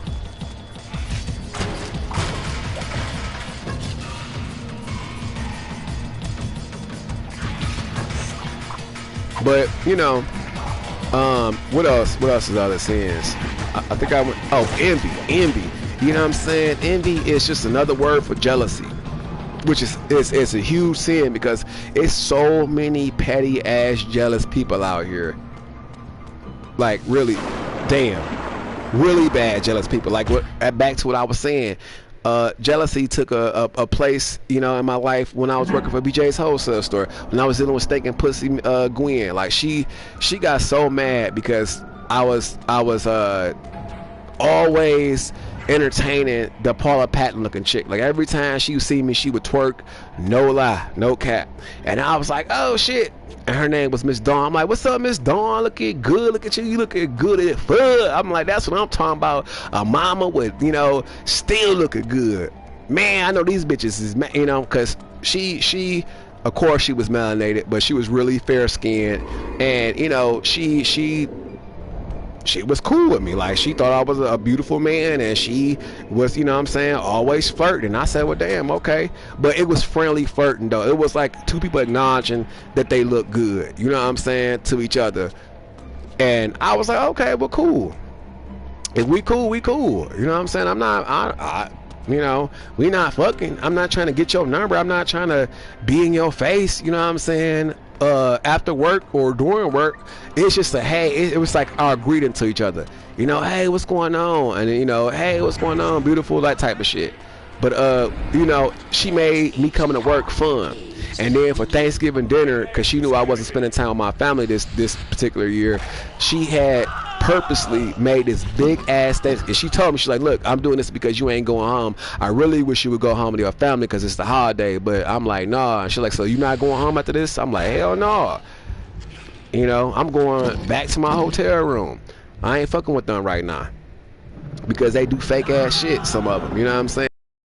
Like, I had to deal with some envy from the women in my family, and it was like, what the fuck wrong with y'all? Just because y'all don't take care of yourself like I do, don't give you the right to be a petty ass bitch, you know what I'm saying? Or insinuate or imply or assume certain shit, like, you know what I'm saying? Like, they the type of females that if you are a male who openly date males, oh, all of a sudden you a bad influence for their male children. Like, bitch, you dumb as fuck. You gotta be the dumbest bitch on this earth, because first of all, you can't influence a person's sexuality. It's within them. Whatever's in them, it's in them. If they turn out to like guys, it ain't got shit to do with my influence. It's because that's them. You don't just all of a sudden, because you see somebody else, you know, liking the same sex, you gonna go and do the same thing. That's not how it works. It's within you. It's how you truly feel about that sex. But they so fucking stupid that they, you know what I'm saying, think that that's how it work. I'm like, get your dumb the fuck ass on. And then when you check their IQ, they superiority shows for itself. And you know, I had to deal with some of that shit. And I'm just like, ugh, man, I hate dealing with dumbass bitches, because they make the world such an unpleasant place. That's why so many people get killed and get into fights, because a dumb bitch is always lying or perpetuating shit that ain't even true. Like, one of my one family member, right?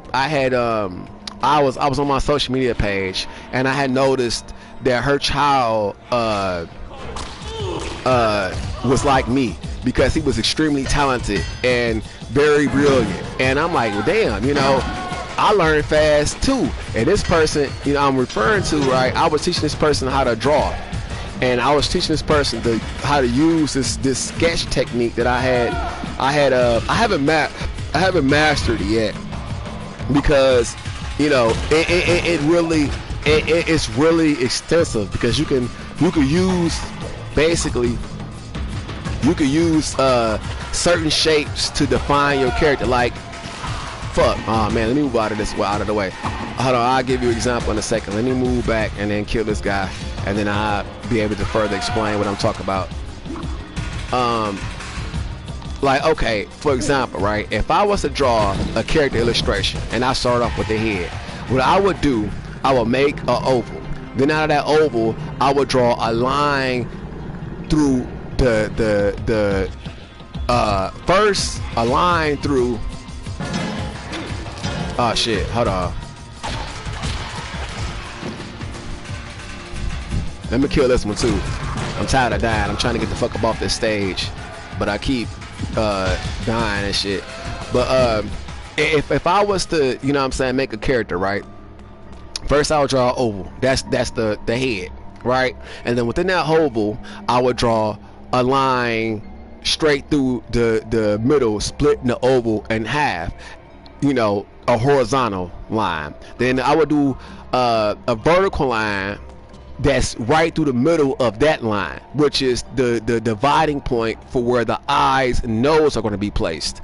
Then I would, once I draw the horizontal line through the vertical line, at the edges of the oval, I would draw 2 more circles that represents the ears, but a lot smaller. And then to shape the face, I would draw a half of a, or technically I would draw a triangle from the line that is horizontal that connects the eyes. From that line, I would draw a V point that goes under the bottom of that oval, which creates the jawline. And then from that, I would draw 2 circles on the horizontal line where it divides half of the face horizontally and place the eyes there. That gives you idea of where the eyes is going to be placed, the nose. It gives you accurate symmetry and accurate proportioning to the face. But that's part of the technique. And then from that, I will draw a line down from the bottom of that upside down triangle to establish the neckline. And then from the end of that line, I would draw another oval for where the chest plate is going to go, or the breast. It's just, you know, that technique is very, very, very, very extensive, because you can use it on cars, you can use it on multiple people in a frame of a picture. Like, it really helps with accuracy. And I showed him how to do this technique, and he picked up so quick. I was like, damn, you know what I'm saying? I'm like, bro, like, you only, 11, 12 years old, and you learning fast as fuck. And he actually posted the picture on the refrigerator. So I said, well, damn, you smart as hell. Because a lot of kids, especially not in art class, it take a minute for their brain to register that. And he was picking it up so fast. I said, well, damn, you know what I'm saying?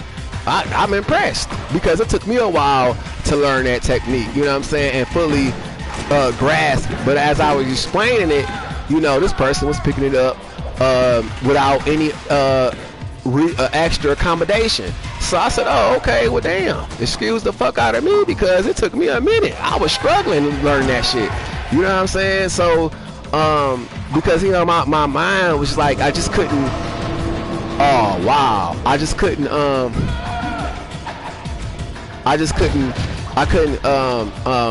retain the information, and I couldn't really understand it like that, because it was hard seeing all the different shapes come together, you know what I'm saying? Which, if you're inexperienced with the technique, it takes repetition to fully get acclimated with the technique. So I said, oh, okay, wow, this kid is brilliant. And I go get the kid a compliment online about how brilliant the kid is. How they go and try to say that I tried to call the kid gay and all this other bullshit.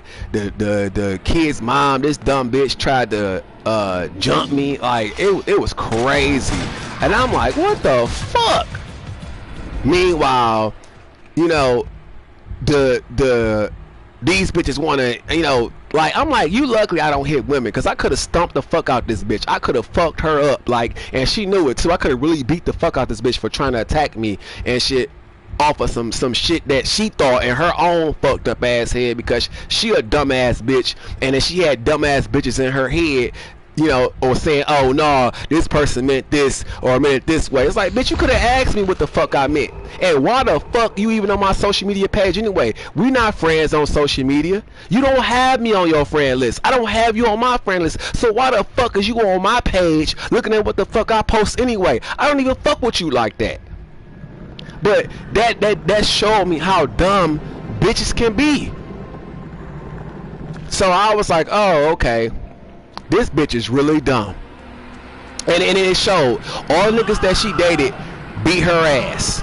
Every nigga that she done dated with beat her ass. So that shows a lot about you. You fucking with men that beat your ass.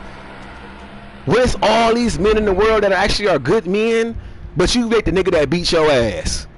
That's what turn you on, a nigga that beat your ass. Crazy as fuck. But the other women that she had in her life, you know what I'm saying, that was gassing her the fuck up, who dumb as fuck, like the one woman who put that shit in her head, she can't even have kids.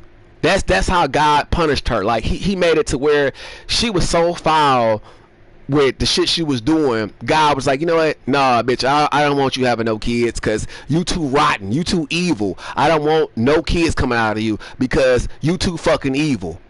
And sure enough, she ain't had one since. Period. So, you know what I'm saying? I'm like, you know, it's sad, and it sounds like I'm being real harsh, but when you really think about things like that spiritually, it make a lot of sense. It make a lot of sense. Because why would God reward you for getting a child beat the fuck out of? Like, this same person beat the fuck out of this child for reasons that she had no business even touching this child for, because it wasn't her child. She sat there and gassed this child's mother up, implying that I was calling this child gay and shit, which I would never do to a kid. Like, this child wasn't even 14 years old yet. A male doesn't go through puberty until he's about 13 to 14 years old, when he gets his first erection. Like, you don't go through puberty until you about 13 or 14. So why would I even imply that this person who's not even 13 or 14 years old is gay?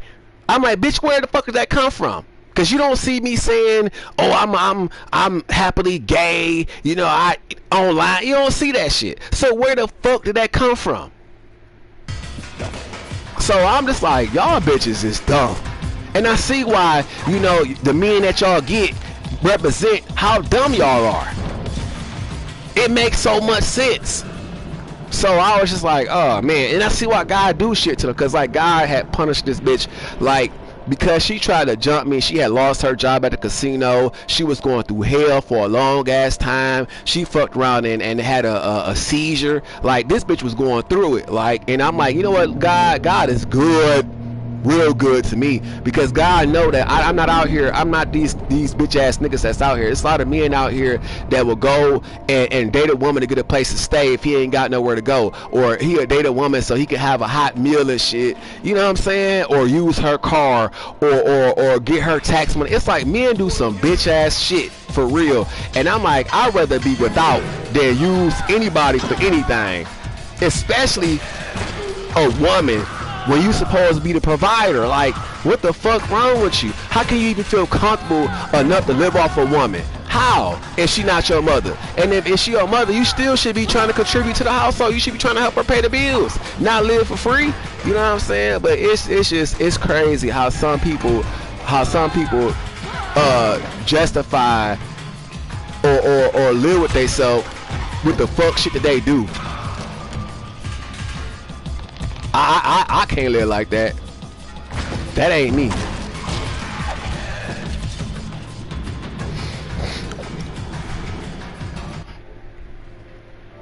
But anyway. Oh shit.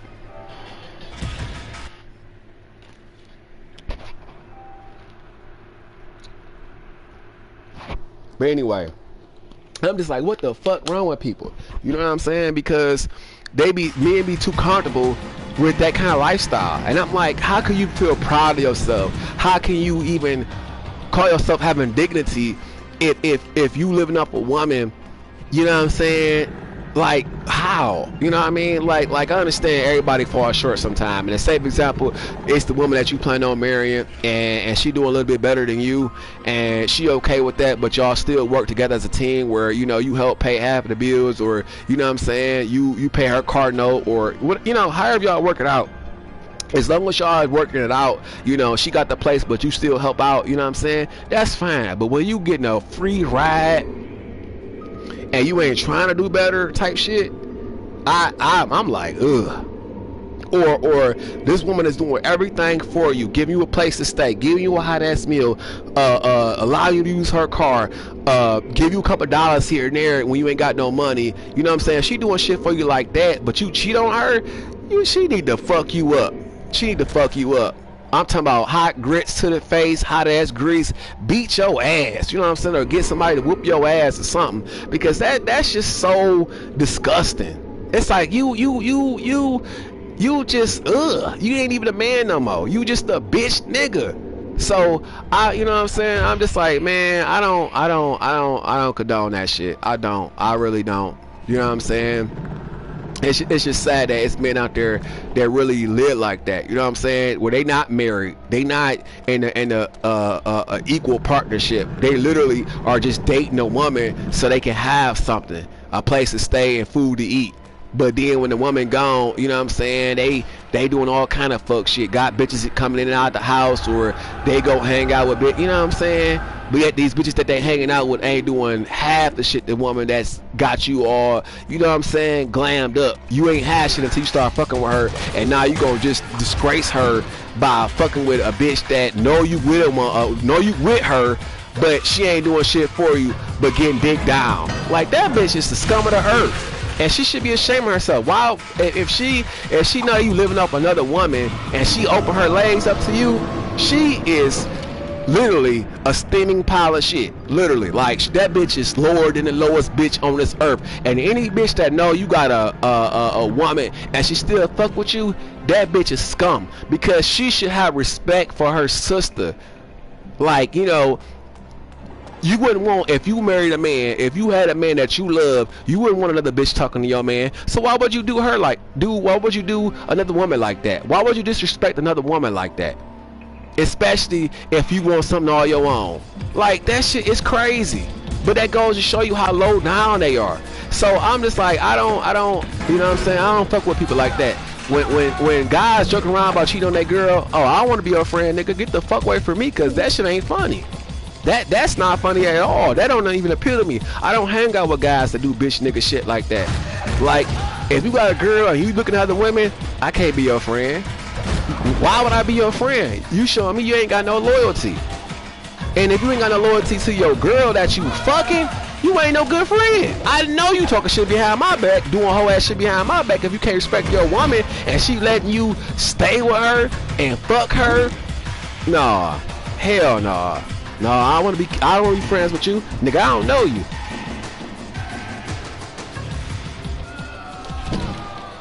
I done cut so many people off because of that whole ass shit. I'm like, that's disgusting. Like, that shit is so foul. But back to BJ's wholesale store. So I'm you know, I'm like, what the fuck going on? Because, you know, me and a chick that look like Paula Patton, we have a great time when we see each other. And next thing you know, the guy that was working in the pretzel dispensary thing with the Slurpees, you know, I kept noticing he was staring at me and shit. And he you know, one day he came over to me, and I'm like, I don't know what be going through some of these white guys' minds sometimes. Like, you know, I don't, like, I be flattered that I have options, don't get me wrong, where men and women, you know, find me attractive, and I thank God for that. You know what I'm saying? I'm cool with that. So I don't be nasty about it. I just be like, you know, polite and be like, all right, you know what I'm saying? I'm flattered, but that's not what I want. You know what I'm saying? I'm straight on that. But in this particular situation, the dude, I go to get the scissors to cut out some coupons for this older lady, because BJ's wholesale store, it's like a Sam's Club or a Costco. You know, you buy in bulk. And I'm sitting there like, damn, you know, this old lady, she ain't even cut out her fucking coupons. What the fuck? Like, you know, why you, you know what I'm saying? Why you in this motherfucker with all these coupons, but you ain't even cut them out? So I'm irritated as fuck. And you know, she like, I just want the ones for what I'm buying. But I'm like, bitch, you got 2 sheets of coupons and shit. So I had to go through them and see which ones were relevant to her purchases. And I'm like, oh my god, where the fuck is the scissors at? How can I, you know, cut or get these out of here and make them neat for my drawer? So I'm like, damn, you know, what the fuck to do? So I go and he raised the scissors, and I said, oh, okay, cool. You know, I was surprised because me and him don't socialize like that. And I go and I get him the I go get the scissors from him, right? But when I go over there, like, he like rubbed my hand, and I'm like, bro, what the fuck? You know what I'm saying? But I ain't say shit because I'm like, I don't want no confrontation in my place of work. And I'm like, maybe it was an accident. You know what I'm saying? Because it was like I went to go up to him, and the scissors was like sitting on a desk, and I went to go grab it, and he went to go grab it at the same time, but he grabbed my hand and rubbed my hand like, you know, what's up, sexy type shit. And I'm like, bro, what the fuck wrong with you? You know what I'm saying? But I ain't say shit. I just was like, okay, huh? You know, I was shocked. So I get the scissors, I get to cut the coupons. I cut them all out. He staring at me and shit, and she goes, you know, hey, don't go back over there. I was like, for what? I gotta take the scissors back anyway. And I'm like, you know, what's the problem? She's like, well, I just don't want you over there. And I'm like, what the fuck is wrong with Miss Gwen? Like, why is she tripping like that? Like, I ain't shit going on between me and this motherfucker. You know what I'm saying? I just went and got the scissors. Like, bitch, what's wrong with you? But I guess she noticed how much he was staring at me and shit. So I just said, okay, you know, whatever, bitch, I ain't paying no attention. I don't even like you, bitch. Fuck you. You know what I'm saying? And I'm like, I know, you know, there's no reason for you to act like that. You know what I'm saying? Because the scissors, they go back over there. So during the end of my shift, he comes back and gets the scissors. And you know, he was like, whenever you need them, just know that they over here in this drawer. And I was like, you know, I go, Miss Green, look, I went over there for these scissors. Had them, so I went to grab them. I'm like, is it okay if I cut the scissors? Because she was my manager, and I didn't want no smoke.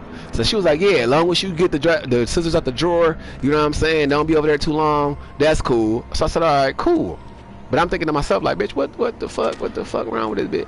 You know what I'm saying? Like, why is she tweaking? Like, what the fuck, you know what I'm saying, is going on? Because I really didn't think he was flirting like that. You know what I'm saying? Like, I know a lot of people stare because I have long eyelashes, and you know, I've had long hair for a long time. My hair was longer, but I cut it and I just started growing it back. It's been like maybe 2.5 years since I started growing it back.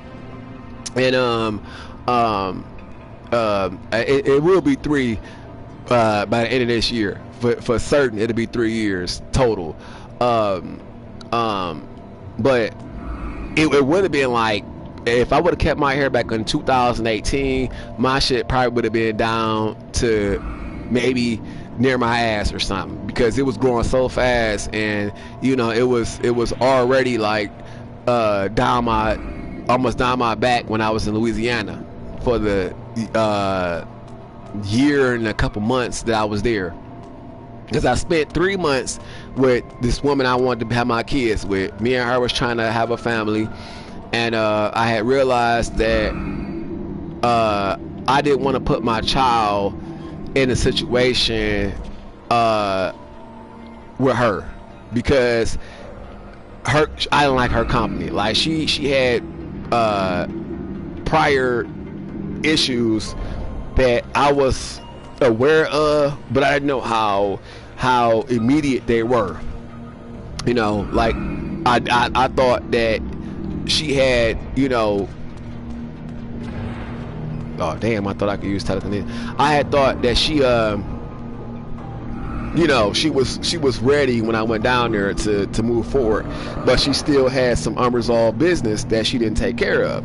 So I was a little shocked, because I'm like, damn, but you know what I'm saying, like I know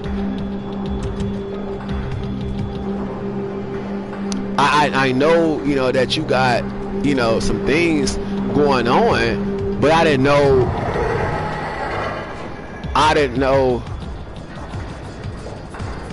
Oh, I got something for you. Stay right there.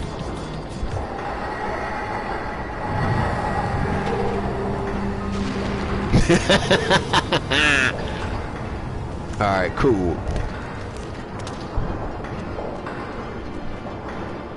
But you know, I was unaware that she had that much unresolved business.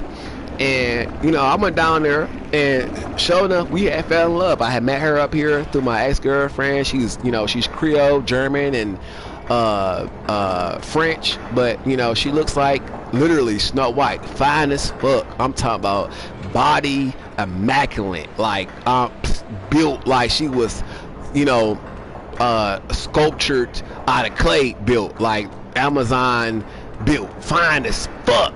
And you know, I got to know her a little bit better, because we was living together and shit. And she was real smart, you know what I'm saying?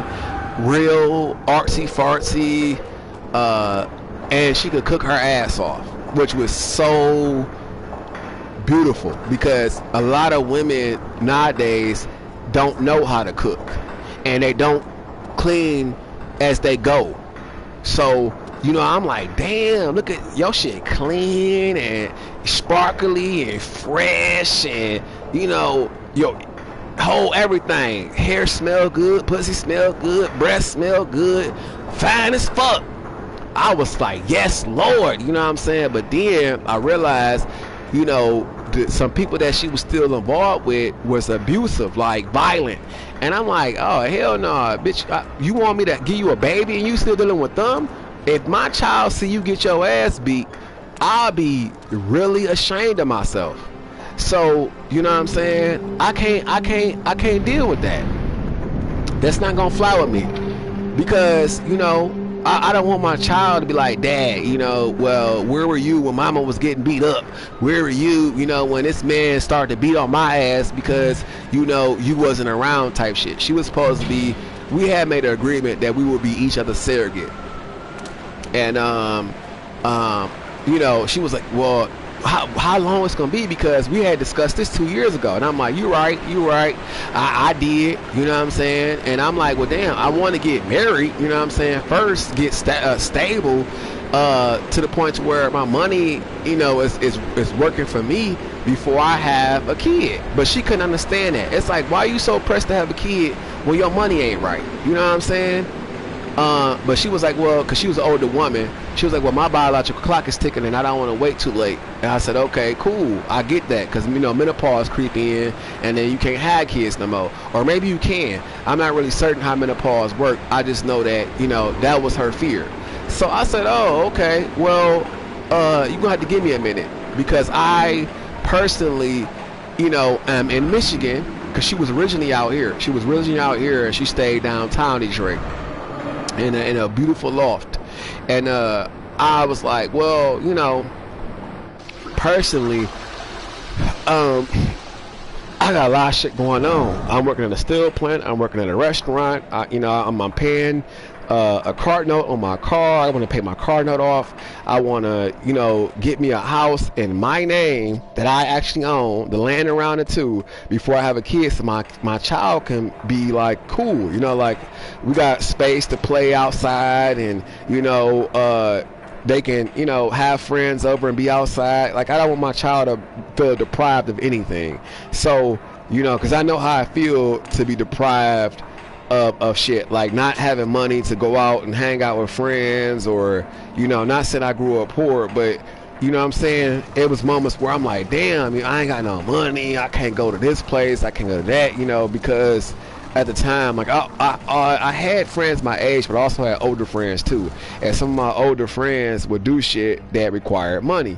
So I'm like, well, damn, I'm not working right now, you know what I'm saying, and I have a sister, so it wasn't like I could just, go to my parents for everything. So I'm like, let me see, what I'm saying, what's up. And I'm like, nah, I can't ask my parents for no money because my parents also have to take care of my sister, and they also pay all these bills. So I wouldn't bother them for money to go out and hang out, when it was just money to go and splurge on shit that I wanted to do. So I was like, no, I'll just wait until I make my own money, you know what I'm saying? But that person was like, no, dude, I want you to come, so here, I'm gonna pay your way type shit, so I was able to really do a lot of things because, I had people in my life that didn't mind looking out. But I didn't like that shit because I realized with some people, they keep tabs on what they do for you. Like, they ain't really doing it out of the kindness of their heart. You know what I'm saying? They doing it in reciprocation of something.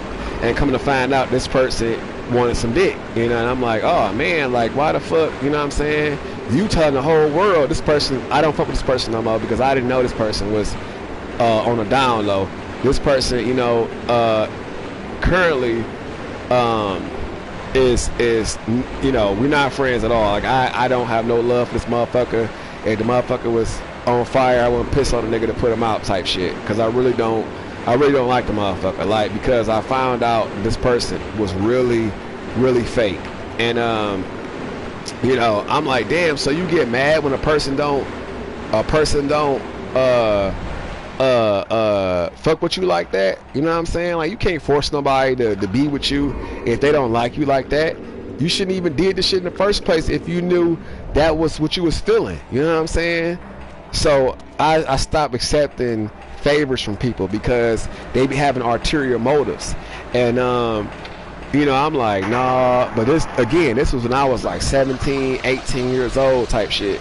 And the person I'm talking about is 3 years older than me. So, I'm like, well, what the fuck? Like, dude, like, you know what I'm saying? You already knew I wasn't working and my money was, non-existent because I'm not working. I'm like, I don't even have a job right now. You know what I'm saying? So, like, what the fuck? Like, what? You volunteered, nigga. I didn't ask you to do shit. You offered, and I told you no, but you insisted, and then you get mad because a person don't want to dick you down. Fuck wrong with you? You know what I'm saying? So when I realized, this person was really being petty as fuck, I was like, oh, nah, you disgust me. And then the icing on the cake was this person was so fake. Like, everyone and my friends know that most of my exes have been Caucasian. You know what I'm saying? It just happens that way.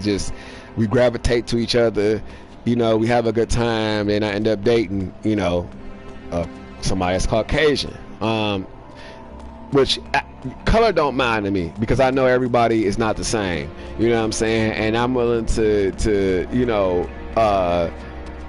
experience new things. You know what I'm saying? If God presents it to me, like, I'm not gonna reject, a person based upon their skin color, especially if we have chemistry, if we get along, if we like each other, we got common interests, if we compliment each other, you know what I mean, then that don't bother me. I don't care what color you are. You could be, you know what I'm saying, motherfucking Chinese, and that wouldn't bother me. You know what I mean? Because, you obviously different if we together. And I ain't talking about these motherfuckers who have fetishes where they be racist as fuck, but they want to sleep with a black person, because they got a fetish. I ain't talking about them yuck ass motherfuckers. I'm talking about people that are genuinely interested in, you know what I'm saying, different nationalities, because that they just interested like that, like they just really have a chemistry with that particular nationality, or it ain't even gotta be about the nationality. It's just because the spirit of that person is compatible with theirs, type shit. You know what I'm saying? So they just mesh very well, type shit. So I'm like, you know, what's going on? Because I don't have any kind of prejudices about skin tone, and I don't think less of a person who's not my nationality. You know what I mean? Because by DNA standards, by scientific proof, black people are superior to any other race. Facts. But that's why black people dominate in everything. They dominate in sports. They dominate in intelligence. A black person created a cell phone. A black person created internet. A black person created, you know, peanut butter. A black person, you know what I'm saying? It's so much shit that black dirty motherfuckers stealing shit. But you know, long story short, you know what I'm saying? I don't have those kind of poor dispositions about people because of their skin color. You know what I'm saying? I appreciate the person for who they are versus, you know what I'm saying, what they look like or what color their skin is. Like, I don't, that shit, I don't like that shit.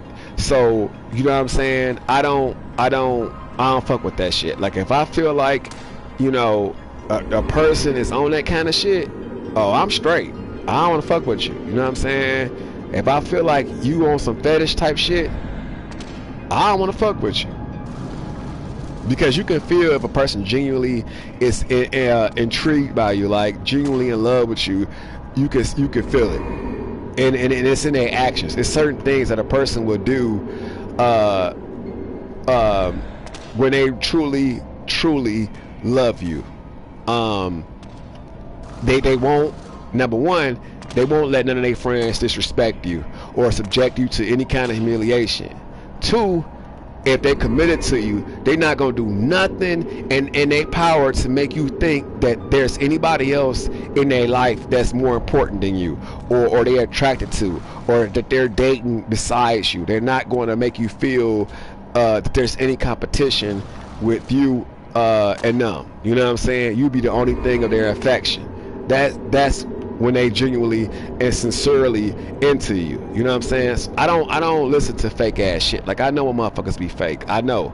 But I let people hang themselves. You know what I'm saying? And I expose they fake ass if they trying to play me like I'm, you know what I'm saying? Like, I can't read between the lines about who they are, you know, sincerely. Like, I don't play that. So I'm just like, you know what I'm saying? I'll give you enough rope to hang yourself. I don't have to call out everything you do. I don't have to, you know what I'm saying? I don't have to do that shit, because I'm gonna let God show me what I need to know about you to make my decision about you. And if the creator shows me that you dishonest, that you fraudulent, that you a phony, that all you do is fucking lie and make up excuses, and nothing you do is sincere or heartfelt, you know what I'm saying? I'm not gonna fuck with you. I'm not gonna waste my time. But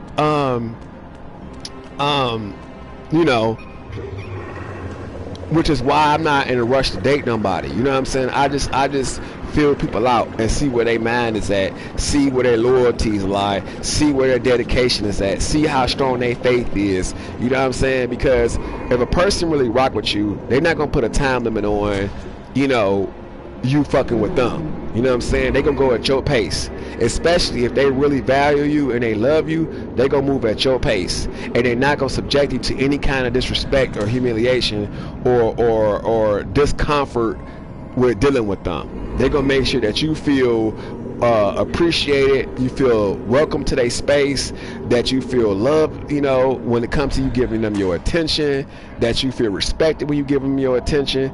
You know what I'm saying? They gonna do what they need to do to not lose you, period.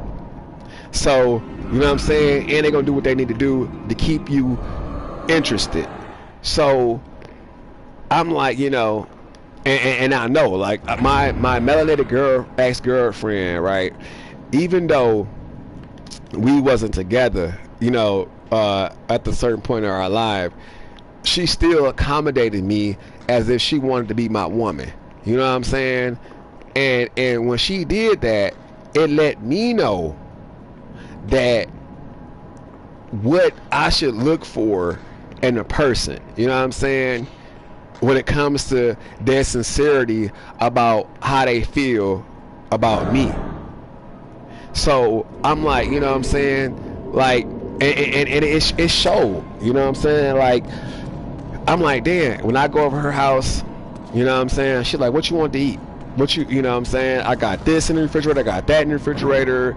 You know, let me know.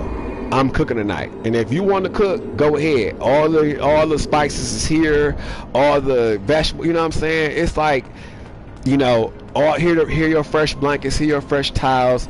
Here's you a bar of soap that's your own. Here's a bottle of shampoo. You know, you can leave over here for your own personal usage. You know what I'm saying? Just accommodating my stay there. But you know what I'm saying? That alone let me know. Like, okay, look at you. You trying to make sure I'm straight when I'm fucking with you. You know what I'm saying? That's love. That's love.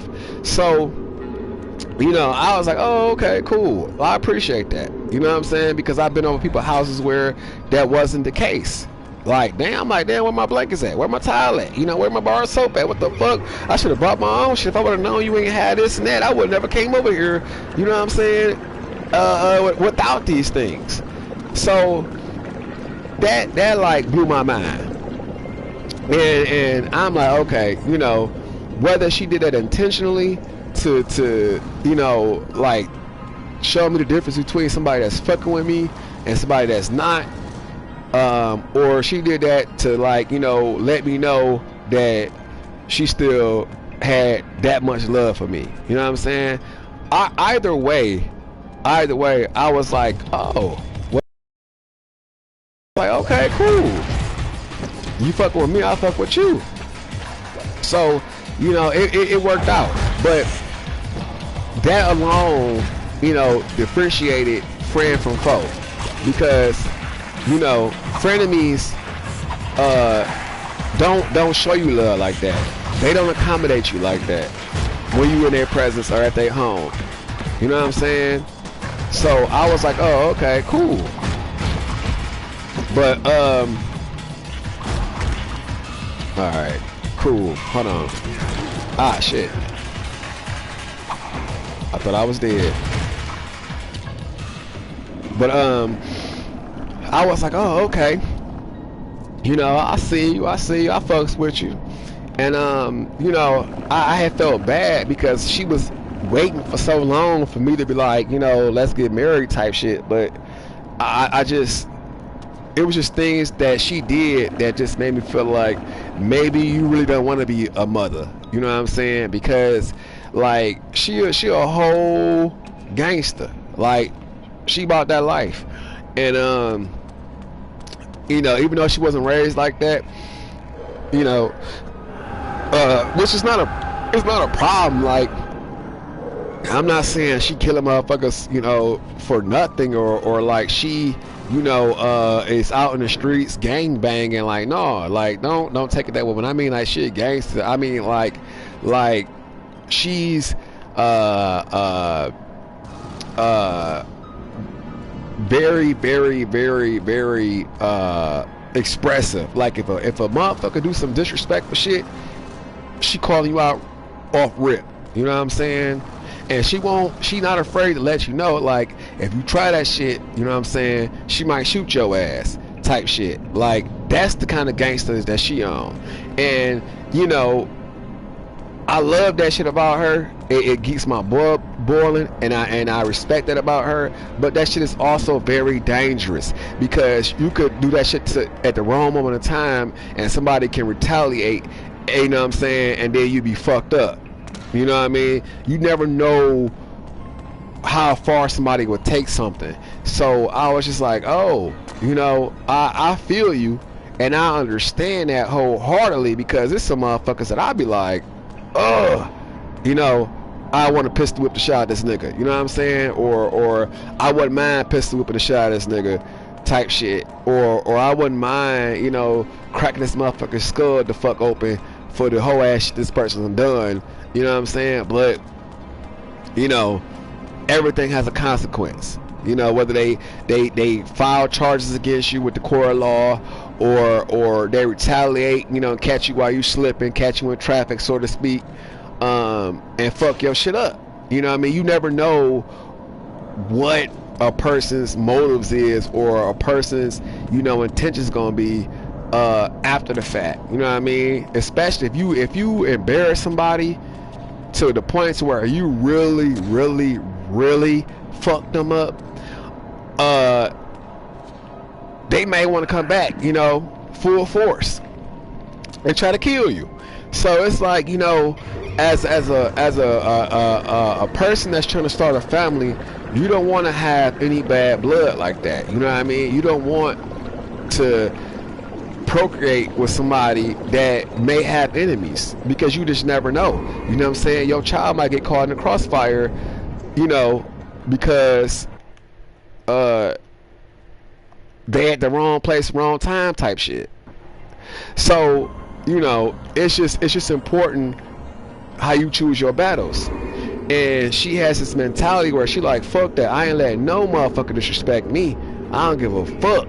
And I don't blame her. You know what I'm saying? Because when you let one motherfucker do some shit, then, especially when it comes to motherfucking dirty ass white folk, it's monkey see, monkey do. They see one person do that shit, then they think they could do that shit. And newsflash, you know what I'm saying? You might have let a person slide with some shit because of circumstances. Like somebody say some slick shit where you near a police station that you know the police station is racist. You may not, you know, be like, all right, I'll holler at you when I catch your ass somewhere else type shit. And, you know, you could do that. But, you know, you might be like, you know what I'm saying? Oh shit. You might be like, damn, was I supposed to move it over? You might be like, you know, you don't want to deal with that shit. You know what I'm saying? Or you might not have no self-control, or you might do, you know what I'm saying? It's just too many factors that might cause some problems. But when you have bad blood, you know what I'm saying, with people, and you out in the public and they catch you slipping, that may be that moment of retaliation that they've been waiting on, and then your loved one get caught in the crossfire type shit. So I don't want that kind of hypothetical. I don't want that kind of possibility when it comes to my child. And two, you know, she be in the streets. So I was like, damn, you know, that's a risk I'm taking. Like I could procreate with you, and then all of a sudden, you know, somebody who recognizes you might try to roll up on you, and then now you know, you fucked up, my child fucked up, you know, and then I'm to blame because I fucked with you like that. So I was like, nah, you know, I don't think you ready for that kind of lifestyle right now, because, you know, you still hot-headed. So I chose not to tie the knot with her, and I chose, you know, to just keep it moving, because it's like, I understand her drive, her ambition, and I love her for that. Like, she's a natural born grinder, go-getter, hustler, get that pay, you know, she all about that shit. She stack her cake up, and I love that shit. But I don't like the fact that, you know, she lives a Russian roulette type of lifestyle, where, you know, anything could pop off with her at any moment in time, and that's not really a safe lifestyle. That's very fucking dangerous, especially if you're gonna be a mother. So I was like, you know what, no, you know what I'm saying, I think that she don't want that. So I just was like, okay, you know, like when you at the point of becoming a mother, you know what I'm saying, if you want a safe lifestyle, you just make certain that you don't put yourself in certain situations, you know, certain dangerous ass situations. So I'm just like, you know, why do you risk your safety like this? You know what I mean? Why do you feel,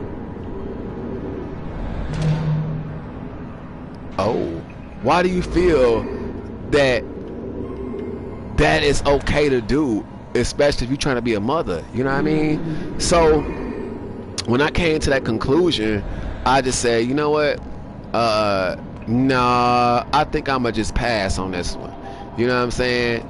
And you know, I don't regret it. I just feel like, you know,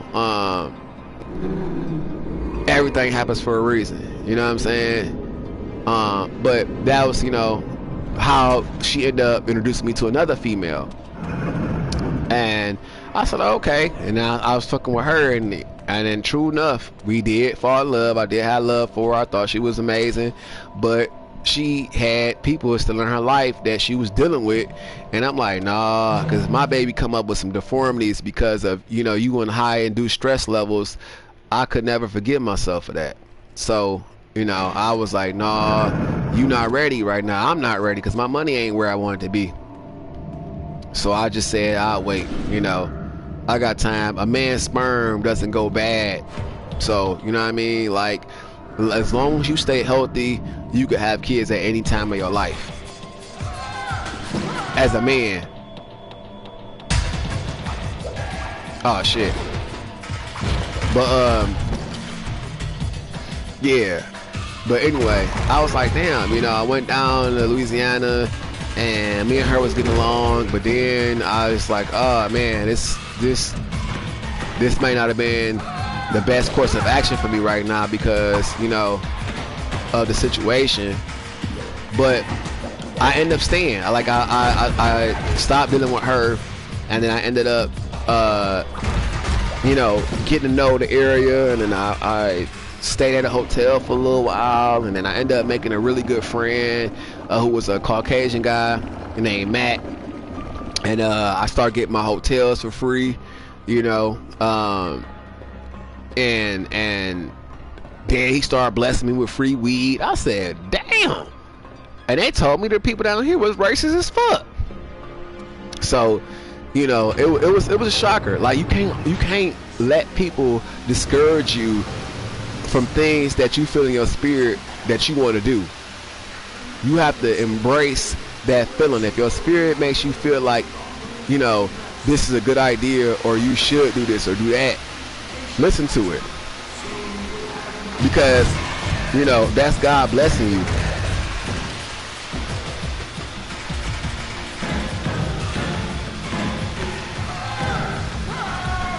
You know, with new opportunity. And I was like, oh shit. Damn it. I hate these dudes.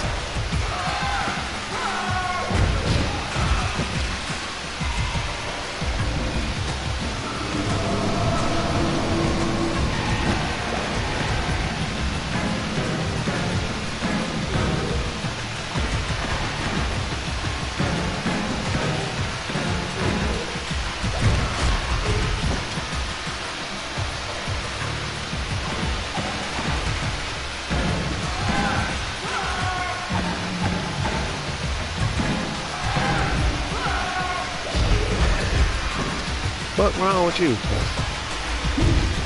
But anyway, I was like, oh, okay. You know, let me, you know what I'm saying, see what's popping out here.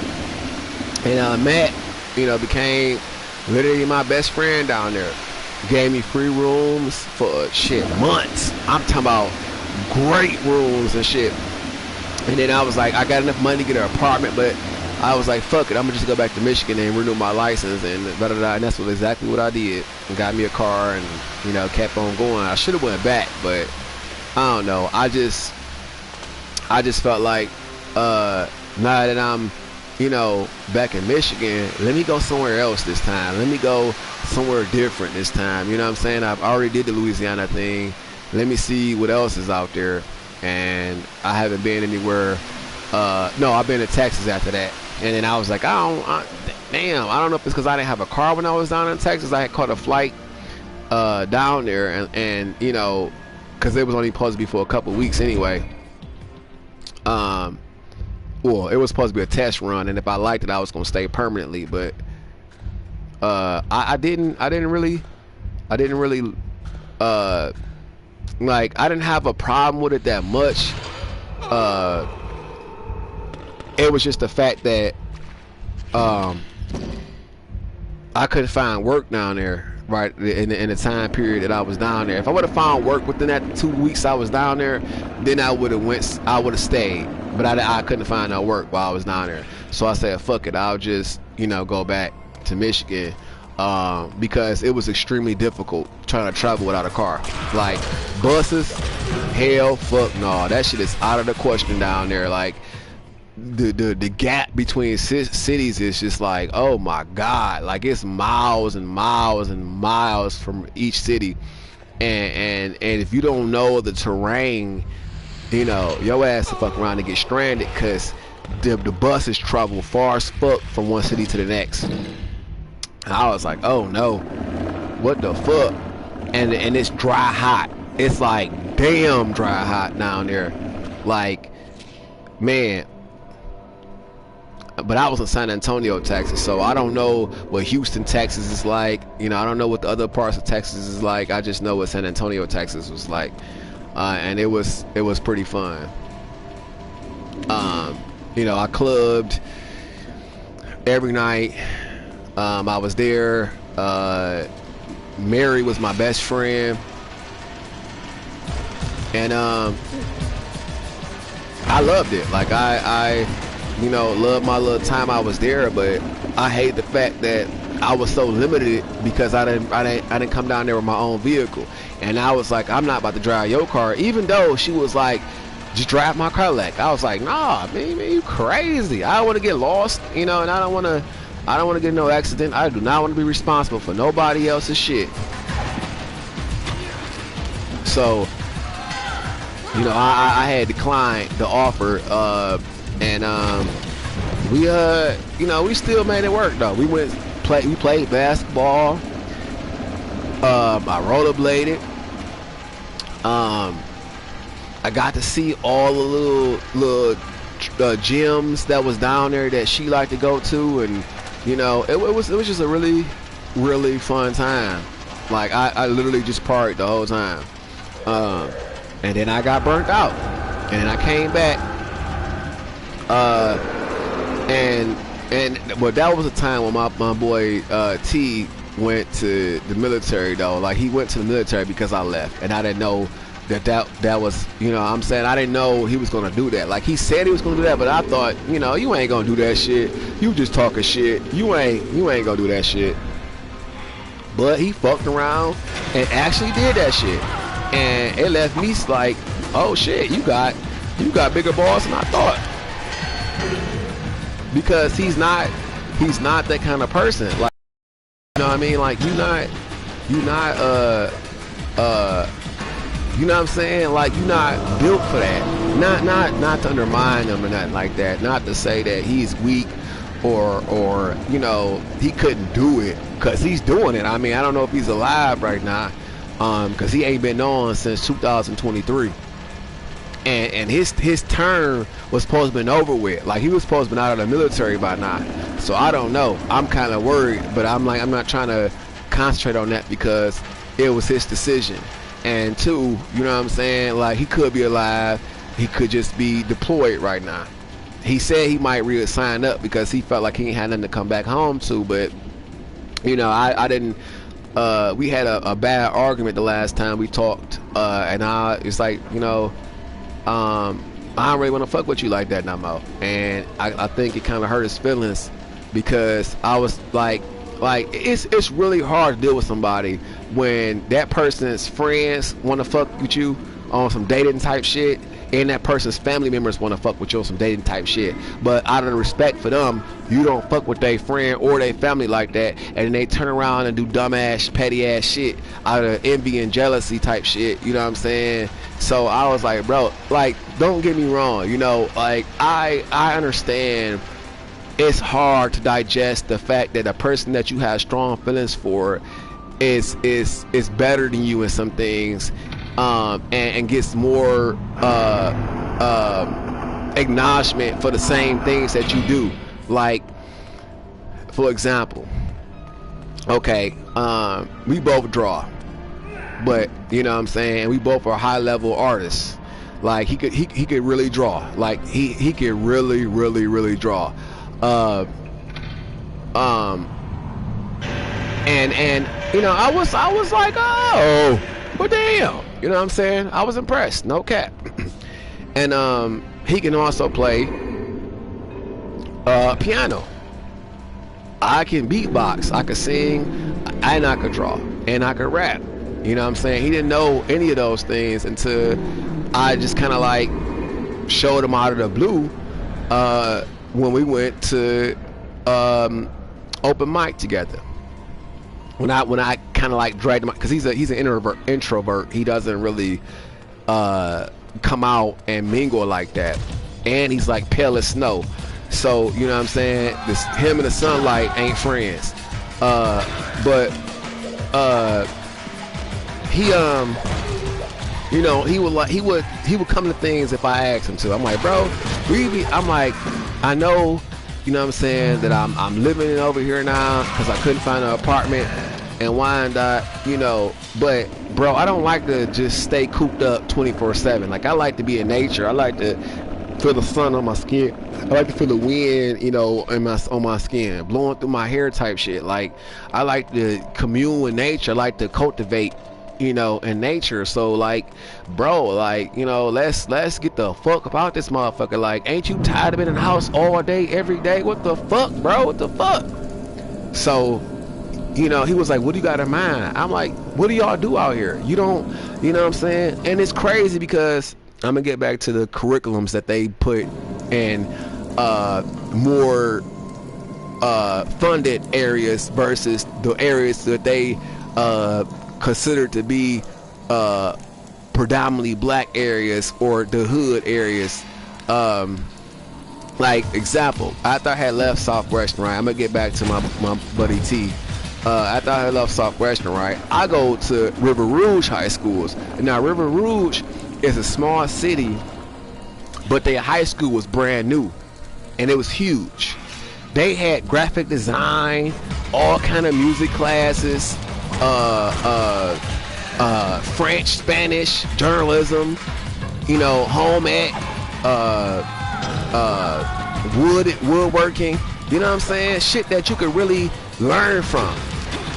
And even in my middle school, even Boynton had woodworking, and it had home ec, where you could learn how to cook and shit. I never really got a chance to really cook in home ec, because I did take it and I passed. I got a B, but you know, it wasn't like teaching us how to make chicken chow mein, or you know, how to cook a pot roast, or how to make a lasagna type shit. Like, it wasn't that thorough. It was like, you know, how to boil eggs, cook a toast in a skillet, you know, maybe how to, you know what I'm saying, boil water type shit, make pasta, just small shit that we got a chance to learn. But all that shit I knew before I even got there, because I was cooking at the age of like 11, no cap. You know what I'm saying? I was cooking macaroni and cheese over the stove top, ramen noodles, grits, oatmeal, even frying chicken. So it was like, you know, I don't know what other people do in their household with their kids, but I learned how to cook at an early age. I was experimenting, you know, with different seasons and shit, and I got to the point to where I really refined my palate, and I know what seasons I like and how they complement certain proteins and shit.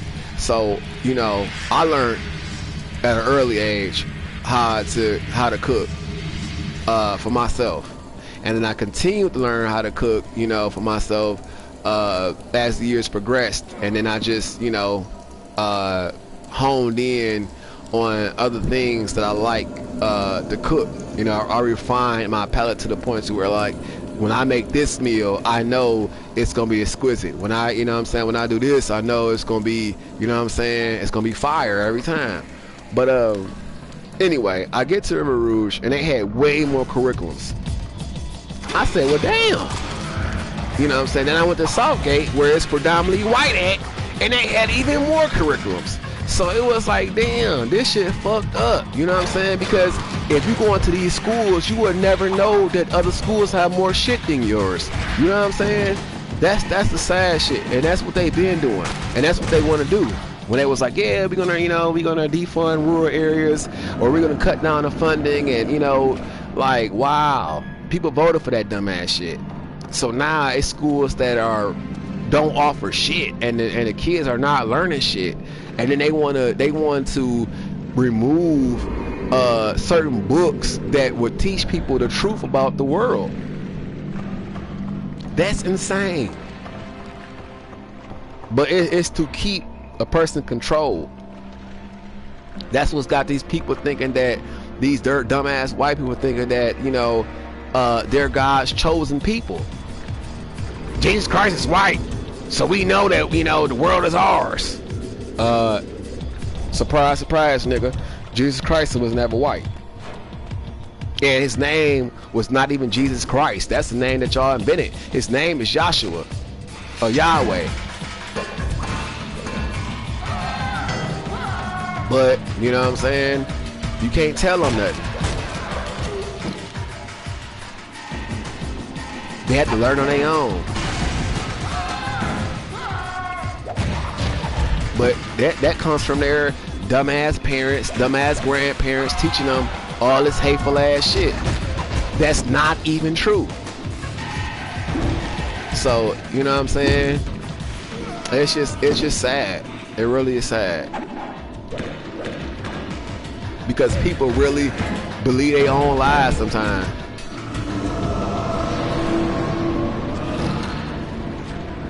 And I'm like, oh no, I gotta get the fuck. I can't even do it. Can't even do it. But anyway, that's just some of the shit that I just had to deal with in life. So, my experiences have been like, you know what? Why subject yourself to fuck nigga shit? You know what I'm saying? Like, why the fuck I do that dumbass nigga shit? You know what I'm saying? Why? What the fuck was in my mind that motivated me or inspired me to even do some dumb shit like that?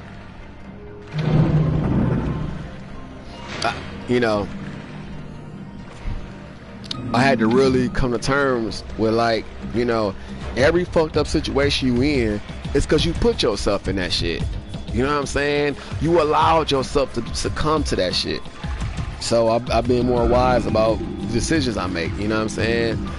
Don't put myself around people that I know that's going, cause me trials and tribulations that I don't want to have to endure. Like being with a motherfucker that I know that got a criminal record and the police on his ass and he riding with a gun, and all of a sudden I'm in the car with the nigga, we get pulled over. Now we both getting Rodney King because this nigga got a criminal record, and according to the law, you guilty by association. So, you know what I'm saying? I'm straight. Straight. I don't want no parts in that. I'm straight. So, you know what I'm saying? That's just some of the shit that people don't realize. You have to be very careful of the company that you keep. And I bet you the niggas that was friends with Jeffrey Epstein wish they would have had that in mind. Be more careful with the company you keep. But, they trying to block that, so the people that are involved with all that shit, the other people, the higher ups, the ones who are, tied into more political shit, they want to keep their names on the hush hush because, you know what I'm saying, that's going to expose a lot of other people. Because all you got to do when it comes to motherfucking shit like that, it has a domino effect, has a trickle down effect. And usually when they grow that big, when they've been doing that shit for so long, they have a lot more people involved with that shit. And people be having huge ties because human trafficking is some serious shit. You know what I'm saying? You have to have people in power to get away with that shit. That's helping you do that shit. And when you do your due diligence, you're gonna see how many people is really involved. And the people that are involved, got high statuses, so they don't want to be outed because they could lose everything. You know what I'm saying? And them high ties be with people who are making the rules for other people. That's how fucked up, dirty ass white people are. And everybody in them Epstein files that's accused of human trafficking and rape and murder, what color are they? Exactly, white. But you know, I'm just like, man, like common sense, man. But I realized, you know, even though common sense is common, a lot of people don't use their common sense. They don't want to use their common sense. They just want to be stuck on stupid. Why? I don't know. Because being stupid does not help you. It does not make things better. It does not make things go away. You know what I'm saying? It really makes your life harder being stupid. No cap. Because when you stupid, you don't know any better. You can't do better. You can't be better than, you know what I'm saying, what you currently dealing with type shit. And I'm like, I'm straight. I rather, you know, teach myself than be stuck in ignorance.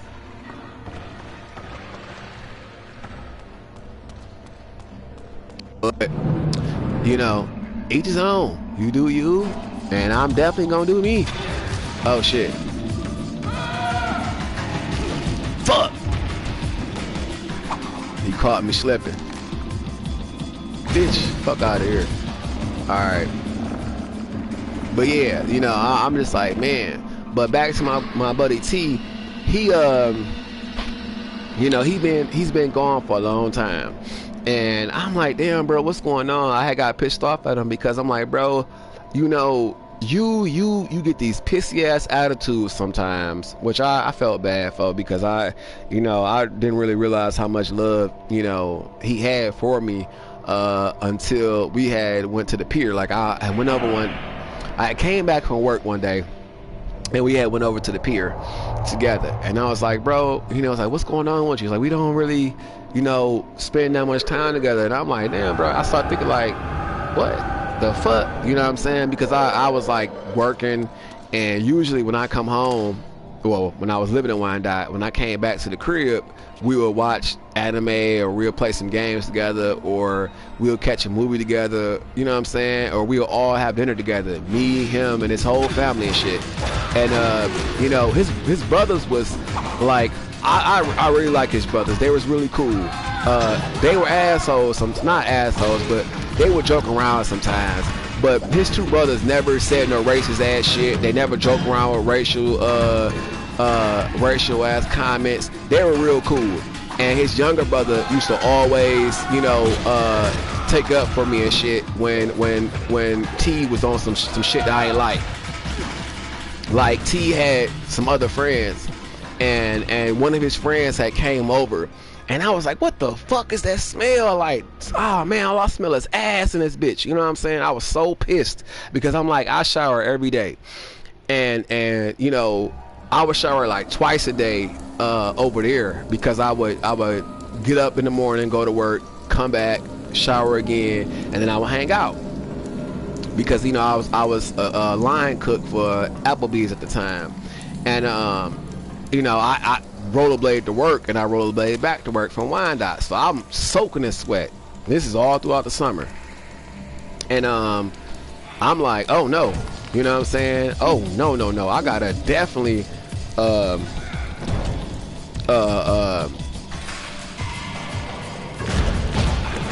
you know, shower, because I can't afford to be stinking, you know, around people. Like, I don't like that shit. I don't want nobody to spread their rumor about me being stinky. I hate that shit.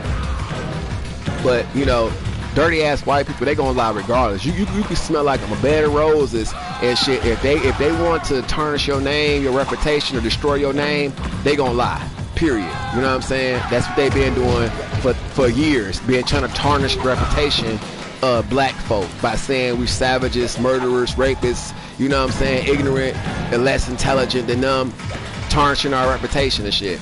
So I know how they get down. It's in history how they get down, that you cannot trust them. But you know, the racist ones. But I'm just like, man, you know, this shit crazy, because his friend come over, And you know, he was nice looking person. But I'm like, what the fuck is that smell, man? And then his brother said, he like, bro, what the fuck, man? He was like, I know that ain't, you know, I know that ain't Will. I know that ain't him, cause I see him go to shower, and every time he got to shower, he be smelling good. So I'm like, thanks, bro. I'm like, he's like, so he gets on his brother, like, T, he's like, what the fuck wrong with you, dude? He was like, why the fuck you got this stanky ass friend over here? He was like, well, I really don't care about that kind of stuff. You know what I'm saying? I don't really judge people about. I'm like, all right, T, that's kind of you. You know what I'm saying? That's sweet of you to not be, you know, really crucial on people about that. But you can't come to nobody's house stinking. The fuck wrong with you? You know what I'm saying? Like, you don't invite people over to your crib that don't wash their ass. You know what I'm saying? So I was like, oh no. You know what I'm saying? This the company that you keep? This is the friends you had before me? The fuck, bro? What the fuck? So, you know, I was just like, oh man, I just couldn't deal. And he was like, bro, you know, his brother said was like, man, that you should just hang out with me and my friends. And I'm like, but bro, you like, you know, you like 18. I'm like 25. Our friends ain't in the same age bracket. Your friends 16, 17. You know what I'm saying? He's like, well, at least my friends don't be smelling like ass, bro. You won't have to worry about that with my friends, because I don't want them to come over here if they smell like ass. And he got red in the face. He was embarrassed. He got mad at me for getting hold by his brother. And that's one of the moments I was like, see, that's the shit I don't like about you, T.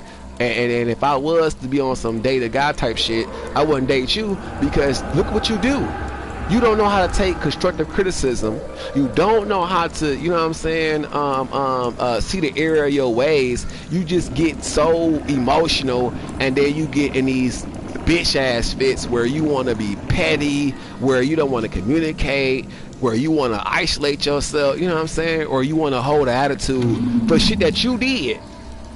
You know what I'm saying? Which I don't like that shit. So I was just like, oh no, man, that's so immature. Which I'm like, you know, we both too grown for that. He's like maybe 3 years, 4 years younger than me or some shit like that. Or maybe, I don't know, maybe a few more. I don't know. I can't remember. I wasn't keep tracking of our age and shit. I know he's a few years younger than me. So I said, okay, I understand that you're immature. I understand that you want to be a friendly person no matter what the person's situation is like. And I'm okay with that. But what I'm not okay with is you having a piss poor attitude about, you know what I'm saying, what you got going on. So when he did that, I said, okay, man, this friend I don't like. And then I'm like, bro, do not loan him none of your games. I told him straight up, because he was like, can I borrow your Xbox 360? And I'm like, bro, don't do it, because you ain't never get it back. I just knew he wasn't gonna get it back, because the dude, he didn't really, he wasn't, it was like I just, you could tell when a person is out to use you and not. Like, I could tell that he had no intention on bringing it back, and sure enough, he never got it back. So I was like, see, didn't I tell your dumb ass not to let him use your shit? I told you. He's like, well, I know him for so many. I'm like, that's besides the point, man. It's like, you know, he don't even, how I knew he wasn't gonna get it back is because the guy, he didn't have a stable residence. He didn't have a place where he was actually at. You know what I'm saying? He was bouncing around. And I'm like, you know what? If he had a stable residence, I will understand you letting him borrow your shit, because that way you can go to his house and pick your shit up if he has it too long. But since he doesn't have a stable residence, how you gonna know where to go get your shit if you want your shit back? He was like, I trust him. Okay. And sure enough, never bought his shit back. He was hurt. And I'm like, bro, what's wrong with you? Nothing, I don't want to talk about it. I'm like, oh, you ain't get your shit back. Didn't I tell your dumb, you know, I ain't call him dumb. I just said, didn't I tell you not to do that? Why don't you listen? What's the problem? You think that you know more than me? You think you smarter than me or something? No, it's just that he's my friend. No, he ain't. If he was your friend, he would have brought your shit back. You right. So he got mad. He got mad because I proved him wrong. You know what I'm saying? And that's like, bro, do you know what that's called? It's called dumbass pride, ego. But you know what I'm saying? He just couldn't cope. So I said, okay, I'm not about to sit there and fight with you. I'm not about to argue with you. I'm not about to coddle you. I'm not about to baby you. I'm not about to do none of that whole ass shit. If you want to be a dumbass motherfucker, you be a dumbass motherfucker.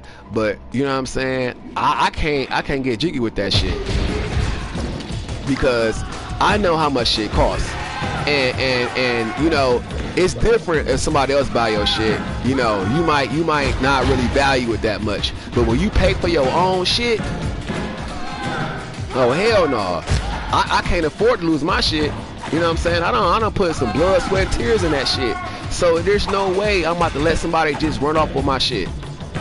Especially now my 360, I got Sonic 3 on that bitch, Sonic and Knuckles on that bitch. I got Blood Rain, the 2D version on there. I got Resident Evil 5 on there.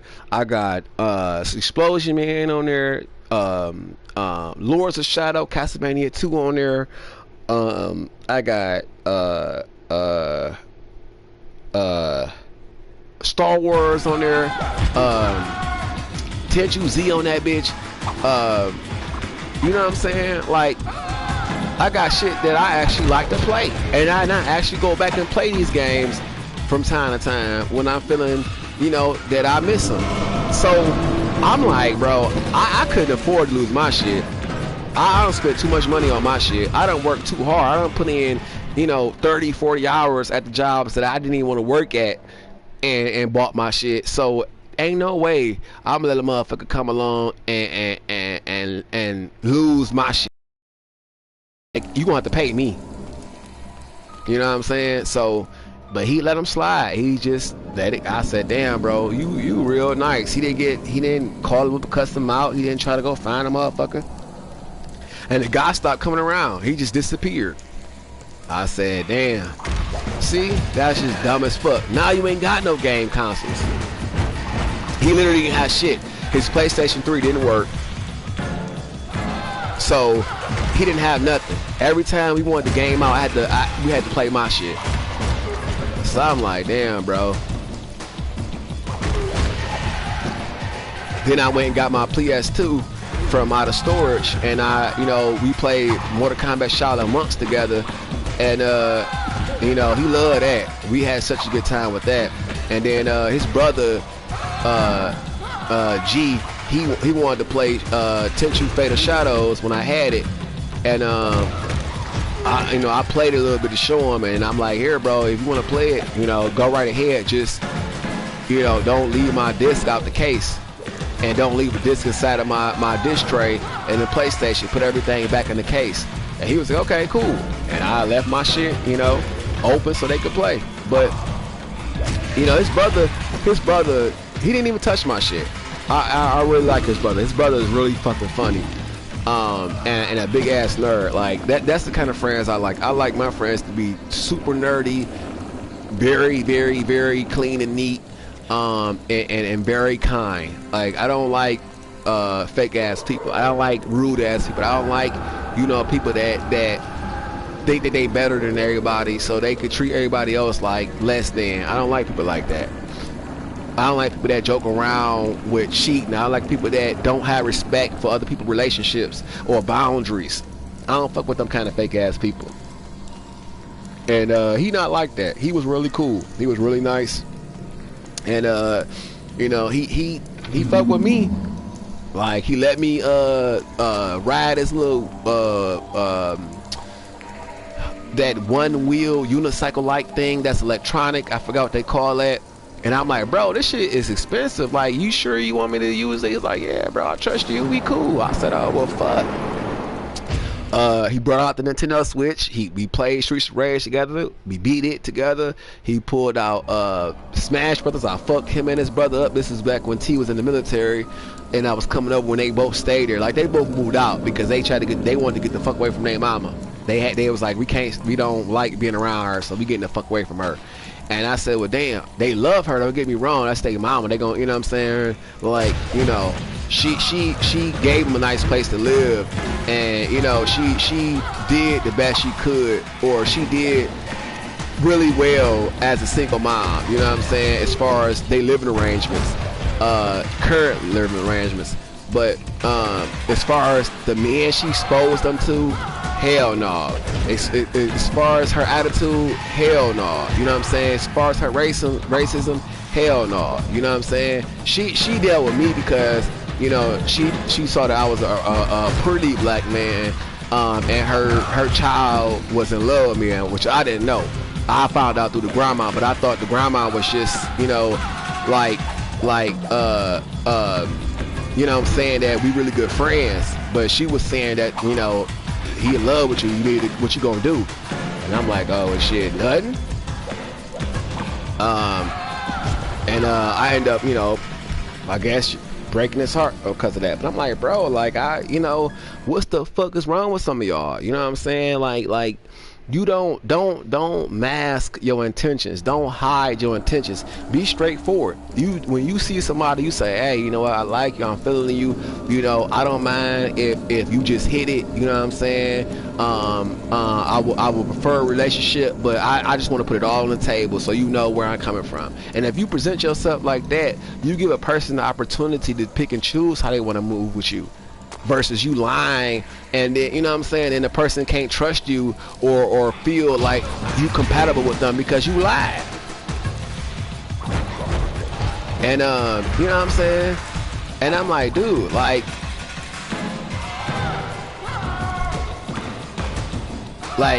when he asked to be my friend, or when he opened up communication, I was like, bro, what are you looking for? You know what I'm saying? What are you expecting out of this? And he was like, well, I'm not trying to date. So I said, oh, okay, you're just trying to be friends. Cool. I could deal with that. So I chose to be his friend. Then it come to find out, you know what I'm saying, not only what he wanted to get dick down, but he also, you know, wanted to be in a whole full-fledged relationship. I said, what the fuck? You ain't say all that. You said you wanted to be friends. So it just kind of like, you know, it made me like, I gotta put some space between us, because, you know, you doing shit that I just do not like. I do not like dishonesty. That shit is not for me. That's my pet peeve. Like, how you gonna want to build with somebody romantically, but you can't tell them the truth? That is a recipe for disaster. So I'm like, nah, bro, you know, I'll be a friend though. I'll kick it with you. We go to movies, we can play video games, we can travel, you know what I'm saying? We can do all kind of shit as friends, but romantically, I'm just not feeling that, because number one, you lie too much. You lied, period, and that's too much for me. Two, you know what I'm saying, you passive aggressive, which is not a very flattering trait for a male. You know what I'm saying? I expect that with females, you know, because they expect for you to lead, you know, the ones who want a strong man in their life. They want to be led, they want to feel protected, they want to feel like they can be submissive to their man, because they man, you know what I'm saying, got everything on lock, which I understand that, and that's cool. You know what I'm saying? If you a woman and a man's supposed to be stronger, you know, I would want to be able to be, you know, comfortable and feel protected and be able to feel like I can let down my guard, you know what I'm saying, to kick it with you. I would want to have that comfort with the man that I'm dealing with, you know what I'm saying. But if that man is not providing that kind of comfort, then, you know, hell no, I want to settle down with this nigga. I don't want to have no kids, you know what I'm saying. I understand that. I completely like agree with that, you know what I'm saying. But when it's a guy with a guy type shit, yeah, one is supposed to be submissive and the other one, you know, is supposed to be the dominant one. But even still, it's like, dude, you know, at least be honest about what the fuck. Like, why are you lying? Why the fuck are you lying? It's already hard enough trying to be gay, you know what I'm saying, in a world that is you know, want to kill you for you being yourself type shit, you know what I'm saying, and strip away your rights for you being yourself. That's hard enough. But to wanna, you know what I'm saying, or to live a openly gay lifestyle, but you lying about how you feel about a person, that's just dumb. You know what I'm saying?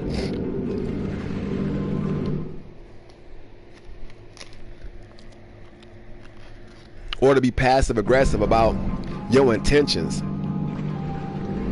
Like, oh, you know what I'm saying? You know you in love with me, right? And you know you want me for yourself, but you don't say that. And then as soon as you see somebody else show me some attention and some affection, and you know that I'm interested, now you mad as fuck. Now you hurt. Now you know what I'm saying? Now you being petty and shit. And I'm like, what the fuck? You know what I'm saying? I had to deal with that a lot with this person. So I'm like, dude, I treat you like a little brother, because that's all I see you as, is a little brother, a jealous little brother. You know what I'm saying? Nothing more, because you don't have the mental capacity to date. Like, you just not ready for that. You know what I'm saying? You need to live your life a little bit and understand yourself. You know what I'm saying? Be comfortable in what you want. Be vigilant in what you want. Be aggressive about what you want. I'm not saying, like, you know, if you see somebody, you be like, come here, bitch, you mine. No, I mean, if you love that person, you say, hey, you know, what's going on with you? I just want to let you know that I love you, and you know what I'm saying, whatever I need to do to get you to understand that and reciprocate them feelings, you know what I'm saying, you know, let me know. What can I do? Or, you know, what is it that will make you give me a chance? What can I do for you to give me a, you know what I'm saying? Like, that's not begging. You know, that's like you letting the person know that you willing to work on you to close the gap between y'all. You know what I'm saying? And sometimes that's all you need. Sometimes all a person needs to be on the right track. And it's not changing yourself, you know what I'm saying? It's improving yourself, especially if the person has the best intentions of your life. You know what I mean? Like, say for example, the person like, well, you know, if you just like, some things, it's just it's unfixable. Like, when you have poor hygiene, you know what I'm saying, that's something a person don't want to have to tell you about. Like, don't nobody want to tell you, well, if you wash your ass every day, then maybe I might date you. Like, don't nobody want to tell you that. That's disgusting. A person should have to tell you that. That's something that should be naturally in you. You know what I'm saying? That's something that you should want to do for you, not for your spouse, but for you. And if a person got to tell you to wash your ass for them to fuck with you, you're not ready to be with nobody. You need to be alone, because, you know what I'm saying, you don't even know how to keep yourself clean type shit. And you know, not saying that's how my buddy was, because he washed up and he used a pumice stone to really exfoliate. And, you know, when he did, his skin would glow and he would smell extremely good. But he just, you know what I'm saying, he just will be in this little moments of depression and shit, which everybody has. I've been in depressed moments, but you know what I'm saying, it's like, it's hard to deal with a person who isn't very expressive in their communication about their concerns or their problems. You know what I'm saying? Like, yeah, sometimes I can read the person's mind about, you know, their feelings and shit, but I don't want to do that. I don't want to do that every time I'm trying to communicate with you. You know what I'm saying? I'd rather you speak your mind. You know, I'd rather read your mind on other things. Like, you know what I'm saying? Like, if I'm hanging around you, you know what I'm saying, and you in the mood to be romantic, you know, and you expect me to read your energy type shit, I'm cool with that. You know, that I like, you know what I'm saying? You know, but if it's like, oh, you know, you want me to spend some time with you because you feel like you miss me type shit, but you don't want to call me and tell me that, or you don't want to say that you miss me type shit, I'm not about to play these head games with you, because I'm not a needy person. I'm a type of person where, like, I'm cool solo dolo, so that shit don't cross my mind. It really don't. I show up when I want to show up. You know, I would just sometimes pull up on him, and he'd be like, oh, I'm so glad you came, you know. I was expecting you to come. I was hoping that you'd come. And I'm like, well, okay, cool. Then I did the right thing with showing up. Because sometimes I just don't, like, if I'm in the neighborhood, I won't call. I just surprise him and shit. And he'd be like, oh, wow, I was just thinking about you. And I'm like, okay, cool. You know what I'm saying? But other than that, you know, I just dumb things is like my pet peeves. But he was hurt, so he was like, I'm going to the military and see if you care now. I'm like, bro, you know I care about you. You know what I'm saying? You know you my bro. Like, what the fuck wrong with you? You know I want you to go. And now he been gone for 3 years, no communication, no Facebook, no PlayStation online. I'm like, bro, is you alive? You know what I'm saying? Like, what's going on with you? Because I haven't seen you post nothing. I haven't seen you touch a video game in 3 years, bro. Like, what the fuck? Your turn was up the last year in 2023. That was supposed to be his last year. 2024, he's supposed to be out of the military. So I don't know. I just don't know right now. And it's kind of like had me like, damn, man. You know what I'm saying? I was feeling kind of fucked up. Because the last time I spoke to him, like, he was mad because he was like, bro, let's play Final Fantasy 14 together. And I said, okay, cool. You know I got banned, right? You know that's my 3rd time getting banned because of racist ass white folk, right? He like, yeah, that sucks they would do that to you because I seen how cold your account was. And I'm like, yeah, I had so much shit. Like, so much shit. But now I got even more. So, you know what I'm saying? Like, and I got way more money. Like, way more money. Like, last time I had like 3 to 5 million in gil on the last account I had, which was with, you know, wifey, a bigger race character. And I was like, damn. After I this fucking motherfucker. After I got banned, I took a 2-year sabbatical. I was like, I ain't playing this shit no more. Fuck Square Enix, these dirty motherfuckers. I was so pissed at their personnel because they were all white, and you know, they were racist as fuck. Because not only was my character melanated on the game, because you can pick the color of your character. They had no grounds to ban me. I was using macros and they said I was spamming. But yeah, I see other people all the time using macros and they get no penalties for it. And they characters are what color? White. So I was like, y'all niggas is so fucking fake. But I'm like, okay, fuck it.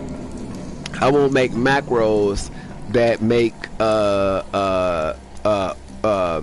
your character say things, you know, that adds dialogue to their attacks.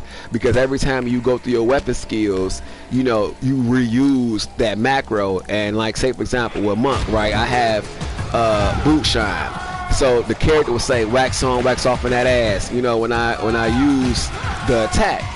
Or if I use its power up, my character will say KO Ken, you know, times 7,000 or some shit, or whatever I had it set to as far as the dialogue. Or if I use a spell, you know, if I said if I use Blizzard 4, my character say chill that ass out. You know what I'm saying? Just funny shit. And so many people was fuck with me because they love my macros. And you know, that's how I got parties. Like, people were like, oh man, yeah, I know that guy, he has the cool macros, you gotta add him. And I ended up getting so much shit that way. But I would have haters too. They would see how popular I was and they would report me for spamming and shit. And then next you know, my character be in game jail. And I'm like, y'all some hoe ass niggas for that. And you know, I tried to appeal it. They wouldn't honor it. Cause, you know, they knew my character was black. So I was like, fuck Final Fantasy. Like, y'all need me more than I need y'all because y'all keep copying off all my shit. Like when I played Final Fantasy 11 when it was on 360, I made a macro called slicing and dicing for requisite. Next thing you know, they got that shit on Final Fantasy 14 as a weapon skill called slicing and dicing. Like, get the fuck out of here. And then, you know, I used to wear jeggings and they wasn't leggings, but they had the same kind of like tightness as leggings underneath my shorts. You know, a couple falls ago, because you know I would rollerblade in them, but it looked like it was part of my outfit. Like I had these I had these red jeggings that I rolled up the pants leg up to the knee, and I had these skinny black denim jeans underneath it because it was so cold outside during the fall, which it made my outfit look like it was red and black. And then I had on, you know, a shirt that matched that, so I was fly as fuck. And next thing you know, I was gonna look on Final Fantasy 11. They made a whole gear set where the character got on shorts and pants underneath the shorts. I said, get the fuck out of here. Where's my money at for this? Just stealing shit. But you know, that was that. And then when I posted shit about Final Fantasy 15, about direction they should take, and when I mentioned Radiata Knights, that it reminded me of Radiata Knights, the battle, they actually made him a knight. They actually made him a king, and they gave him knights to support him and shit, as guardsmen, as party members. I said, get the fuck out of here. You know what I'm saying? And then I was like talking about where I see the battle mechanics going, and they went with that shit, but still didn't pay me. So I'm like, man, I'm tired of giving people free ideas and shit. So I stopped posting shit, cause motherfuckers steal. But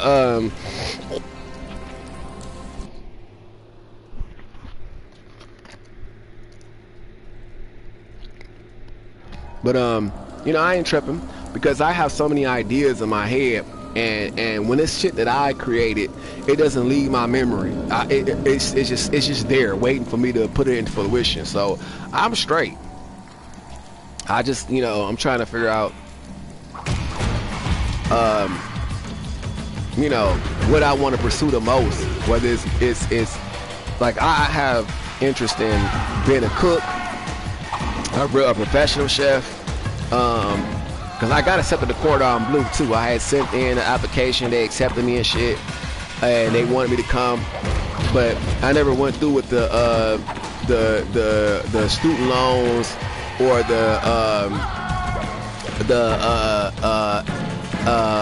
applications for admission. I didn't want to do it because I had realized that they had a school called Full Sail University that really speaks to me. Like, it has all the art curriculums that I want to take, and you can get a bachelor's in 2 years there in art, and they're scouts at Square Enix, Nintendo, Activision, Squaresoft. You know, they're highly accredited schools. So I was like, I can learn how to do fashion, I can do my music, you know, make an album there, because they have a whole recording studio there.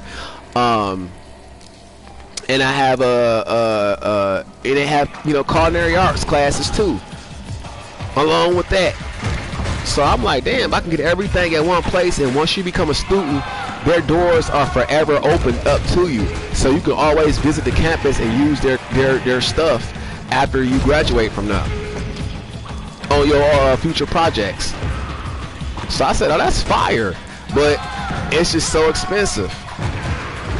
That shit like $60 for the first year. I'm like, fuck, I ain't got it. To throw away like that. Or it won't be thrown away, it'll be a great investment, but it's just that I don't want to be in no student debt. Like, I don't want to be in no debt. Fuck all that.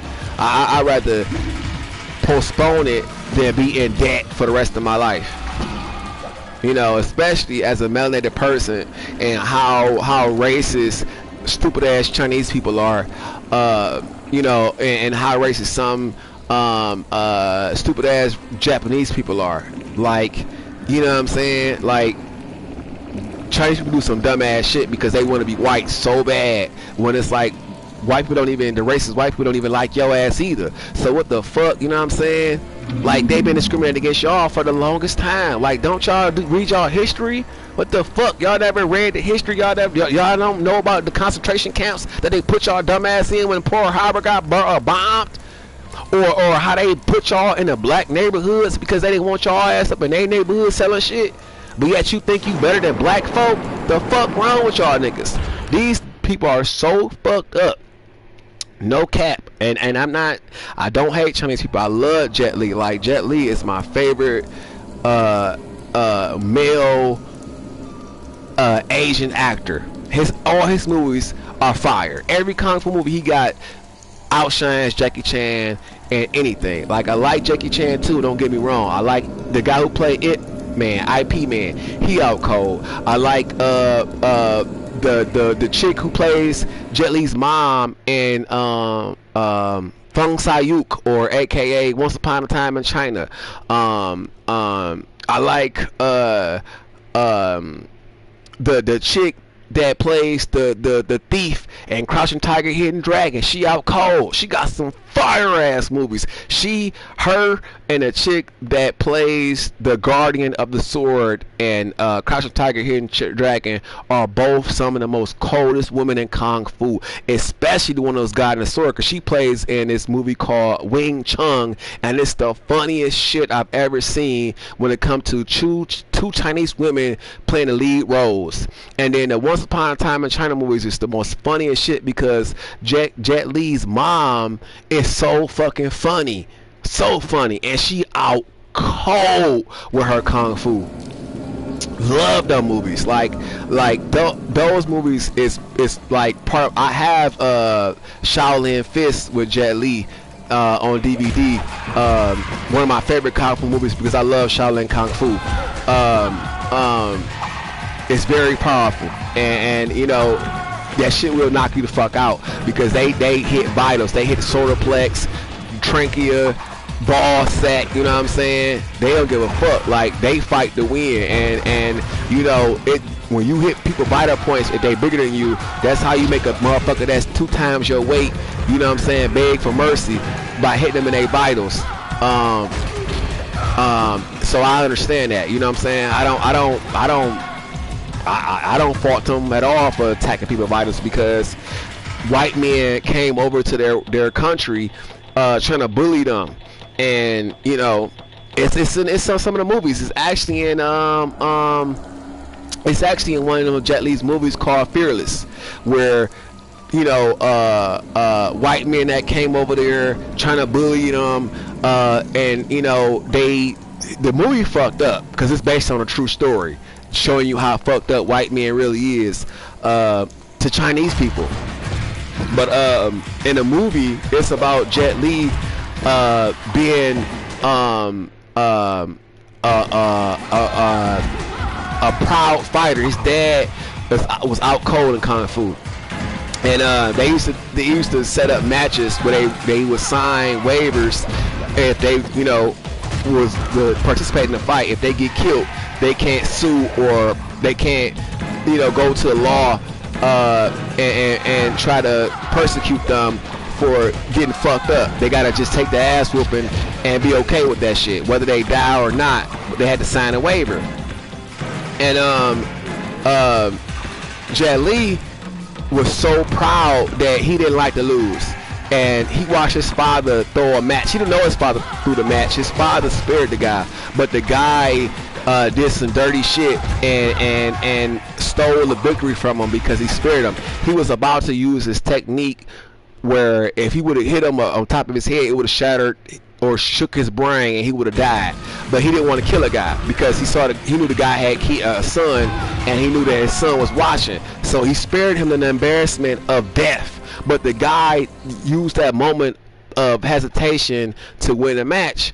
And Jet Li was so hurt. You're like, Dad, why you let this man beat you? Now I'm getting bullied. People are talking mad shit about saying your kung fu was weak, your style of kung fu was weak, and now we got all this discrimination and ridicule because you lost the match. And his dad was like, look, it's not always about winning. Just relax, just calm down. It's okay. I'm not tripping about the loss. But Jet Li was like, fuck that bullshit. You lost. Now we're ashamed. You lost. I'm never gonna lose. I'm never gonna lose because of you. You know what I'm saying? So he made certain that not one time did he ever lose a match. Like he was like, fuck that. And he grows up and he becomes the shit. Like he literally becomes the shit, and he fucks up so many contenders who tried to challenge him. And it gets to the point to where You know, I know I'm spoiling everything, but this is one of Jet Li's movies. He got a lot of them. You know what I'm saying? He got Unleashed, The Red Dragon, Feng Sayuk 1 and 2, which is also called Once Upon a Time in China, The Legendary Fist. No, it's called The Fish of the Legend. Shaolin Fist, Tai Chi, Kiss of the Dragon. Not the Red Dragon where he has a son, but Kiss of the Dragon where he helps this white prostitute bitch out. The One, which is dealing with the multiverse, fire ass movie. He has a movie where he's a superhero. He wears a black mask. Yeah, it's called The Black Mask. He got a lot of shit. Like he been killing it. And I'm like, damn, you know, Jet Li, man, you are amazing. But he and he's really humble. You know, he's really smart and he's goofy too. Like I've been seeing some of his stuff. He posts on Instagram, and he has 2 beautiful daughters. Like, man, his daughters are fine. And they love him, you know what I'm saying? They really proud of their dad, and they should be. Like, he is a father that I wouldn't mind having, you know what I'm saying? I'd be like, yes, that's my dad. Fuck yes, that's my dad, you know what I'm saying? Because he's literally out cold. Like, he do that shit for real. Like, he was a really highly acclimated fighter in China before he got into the film industry. Because he was so cold with his kung fu, they recruited him in movies. That's how cold this man is. They was like, damn, you so out cold. And back then, because he was so fast, the cameras they had couldn't even keep up with his movement. Facts, you can go check it out. Jet Li, that guy, like, he really is the coldest from China when it comes to kung fu. And nobody has came close to him. Now, Ip Man, the guy who plays Ip Man, he does some out cold shit. You know what I'm saying? He's fired too, but he's not as renowned and is not as acclimated as far as the movies and as far as in China when it comes to kung fu as Jet Li. Like, Jet Li really is that guy. But I'm digressing. The point was, you know what I'm saying, the uneducated Chinese people, they love to be like white people. No cap. They love to be super pale. They get their skin bleached. They alter their features to look more white through cosmetic surgery, through implants. Like, this shit is real. Like, it's this guy, he's a YouTuber and he's Chinese, and he was showing all the shit that Chinese people do to alter their appearance to look white. And I'm like, what the fuck? Why would you want to be white when they can't stay in the sun? You know what I'm saying? Like, that shouldn't even, that should be something that you try to stick away from. You know, you wanna bleach your skin so you can't stay out in the sun? The fuck wrong with you? That's crazy as fuck. And then the killer part about it is, white people don't even see you as their equal. So, what the fuck? Y'all got called chinks because of white people. Don't y'all understand? Like, the fuck? But they don't. They stuck on stupid. They want to be white so bad because they see that white people have control over everything. So they want to feel included and feel powerful and superior, but they will never be. They will never be above a black person, no matter how much they want to be white, because the white people are inferior to black people by DNA and by scientific studies. They are inferior to black people. So no matter how much you paint your face white, how many times you bleach your motherfucking self, no matter how many cosmetic surgeries you get, you still gonna be beneath black people because white people are genetically inferior to black people. Facts. By scientific, proof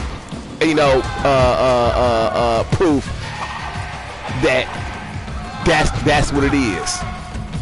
But they don't think about that shit. It's like, damn, y'all have all this access to knowledge, but yet y'all don't take time to learn that kind of shit. What the fuck wrong with y'all, dumbass? But That's how they are. Like, they just fuck their own self up. They just literally sued what was that?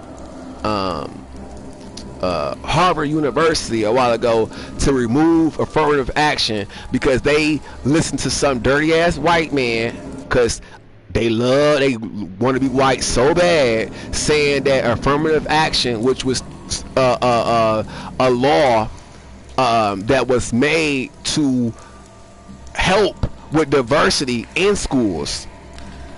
It was to help, broaden the horizon so that black people, Chinese people, minorities can attend these schools.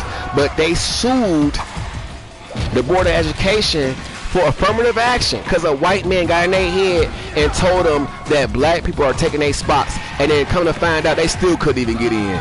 After all that, now they feel dumb as fuck. But then they wonder why black people are boycotting their businesses. Think about it. It ain't just because of one person. It's because of the shit that y'all do. Y'all think that white people are better than black people when black people have fought for y'all fucking rights so y'all can actually be included in America, so that y'all can actually have these businesses in America, so y'all can actually prosper and make money to send to your fucking families while being in America and they been in China. And yet the people that help you get to this platform in life, the people that help you get money in your pocket in life, you go and treat them as if they inferior when you need them to thrive, when the most consumers in your products are black folk. Like, you stupid as fuck. But that is majority of Chinese people. They fucked up. It's sad. And their own people is exposing them for that. All throughout YouTube you can see that shit. For real, no cap. So I'm just like, ugh, you know what I'm saying? But the truth coming out. Now that people know that Jesus Christ ain't white, that's been causing a huge ripple effect. And then two, they realizing how fucked up racist people really are. But which they should have realized a long time ago. But it's everything is on God's time. So, you know what I'm saying? You just have to go with the punches. But you also have to put in initiative and help perpetuate the shit, you know what I'm saying? To speed up the process. Like, God works with you, you know what I'm saying? But God doesn't take the first step. You have to make the first step because God's within, and God will see your intentions and help you move forward. But, or the creator. Whatever term you want to use, Yahweh, Elohim, Yahshua, the Most High, the King of Kings, whatever term you want to use. But it's just insane, man. So that's why I'm like, I'm cool with being solo dolo, because people just they'll disappoint you every time. For real. They have you fucked up if you put, your faith in them and shit every time. No cap. Or majority of the time. There are some people that live above your expectation, and which you shouldn't have expectations for no one, because that's how you get disappointed. But there are some that will go and surprise you, go beyond your expectations, you know what I'm saying, if you had any, and make you feel good about having confidence in them. But that's very seldom though. That's like a diamond in the rough type shit. You blessed to find those kind of people. Those are people that are what you consider to be guardian angels, you know what I'm saying? Because they got a good spirit, and God brought them in your life to, you know what I'm saying, be a good influence, or be a breath of fresh air, or to be just a good asset in your life, a loyal friend, or a great partner type shit. But it's just sad that people is so fucking stupid with all the resources available to educate themselves. That's what's so sad and hateful for no reason. And then Another thing I notice about dumbass racist white folk is that when you try to educate these dumb motherfuckers, they love to try to overtalk you and shit. They love to try to interrupt you and shit. They love to try to sit there, and if you are basting them at something, a subject matter or a sport, they like to go from, you know what I'm saying, being respectful and cordial to try to insult you, you know, subliminally or directly, you know what I'm saying, with slick ass comments or you know, just body language, you know, sometimes, or just who they affiliate with. You know, they'll go and be a friend with a motherfucker that's disrespecting you or something, you know what I'm saying, or they'll continue to be a friend with somebody that's disrespecting you to show you where their loyalty lies. So, you know, motherfuckers can say that they your friends all day, that they love you all day, that they want to be with you all day, that they adore you all day, but then you see who they friends with, motherfuckers that disrespect, that's a fake bitch ass motherfucker. And I'm like, I'm straight. I'm straight. You know what I'm saying? Motherfuckers that be on that bitch nigga shit, that be fake, need to get their ass whooped every time. They need to get their ass whooped every time they choose to side with a motherfucker that's fake or disrespectful. They need their ass whooped every time they get it on social media and post a video with a motherfucker that's fake, that's do disrespectful ass shit. They need to get their ass whooped. Stomp the fuck out until they learn not to fuck with them kind of people no more.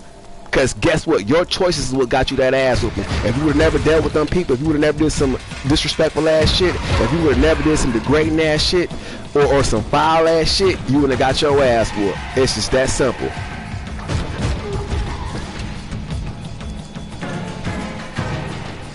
So I don't feel no sympathy for when motherfuckers get beat the fuck up for being disrespectful. I don't. I'm like, whoop that ass again. Matter of fact, do it 2 more times. Make certain that motherfucker don't ever even think about that shit. Cause the trauma of that ass will go, oh no, I can't do that. Oh Lord, I don't want that ass. You know what I'm saying? That's why. I hate fake ass people. I really do. Cause it's like, especially when you an adult, you know what I'm saying, and you been on this earth for 30 plus years, you should know who the fuck you are, and you should know, you know what I'm saying, who to fucking hang out with and who not to hang out with. And if you love somebody, if you respect somebody, you're not gonna hang out with people that disrespect the person that you call yourself loving. You just not gonna do that. You gonna separate yourself from them and be like, I no longer want to deal with you. I'm straight. Get the fuck on. I don't fuck with fake niggas. Because if they don't respect the one that you love, they definitely don't respect you. It's just that simple. Because it's your decision. It's your choice to be with that person. So if they don't respect your decision, they don't respect you.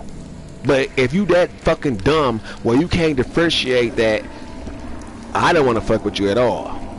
And it seems like a lot of white folk that have racist ass friends, which is like a red flag in the first place, or disrespectful ass friends, don't want to fucking grow up.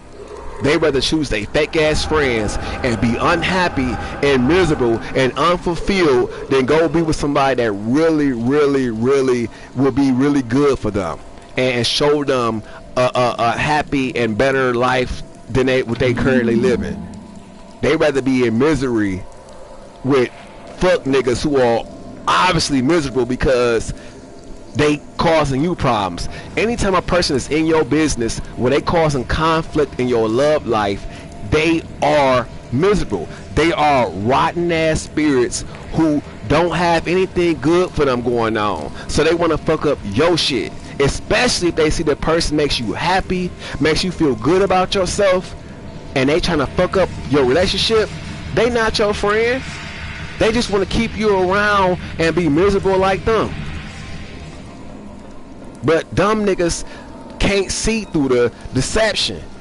They're just joking around. No, they're not. They're being utterly fucking disrespectful. That's not funny. Especially to people who know they value and respect themselves. But, you know, you can't teach dumbass folk shit. They have to learn on their own. The hard way.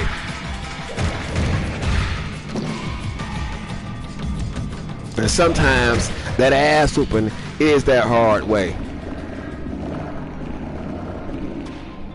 So no, I don't feel empathy towards people who get their ass whooped for being stupid. You brought that shit on yourself. You should have made better decisions. Especially when you being warned and given examples of why you need to make better decisions. But you choose not to anyway. So yeah, fuck that ass up. Beat that ass again and again and again. Until they understand, don't do that shit.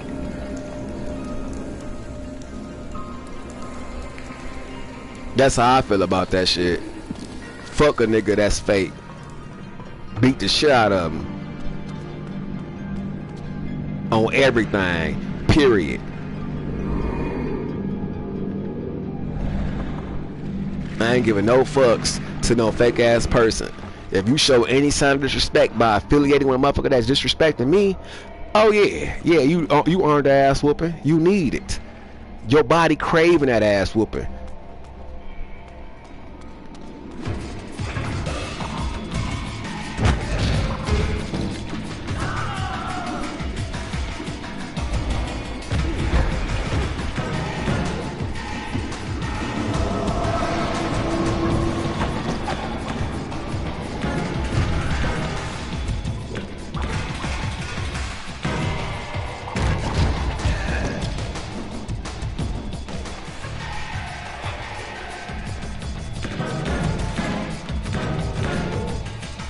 I'm trying to get past this part, but I keep talking and it's distracting me.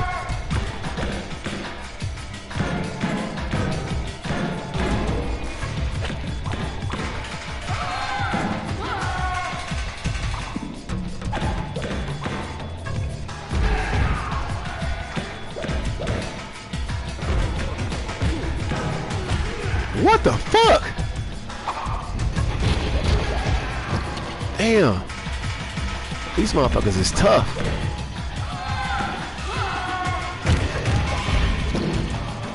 Fucker. You know I'm about to get the shit out of you. As soon as I fill up, if you don't die. Oh, bitch! Stupid ass motherfucker. Nah. How you like that?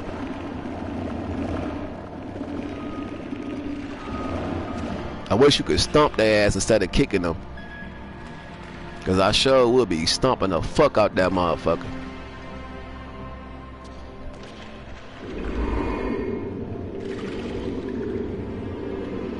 I have zero tolerance for disrespectful ass people. Especially if I don't go my way to disrespect you and you cool with that shit, you laughing about that shit, you keep keen when motherfuckers that disrespect me. Oh yeah, whoop your ass. And they ass too.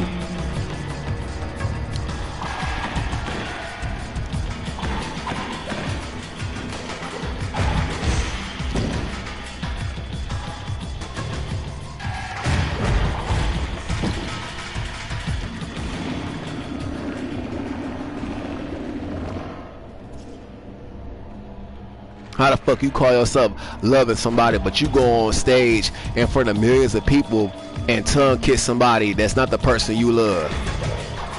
You fake and phony as fuck.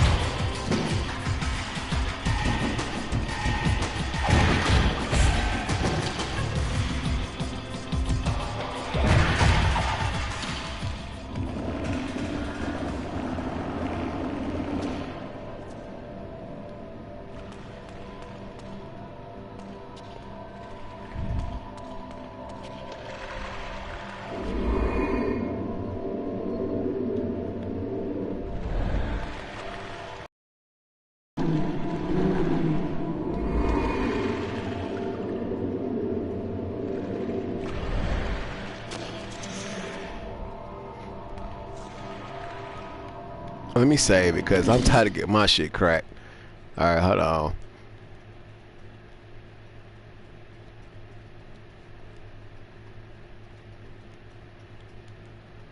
I know I'm closer than the game. I'm about to wrap it up because I was trying to finish the Vampire Lestat series. I got to episode 2 midway, but it just be really turning me off because it's like I'm sick of the drug usage, man. I don't do that shit. I don't do heroin. I don't do cocaine. I don't do Molly, Xanax, Adderall, Percocets. None of that shit. You know what I'm saying? And I be tired of watching movies that promote that shit, that glamorize that shit. Which is why opioids are so bad in Michigan, because people glamorize that shit. They put it all through rap songs and shit. And it's like, why do y'all love to profit off of destroying people? Like, why y'all so fucked up? Why you can't make music that encourages people to be their best version of themselves? The fuck wrong with y'all? That shit just, that makes me not even want to buy their album. You know what I'm saying? I stopped subscribing to a lot of people because of that shit. Like, for real. I'm not about to bang your shit if you promoting the destruction of a person. You know what I'm saying? Like why do you want to profit off of people killing themselves?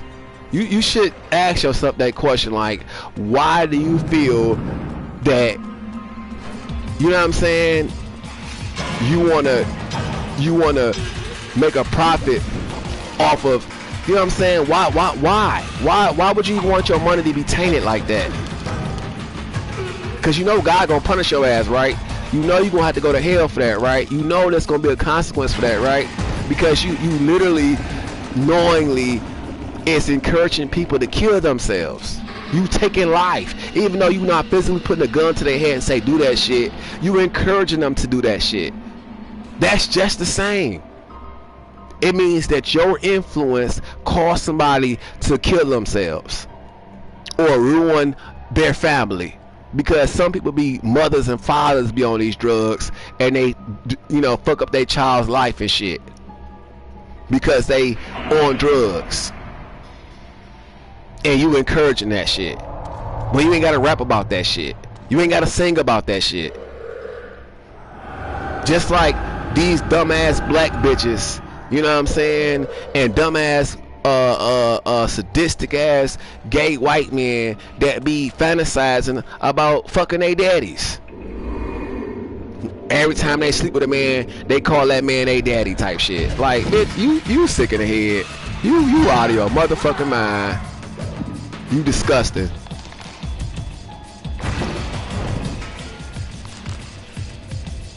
Ooh, I like it when it's easy peasy like that.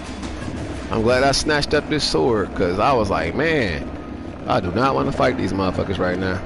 I'm trying to get to the next chapter and save it so I can take a break.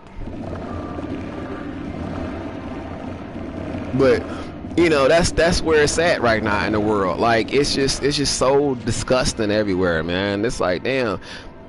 Which is why I listen to so much different music. Like, I love the band called Palace. I like Holy Smoke, Head Above Water, Faith, it's a lot. It's so many tracks they got that I just love. It's such clean music. It's really good music. It doesn't promote promiscuity. It doesn't promote drug usage. It doesn't promote lying and abusing people. You know, it has no negativity in it. It's clean, good music. Or music like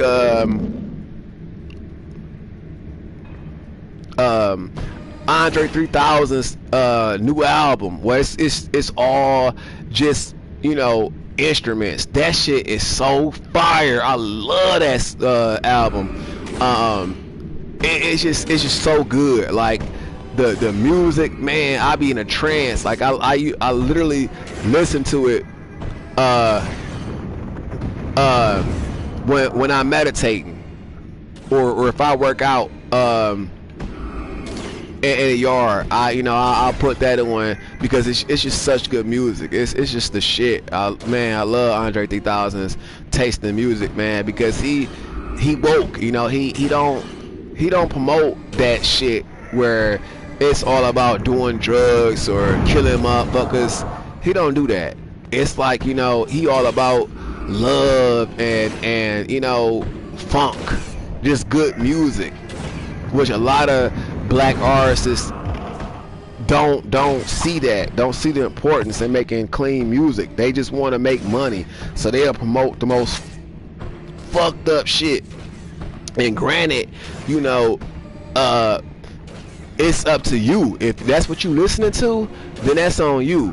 But it's just like, damn, you know what I'm saying? Don't you want to have a reputation of making good music that people can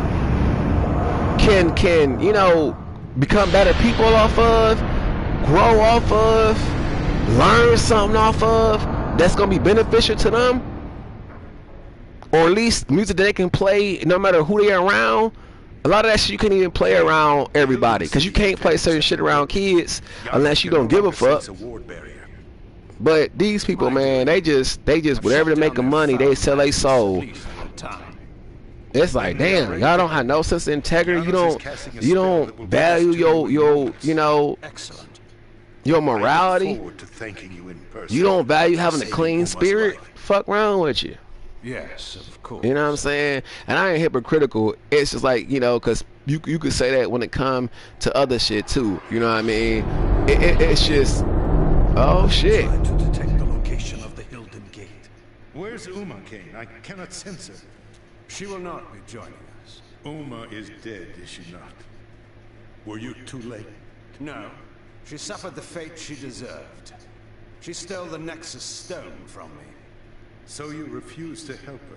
I dealt with her as I deal with all traitors. I killed her accordingly. You did what? To any human or vampire who defied your will. Monster! She chose her fate. Was she acting as the dutiful lieutenant, following her superior's orders? I care not. What's done is done. We were wrong ever to trust you. Do you so wish to return to the grave, old friend? You are in no position to challenge me. No, we have no time for this discord. I sense that the Hilden Gate is nearby. I can transport us there. We will settle this in good time. Tonight, the Sarafan Lord dies. Tomorrow, we shall see.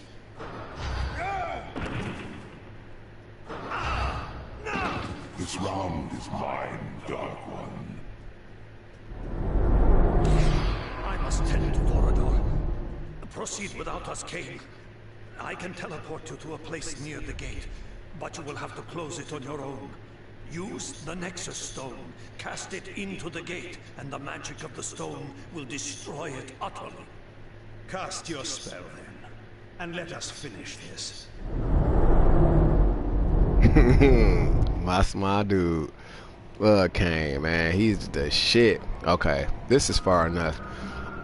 Anyway, peeps, I'm sorry, I was on a rant. I had to let that shit out. I needed to vent, because the stupidity of people, man. It's like when God has blessed you, right, to be a beacon of light for somebody, or just, you know, God knows that you're a good person. God will, you know, strengthen your aura, and your aura can affect people around you that's corrupt in the inside.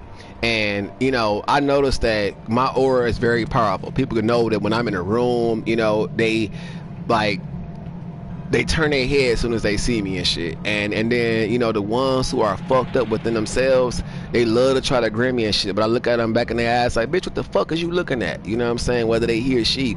Because, you know, I'm not intimidated. I'm like, you know, I know you ain't gonna beat my ass, so, you know what I'm saying? Not that I'm extremely confident, you know, but it's just that I know, you know, I'll fight to the death if I got to, because I value my life. I love my life, you know what I'm saying? Regardless if I'm rich or not, poor or not, you know what I'm saying, with or without.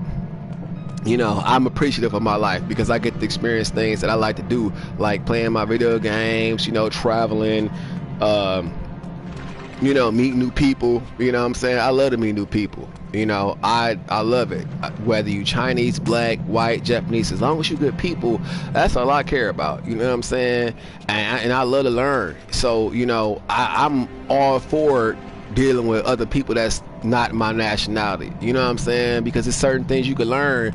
Like, you know, one of the things that if you a cook and you want to learn, Chinese people love velveting, which is, you know, tenderizing the meat with starch and baking soda. You know what I'm saying? That's one of their techniques, which makes the meat glossy too and tender. But That's a technique that the Chinese have, you know, honed in. Then, you know, if you like Italian food, you know, they teach you how to make, you know, authentic pasta dishes. You know what I'm saying? With certain ingredients, you know, that you may not know how to do. As a say for example, if you Indian and you never had Italian food, and then all of a sudden you get an Italian friend, now they teaching you how to make Italian. You know what I'm saying? It's a little shit like that. Like that's the shit that I love. That's what I love. That's why I couldn't live in a segregated world. Like I want integration. I want interaction, because it's so much shit you can learn off of other people. But yet these dumb ass racist white folks want shit to be separate so they can eliminate. That's what it's for. It's not to preserve their culture. It's not to preserve their whiteness. It's so that they can put all the white people in one section and start targeting the minorities. If they put all black people in one group, they can kill a whole group of people instead of spreading out. You know what I'm saying? If they want to bomb all black people, right? If they're all in one area, that's what happens. It's easier to kill them. People don't think outside the box. They just so fucking stupid that they don't see. But if you got white people mixed with black people, right, you can't bomb that city. You can't bomb that village, because you not, you know, they don't want to kill off the white folk. They trying to preserve the white folk. So you know what I'm saying? If you integrated, it's harder to kill you. But if you segregate it, they could just bomb the whole city that you in. Like the Tulsa massacre in Oklahoma, when all them black folk were thriving and, you know, creating generational wealth. You know what they do? They went there and set the whole city on fire, and none of these people had to be accounted for their crimes, all because a lying ass, dirty ass white bitch lied on a young black male, saying that he attacked her in the elevator. But that's what they do. Same shit they did with Emmett Till. Lied on them. So if you segregate somebody, right, and put them in an area where they isolated, all you gotta do is drop a bomb on the area and all of them dead. Like, think outside the box. You already see that they getting ICE together and they going after American citizens, people with no criminal records, and yet they're being snatched from their own family. Kids are being literally removed from their parents so they can be sexually assaulted. How kids turning up pregnant and they supposed to be by themselves? Make it make sense. They hired criminals so the people that are doing this shit have no mercy, so they can be ruthless.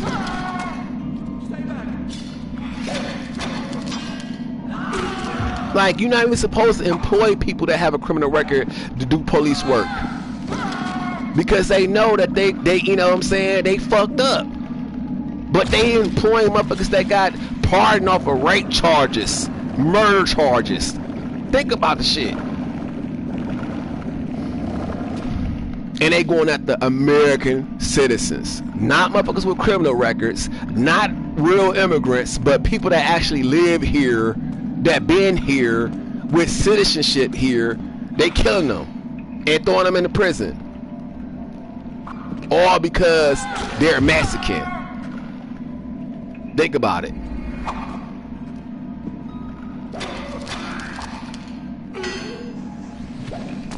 And some of them ain't even Mexican. Some of them are actually, you know what I'm saying? Some people are black. Some people are you know, Arabic, Indian. You know what I mean? Like,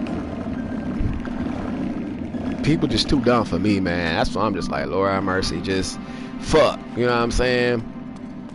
Whenever you plan on showing up, this is right now. It's a great time if you plan on coming back, because shit is fucked up out here and getting worse. But anyway, back to what I was saying, right? So T, you know, he went to the military and shit, and it was all out of spite. It wasn't out of because that's something that he really wanted to do. He wanted to see how much I cared. And I'm like, bro, like who gassed you up to go here? Because that's not how you get back at somebody. You figure, oh, if you care, you're gonna stop me. But I'm like, dude, I'm out living my life. I didn't know that you was gonna do some dumb shit. You know what I'm saying? I thought you was gonna go get you a job somewhere, not go sign yourself over to be a slave for the military, because that's what you are. You are a licensed killer for the pleasure and discretion of whoever's in charge.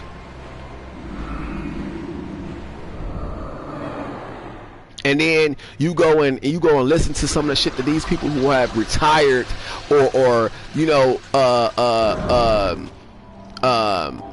choose to speak out about their experience in the military, and they out there saying that they did not want to continue being a part of a racist regime that is out there killing people on a massive level, aka genociding people, you know what I'm saying, at the discretion of a corrupt racist motherfuckers or racist motherfuckers.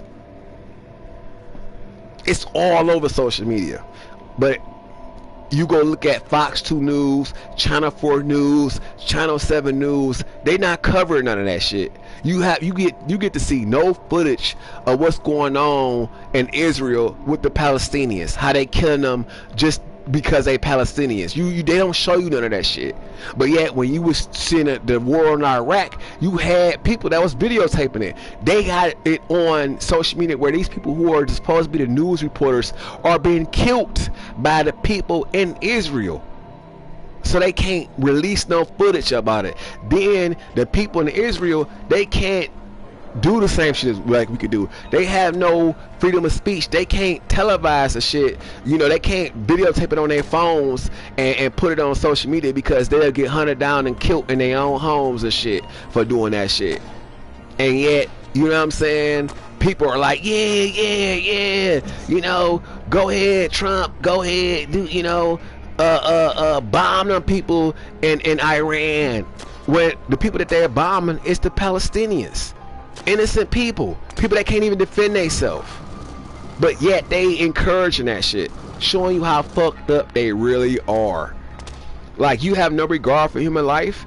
How would you feel if somebody came over to where you live at, raided your home, beat on your pregnant wife, bust her placenta open, all because somebody told them to?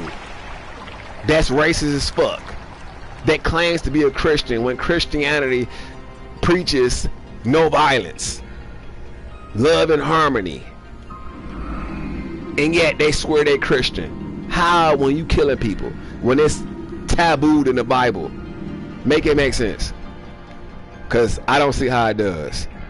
But you know what I'm saying, that's where we at in the world. Fucked up ass, racist, dumbass white people love to kill people for no reason, but let you fuck up they family, let you kill one of them. Oh, now they hurt. Now they, you know, oh my God, I never thought this would happen to me. Oh my God, why is this happening to me? Oh my God, what did I do? I'm so sorry. But you ain't say that shit when you was okay with motherfuckers getting killed because of the leader that you chose said that they should be killed. Oh, you was okay with that. But when the tables turn, oh no, it's a problem. Oh no, you asking for God to intervene. Oh no, you don't know how a person could be such a monster. Like, get your fake ass the fuck up out of here, man. They just, racist white people just utterly disgust the fuck out of me. Like, I'm so burnt out on these niggas. Like, these niggas are a disgrace to human existence. No cap. Like, they make being a human just so detestable. Like, if I could give up my humanity to be something else, I'll get that shit up with the quickness. Like, no hesitation. No hesitation. You want to be a vampire? Yes. Yes. Yes. I'll feed on racist ass white people. I'll bite the shit out their ass. Nom nom nom on their ass like Hannibal Lecter in this bitch. No cat. I'll be crunching and munching the fuck out their ass. Matter of fact, I probably wouldn't even drink their blood. I probably just kill them just because they racist as fuck and feed off animals. Cause I don't want to put their dirty ass blood in my system. That's how I truly, really feel about that shit. Because it's like this shit don't make no sense. Y'all are okay with innocent people dying for just being themselves, for being in a place where, you know, they was born and raised at. And that's what's happening to the Palestinians. They were born and raised there. They have just as much right as the motherfuckers that's killing them to be there, and yet they have to deal with all these whole ass stipulations and rules and dictatorship and you know, mass death, all because somebody don't like them for them being dumb. That's the same shit that they doing to black people, or did to black people. Now they gotta live that shit. They had a fucking fucked up dictator saying that he don't see their lives or anything valuable. He don't consider them people. How? When they're human beings like you. That shows you that that motherfucker is fucked up in the head. That he's a synagogue, a person, a child of the devil, and yet they swear that they're Christians, Jewish Christians. Fuck out of here, man. These motherfuckers is so fake, that it's just unbearable.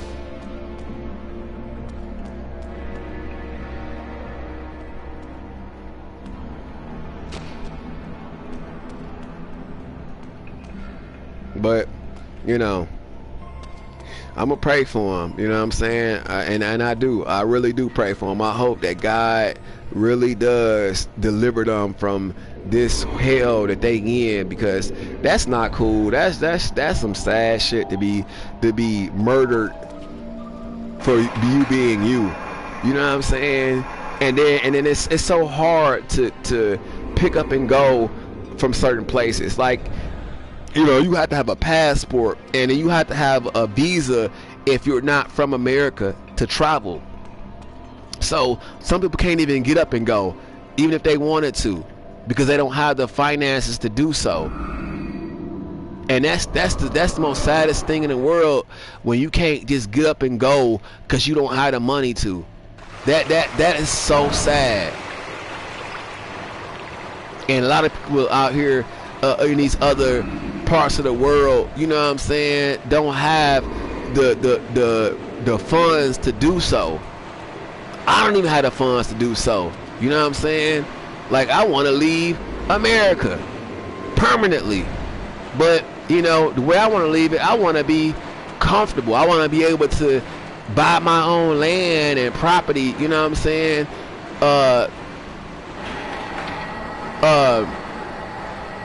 Oh shit. It's fucked up. I want to buy my own land, you know, and property when I move out, so that way I can have my privacy and grow my own food. You know what I'm saying? And peace. And if I decide to have a family, they have room to grow and have fun. You know, land that they can play on, and have a in-ground swimming pool if I decide to make one. You know what I'm saying? Just be in a place where I have abundance, where I got orange trees around me, apple trees, lemon trees, lime trees, you know, shit like that I know that my family can thrive off of, you know, if they have to live off the land type shit, and not have to worry about not having resources. Where there's clean running water, a river where the water is clean, so just in case, you know what I'm saying, if they poison the water system, we can get fresh water from the water that's around us type shit.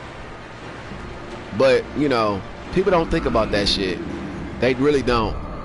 And now these dirty motherfucking rich people, these billionaires, is purposely buying up land so that people can't grow their own food. They're purposely poisoning the waters so people can't drink the water off the land. You know what I'm saying? All fuck shit. All fuck shit. It's scary. It's really scary out here. Like, it's really scary out here. And people just don't see none of this shit. Like, they don't I just don't understand, man. I just really don't understand. I'm just like, damn, you know, like, what the fuck? Like, how is it so hard to see? You know what I mean? Like, how the fuck you can't see what's going on? Are you that fucking blind, or are you just that stupid? I don't get it. But you know, to each his own, man. To each his own. If that's what you want to do, if you want to be stuck in stupidity, do you. But you know, it don't pay to be stupid. It really don't. Stupidity can cost you your life. And if you feel that you know what I'm saying, that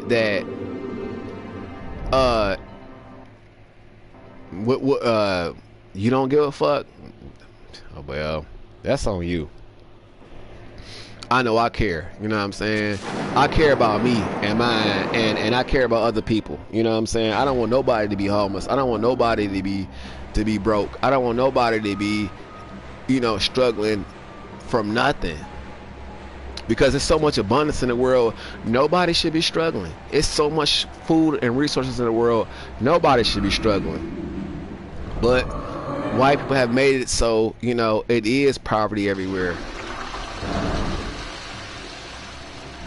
Even amongst their own people. They don't even respect their own women. So it's like, you know, well, that's white people for you. The racist ones. And I know I'll be honest, like, you know, I don't like white people, but that's not the case, actually. I really don't have a problem with good white people. I really don't. Like, I prefer to have, you know what I'm saying, good white friends if I can have them, you know what I'm saying? Because we get along, you know, all my white friends that I have, that I actually call friends are really good people. So, you know, I mean, I don't have no issues with them. That's how I know there's good people. But it's just the fact that there are so many fucked up ones out here that it's just, it overshadows the good ones. And it's really sad that a majority of their kind is that way. It really is. But, you know, that's how they are. So, you know what I'm saying? And they don't want to do better, the racist ones. But the ones that are not racist, though, they're trying. You know, they don't want to be segregated. They want to, you know, live a life of diversity and fun and, you know what I'm saying, live ass shit. But a lot of them not like that. They rather be complacent with dull ass, unexciting, uneventful ass life where they can rape their own kids, get their daughters pregnant, be the ones that their daughters lose their virginity to, you know, because the white Christians were making promissory agreements with their daughters, saying the first person they get a virginity to is their father type shit. No cap. That's how some of them get down. A lot of them get down like that who call themselves Christian. And the Bible taboos motherfucking incest. No lie. So, you know what I'm saying? You be really surprised how fucked up they really are. Because they definitely fucked up. But, you know, that's not my bag. You know what I'm saying?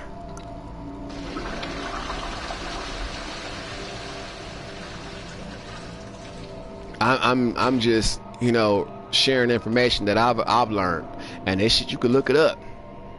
You know what I'm saying? You could Google it, you could check the encyclopedias, you could, you know, there's so many other references to verify things. You don't have to just use Google, you know what I'm saying? There's all other shit. You don't have to use the internet. There's books. You know what I mean? You don't have to use Google. You can use Yahoo. You could, you know, there's other search engines too if you don't trust Google. Because some people try to say, well, Google is not accurate. 97% of it is. Only time it's inaccurate when dumb motherfuckers try to lie their way out of things. Like, oh, you know, for example, they say, well, online my name is this alias, but that's not my real name. Yeah, because you made your name using deception. You made a name using a different name. You didn't use your own name, so of course it's not your real name. But that doesn't mean that it's not inaccurate. It just means it's going off of the lie that you fed the system. So really, you the one that's being dishonest and not accurate, because your name is not the alias that you go by. But since you are known by that alias, now it's technically true, because that's the alias that you go by. Everybody know you as. So technically it is true. But people don't think like that. They try to think they so fucking smart and conniving that they try to, you know what I'm saying, con their way out of shit. And I hate fake ass people like that. I really do. I hate fake ass people that don't take accountability for their actions, and then they always want to play victim and everything. That's the shit I hate the most. It's like, how you gonna play victim when you out here deceiving people, lying, you know what I'm saying, your ass off, using people's, you know what I'm saying, empathy and kindness and favor of you to take advantage of them. To play that role, like, you know what I'm saying, like you the one that's being mistreated, or you the one that's going through pain and suffering type shit. Like, get your fake ass on. Say that bullshit to somebody else that don't know no better.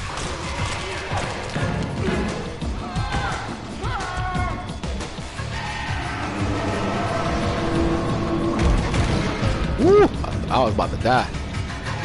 Motherfucker. You tried it. Fuck around with you.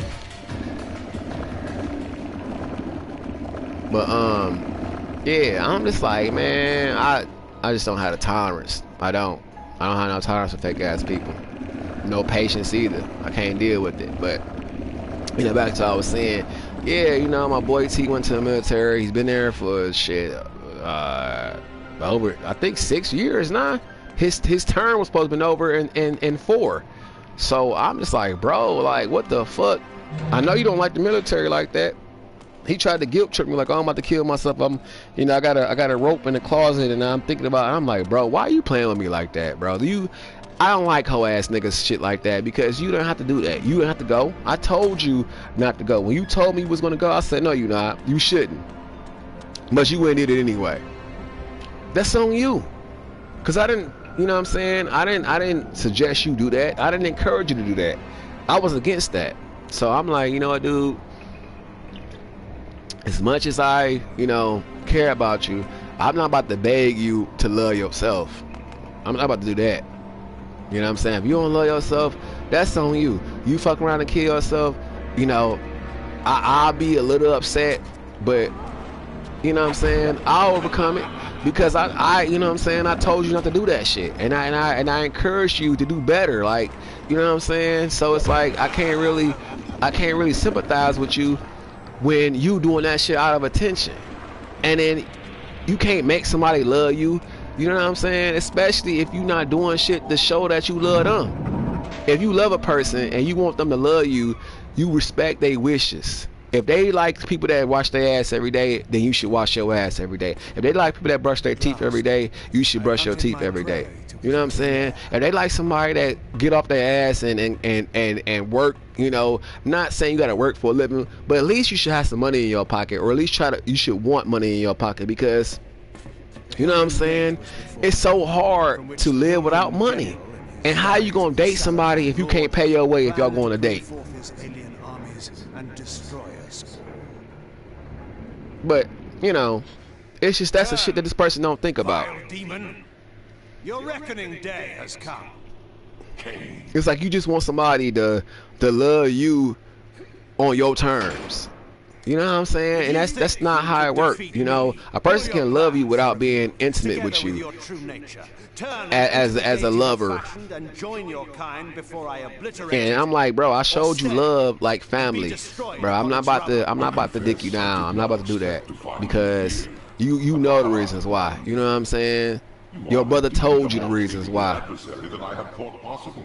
You can ponder that thought when you have made your choice. Return And to then you don't even exile want to change and or do death. better. Like, hell, you out your motherfucking mind. Is over. Do you think it will end with me? I don't do filth. Not wondered why so many of your trusted henchmen, Like, you know what I'm saying? bend their knees before me. When I live by myself, I make certain that I should take a shower twice a day. Cowards and When I visit somebody, if I happen to spend a couple nights over somebody's house, I'll be courteous and consider, you know, considerable, or no, considerate and take a shower once a day. But you know what I'm saying? If it's my shit, I'm showering twice a day. Gain too much power, but never enough. silence, demon. Even if I stay in the house all day, I still take a shower twice a day. Once when I get up and once before I go to bed, so I know that I'm clean, my sheets stay clean and smell good, type shit. Uma, I have no spy called Uma. You and your damn stone. Oh, I'm at the end. Oh shit.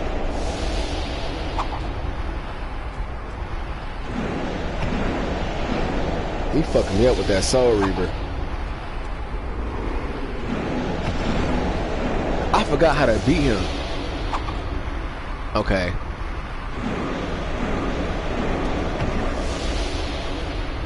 You know what, I'm about to start over because he fucking me up. There we go.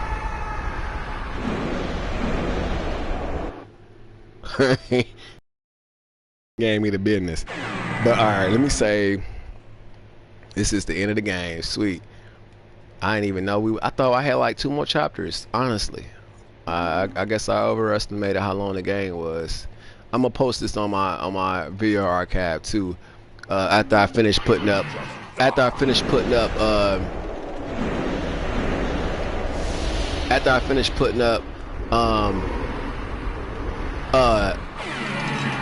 Damn stone. after I put up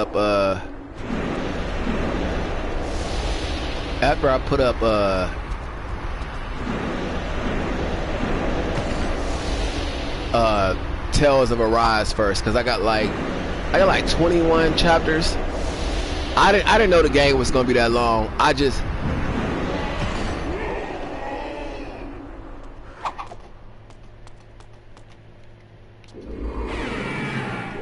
I fucked up. I'm about to start over. But you know what I'm saying? I'm just like, man, I have like, I think it's 22 chapters or 22 parts, 21 parts. I forgot. Tales of Arise was long as fuck. I didn't think it was gonna be that long, and I was kind of relieved though, because I've played a lot of RPGs that for some odd reason,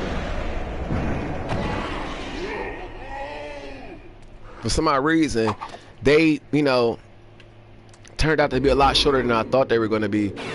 But not this one. Not this one. Fuck. I'm about to jump off again. Like, the timing is so fucked up. But, yeah, man, I was just so like, damn, this game is long. But I finished that. I'm gonna finish putting that up. And once I finish putting it up, I gotta finish putting up Persona, because Persona is, I put like part 3 out a while ago. And I had forgot, well, I didn't forget. I just didn't finish putting her. I didn't finish putting the rest of it out because I was like too busy playing it. And then I'm like, okay, I ended up getting like to part 20 or some shit of a Persona, and I beat it. And then I was like, okay, I'll put it up. Do you still believe you can prevail? While you possess the Nexus Stone, my sword cannot slay you. But while you bear the stone to shield your life, you cannot use it to destroy the gate. Stalemate came, and mine is the waiting game. As long as I have not lost, in time, I am sure to win. But I have not yet made my choice. No, no, no! Kane didn't give a fuck. He said whatever it takes. Any means necessary.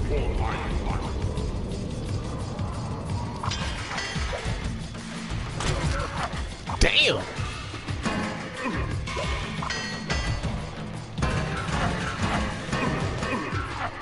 Huh!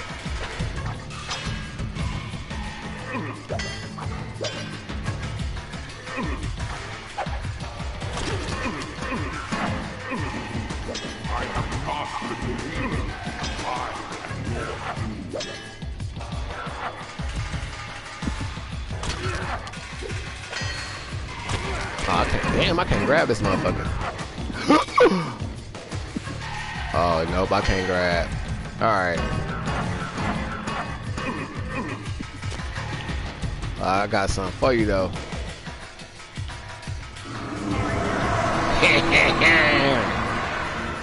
Beat. I cherish the islands and killing with your own sword.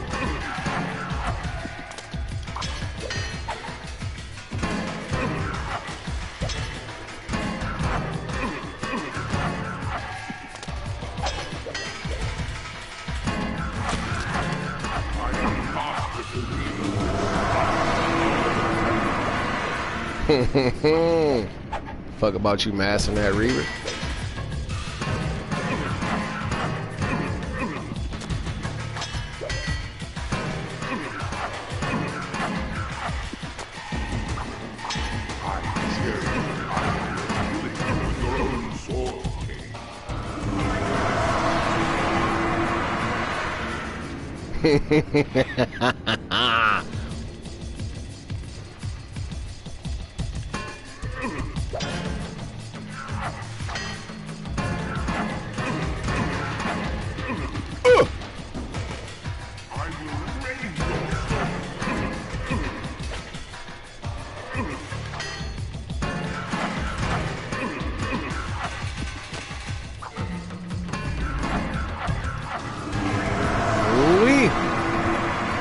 Got your dumb ass. No, no. Back the fuck up. You? Yes, your prisoner, from whose blood you built your evil plans. What could be more righteous than to take our revenge and your freedom from the same source? Tortured I can't eons wait of to get suffering are too good for finish you. this game. I love Blood Omen, and I hope that they make another one. Like, man, I'll be so glad if they remake it for the PS5. Like how they remade Resident Evil 1, no, 2, 3, and 4, and Veronica. I hope they remake this one, because this is fire, and made us predators of humankind. and add more to it. For our banishment from the world. Like, let the mist ability be a part of his dodge, like how it is in Defiance. Give me a Go and see what it makes of you. Cain, the sword!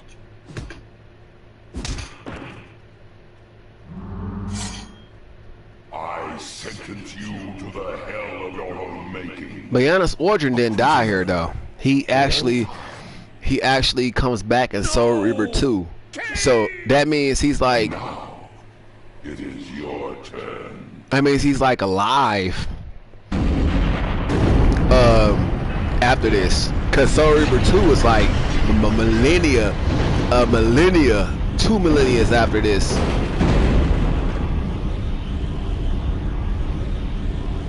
Which they can make a Blood Omen 3 because they don't show what Cain did after this.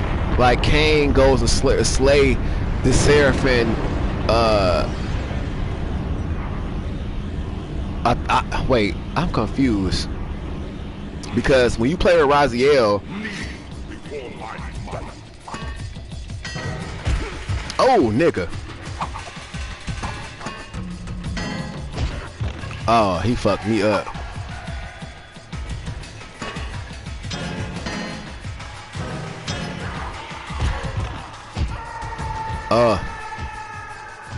I hope I don't gotta fight him all over again. Cause I just fucked up if I did.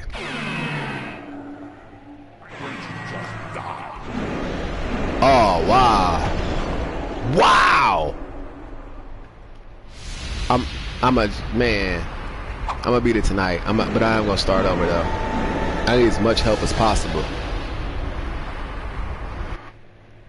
But yeah, it was just crazy to me that, you know, somebody that I'd known for years and went to school with, you know, could be so you know what I'm saying, just so, he not a bad person, because like I said, that's my bro. I just don't like the fact that he don't know how to be honest. I'm like, bro, how are you so, you know what I'm saying, how are you so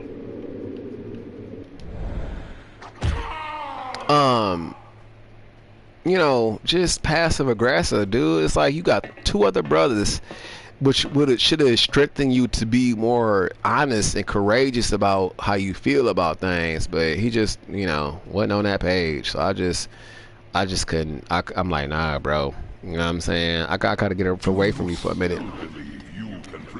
Because what happened was, other people started to show their affection towards me, and one of his friends, who was really close with, really liked me and shit.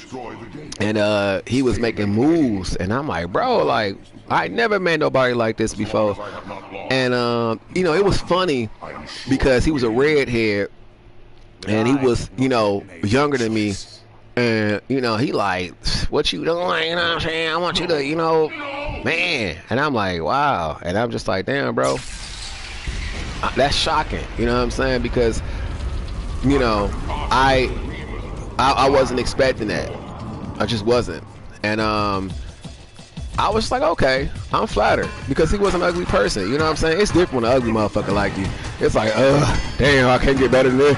You know what I'm saying? But when a person that's actually nice looking and shit and got shit going on in their life, I ain't talking about material shit, but just, you know, a good people and got shit going where they, you know, got friends, got, you know, got money coming in, because you can't do shit without money. You really can't.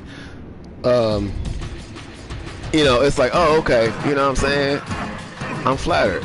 But he got mad. He got so pissed at the fact that, you know, other people was making it known that they had feelings for me. And I'm like, dude, how can you be pissed and jealous when we not even a couple? And then two, you know what I'm saying,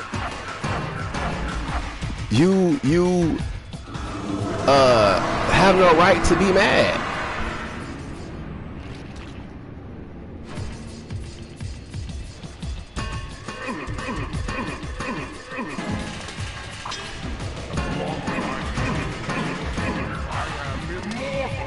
No, you're not. I'm about to fuck you up this time.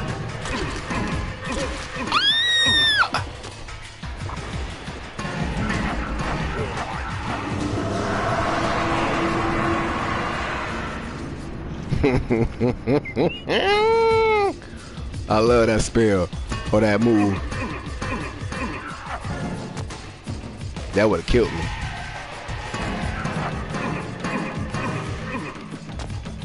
One more time. One more time. One more time.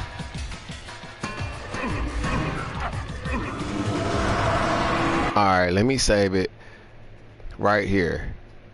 No. Right here. Mm-hmm.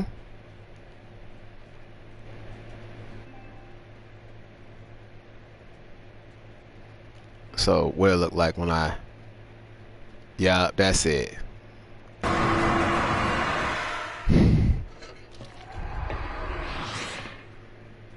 I don't want to go through this whole fight again. Yes, your prisoner, from whose blood you built your evil plans. What could be more righteous than to take our revenge and your freedom from the same source? Tortured eons of suffering are too big for you, vampire. But not for you, Hilden. What time is who it? has I didn't even dared know it to was this late.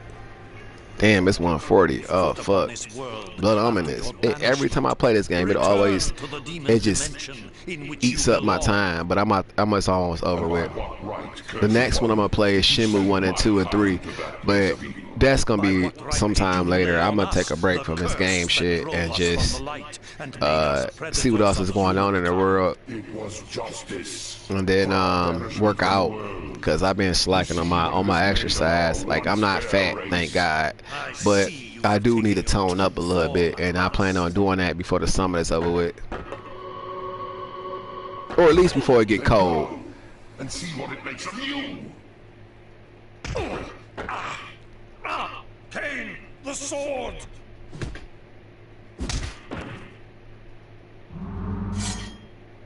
I sentence you to the hell of your own making. A prisoner for all time. No! Cain! He can fly, so it's like, It is your turn.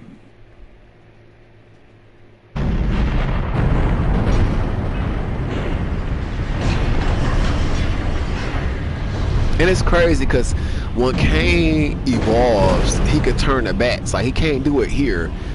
He actually, no, he could do it on Blood Omen 1. Which is, I don't understand why they didn't give him that ability here. I guess he didn't. I guess it's weird. Like if he didn't lose it, why wasn't it available here? I don't get that. Because on Blood Omen 1, you could transform the bats and you can travel across the map. You could travel across the map. Oh, that's red. Okay, I get it. So don't fuck. Wait. let me save it right here. Oh fuck, he fucking me up. There we go. All right, bitch.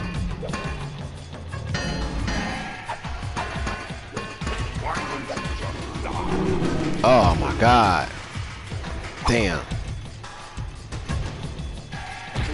Ugh. Fuck. Got murked.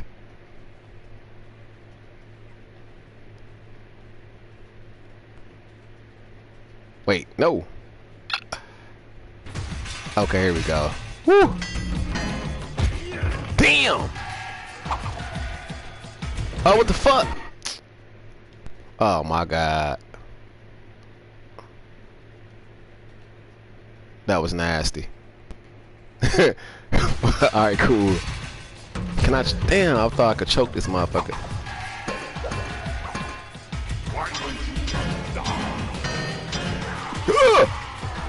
Bitch!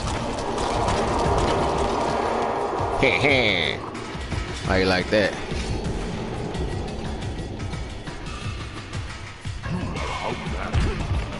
Oh my god. I got pimp slapped. Oh shit. Okay, wait. One more time. Damn. I had him. Fucker. Uh-oh. Here we go.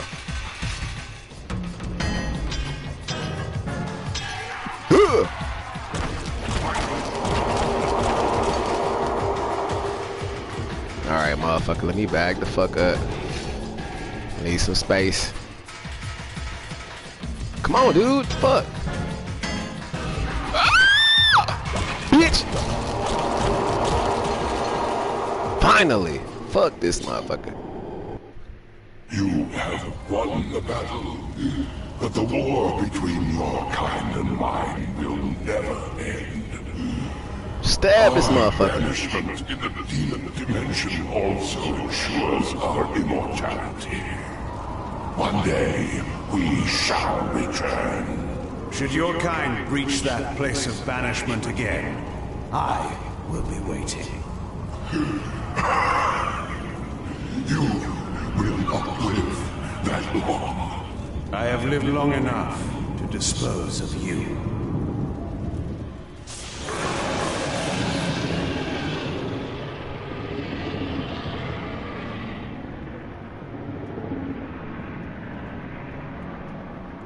Finally. Fuck, that took a minute. But what the fuck happened after this? Like, I don't understand. What was it she said to me in that fatal moment when she took from me the Nexus Stone?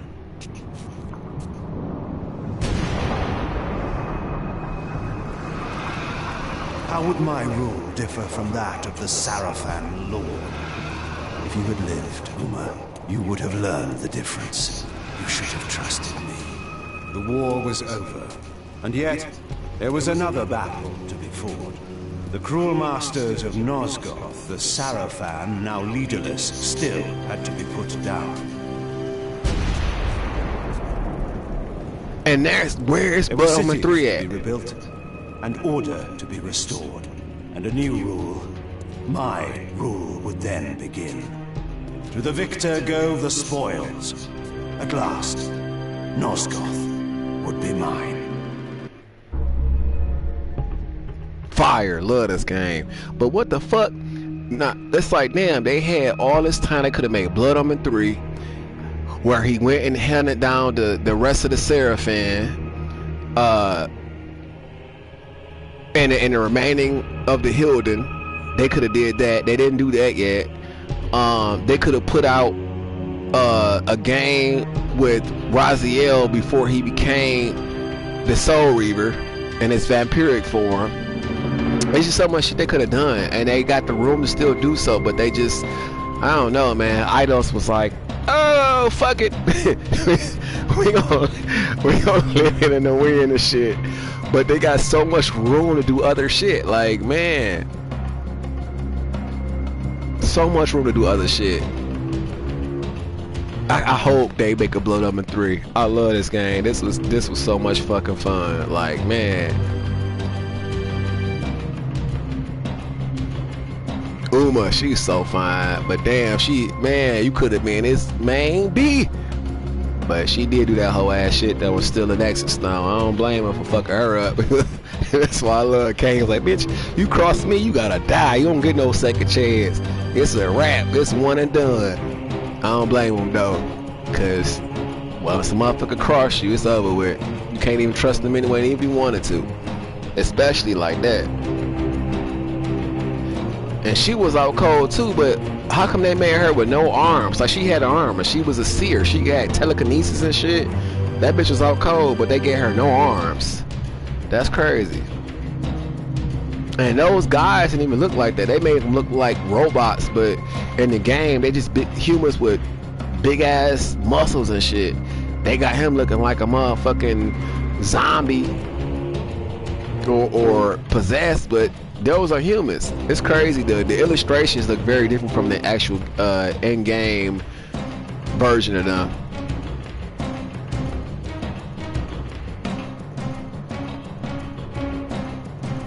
But I love that character design though. This shit was fire. They didn't have them, so I guess they gonna be on the next one if they make another one, which I hope they do. I didn't have to fight them either. They didn't have a mask on, but they were fun to fight though. I love having taking their swords, because you can cut off people's heads with them bitches. They never had to fight them either. So it's like, are these monsters from the new game or something? I'm confused. Ha ha. Crystal Dynamics. Man, please make another game, because that was just so much fun. Oh wow, okay, yeah, I'm gonna watch the Saber trailer. My boy Raziel.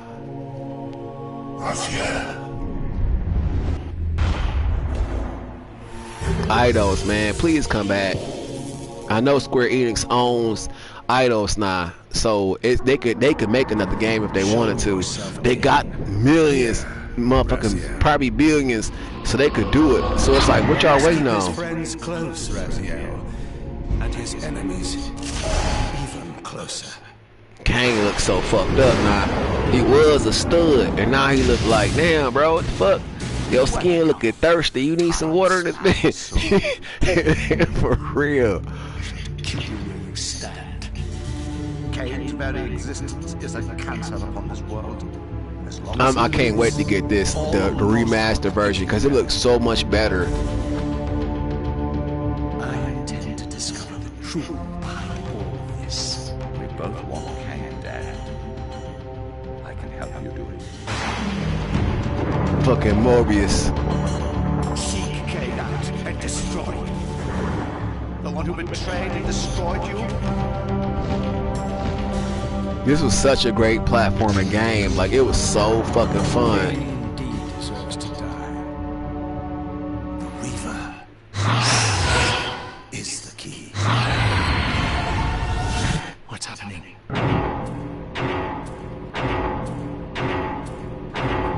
This is madness. What have you done to me?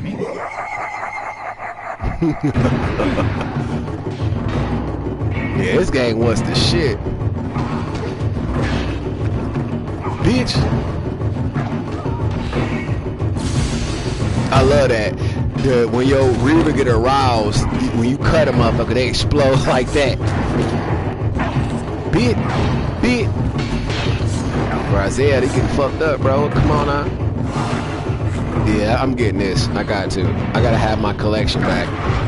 I got it on Dreamcast, but I gotta get the remastered version.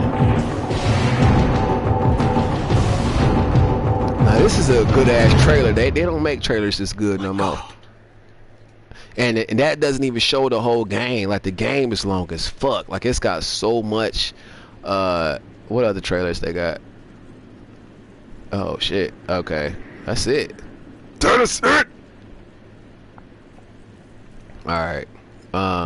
Well, peace out, folks. But next time it'll be Soul River 1 and 2, and then Defiance. And then also I might do Blood Omen 1. I don't want to pay $10 for that shit. Like, I'm like, it's fun, but it's not $10 worth. When they put it on sale for like $4 or $5, then I'll get it. But I'm not paying for Blood Omen 1 at $10. It's worth it, but they be having it on sale, so I'll just wait until it's on sale, because I'm like, that's a good price if you plan it for the PlayStation 1.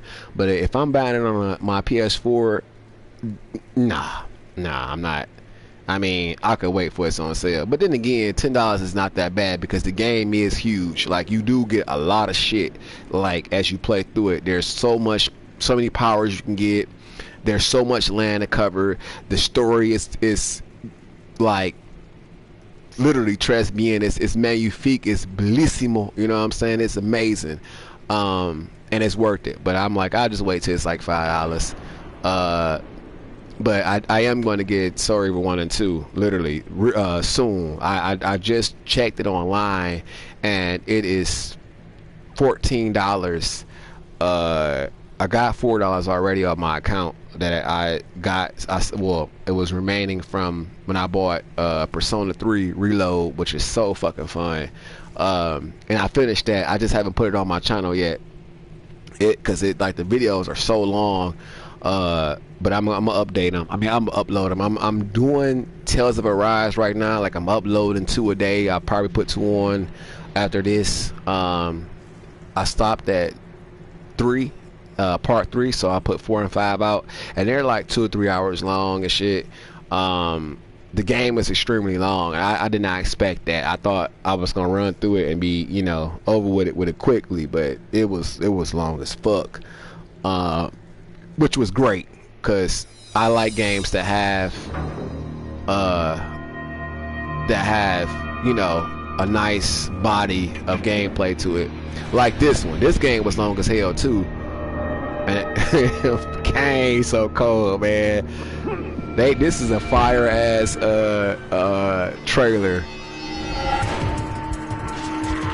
There is a code to play with the Soul Reaver 2, like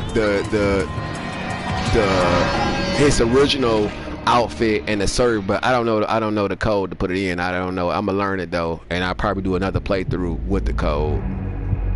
But matter of fact, Yeah, I'll do that the next time I get online. I'll just do that. I'll put Blood Omen 2 with original armor and the Soul Reaper when I do play again. But it's fire though. Anyway, with that being said, I hope you guys enjoyed the game like I did. I had so much fucking fun. It was gnarly. It was fucking radical, man. It was fire. It was what would you call that shit? Superb. You know, that's one of them French terms for amazing. It was literally great. But or terrific. But on that note, you know, again, I hope you enjoy it like I did. It was so much fun. If you ever get a chance to, if you love vampire games, this is the vampire game, like, to have. The other one that mirrors it, like, as far as awesomeness, but not, the gameplay is completely different. It's Blood Rain 1 and 2. Blood Rain, she's a Dhampir, half human, half vampire, and she has a chain that she uses to snatch motherfuckers up with. She can control time. She can move super fast. She can slow it down. She can. This is the first game. She has a blood rage mode where, you know, she like does. She goes berserk, and it makes every attack you use decapitate a part of whoever you fight this body. And then part 2, the graphics are way better, which I have on my channel already. I posted it a while ago, and that is amazing. Like, you still have some of the same abilities. Like, you still have the ability to slow down time. You still have the ability to move super fast, but you get new powers. You can astral project and feed. You have Blood Fury, which literally makes your attacks incredibly strong, and each attack cuts off a limb of your opponent. You also have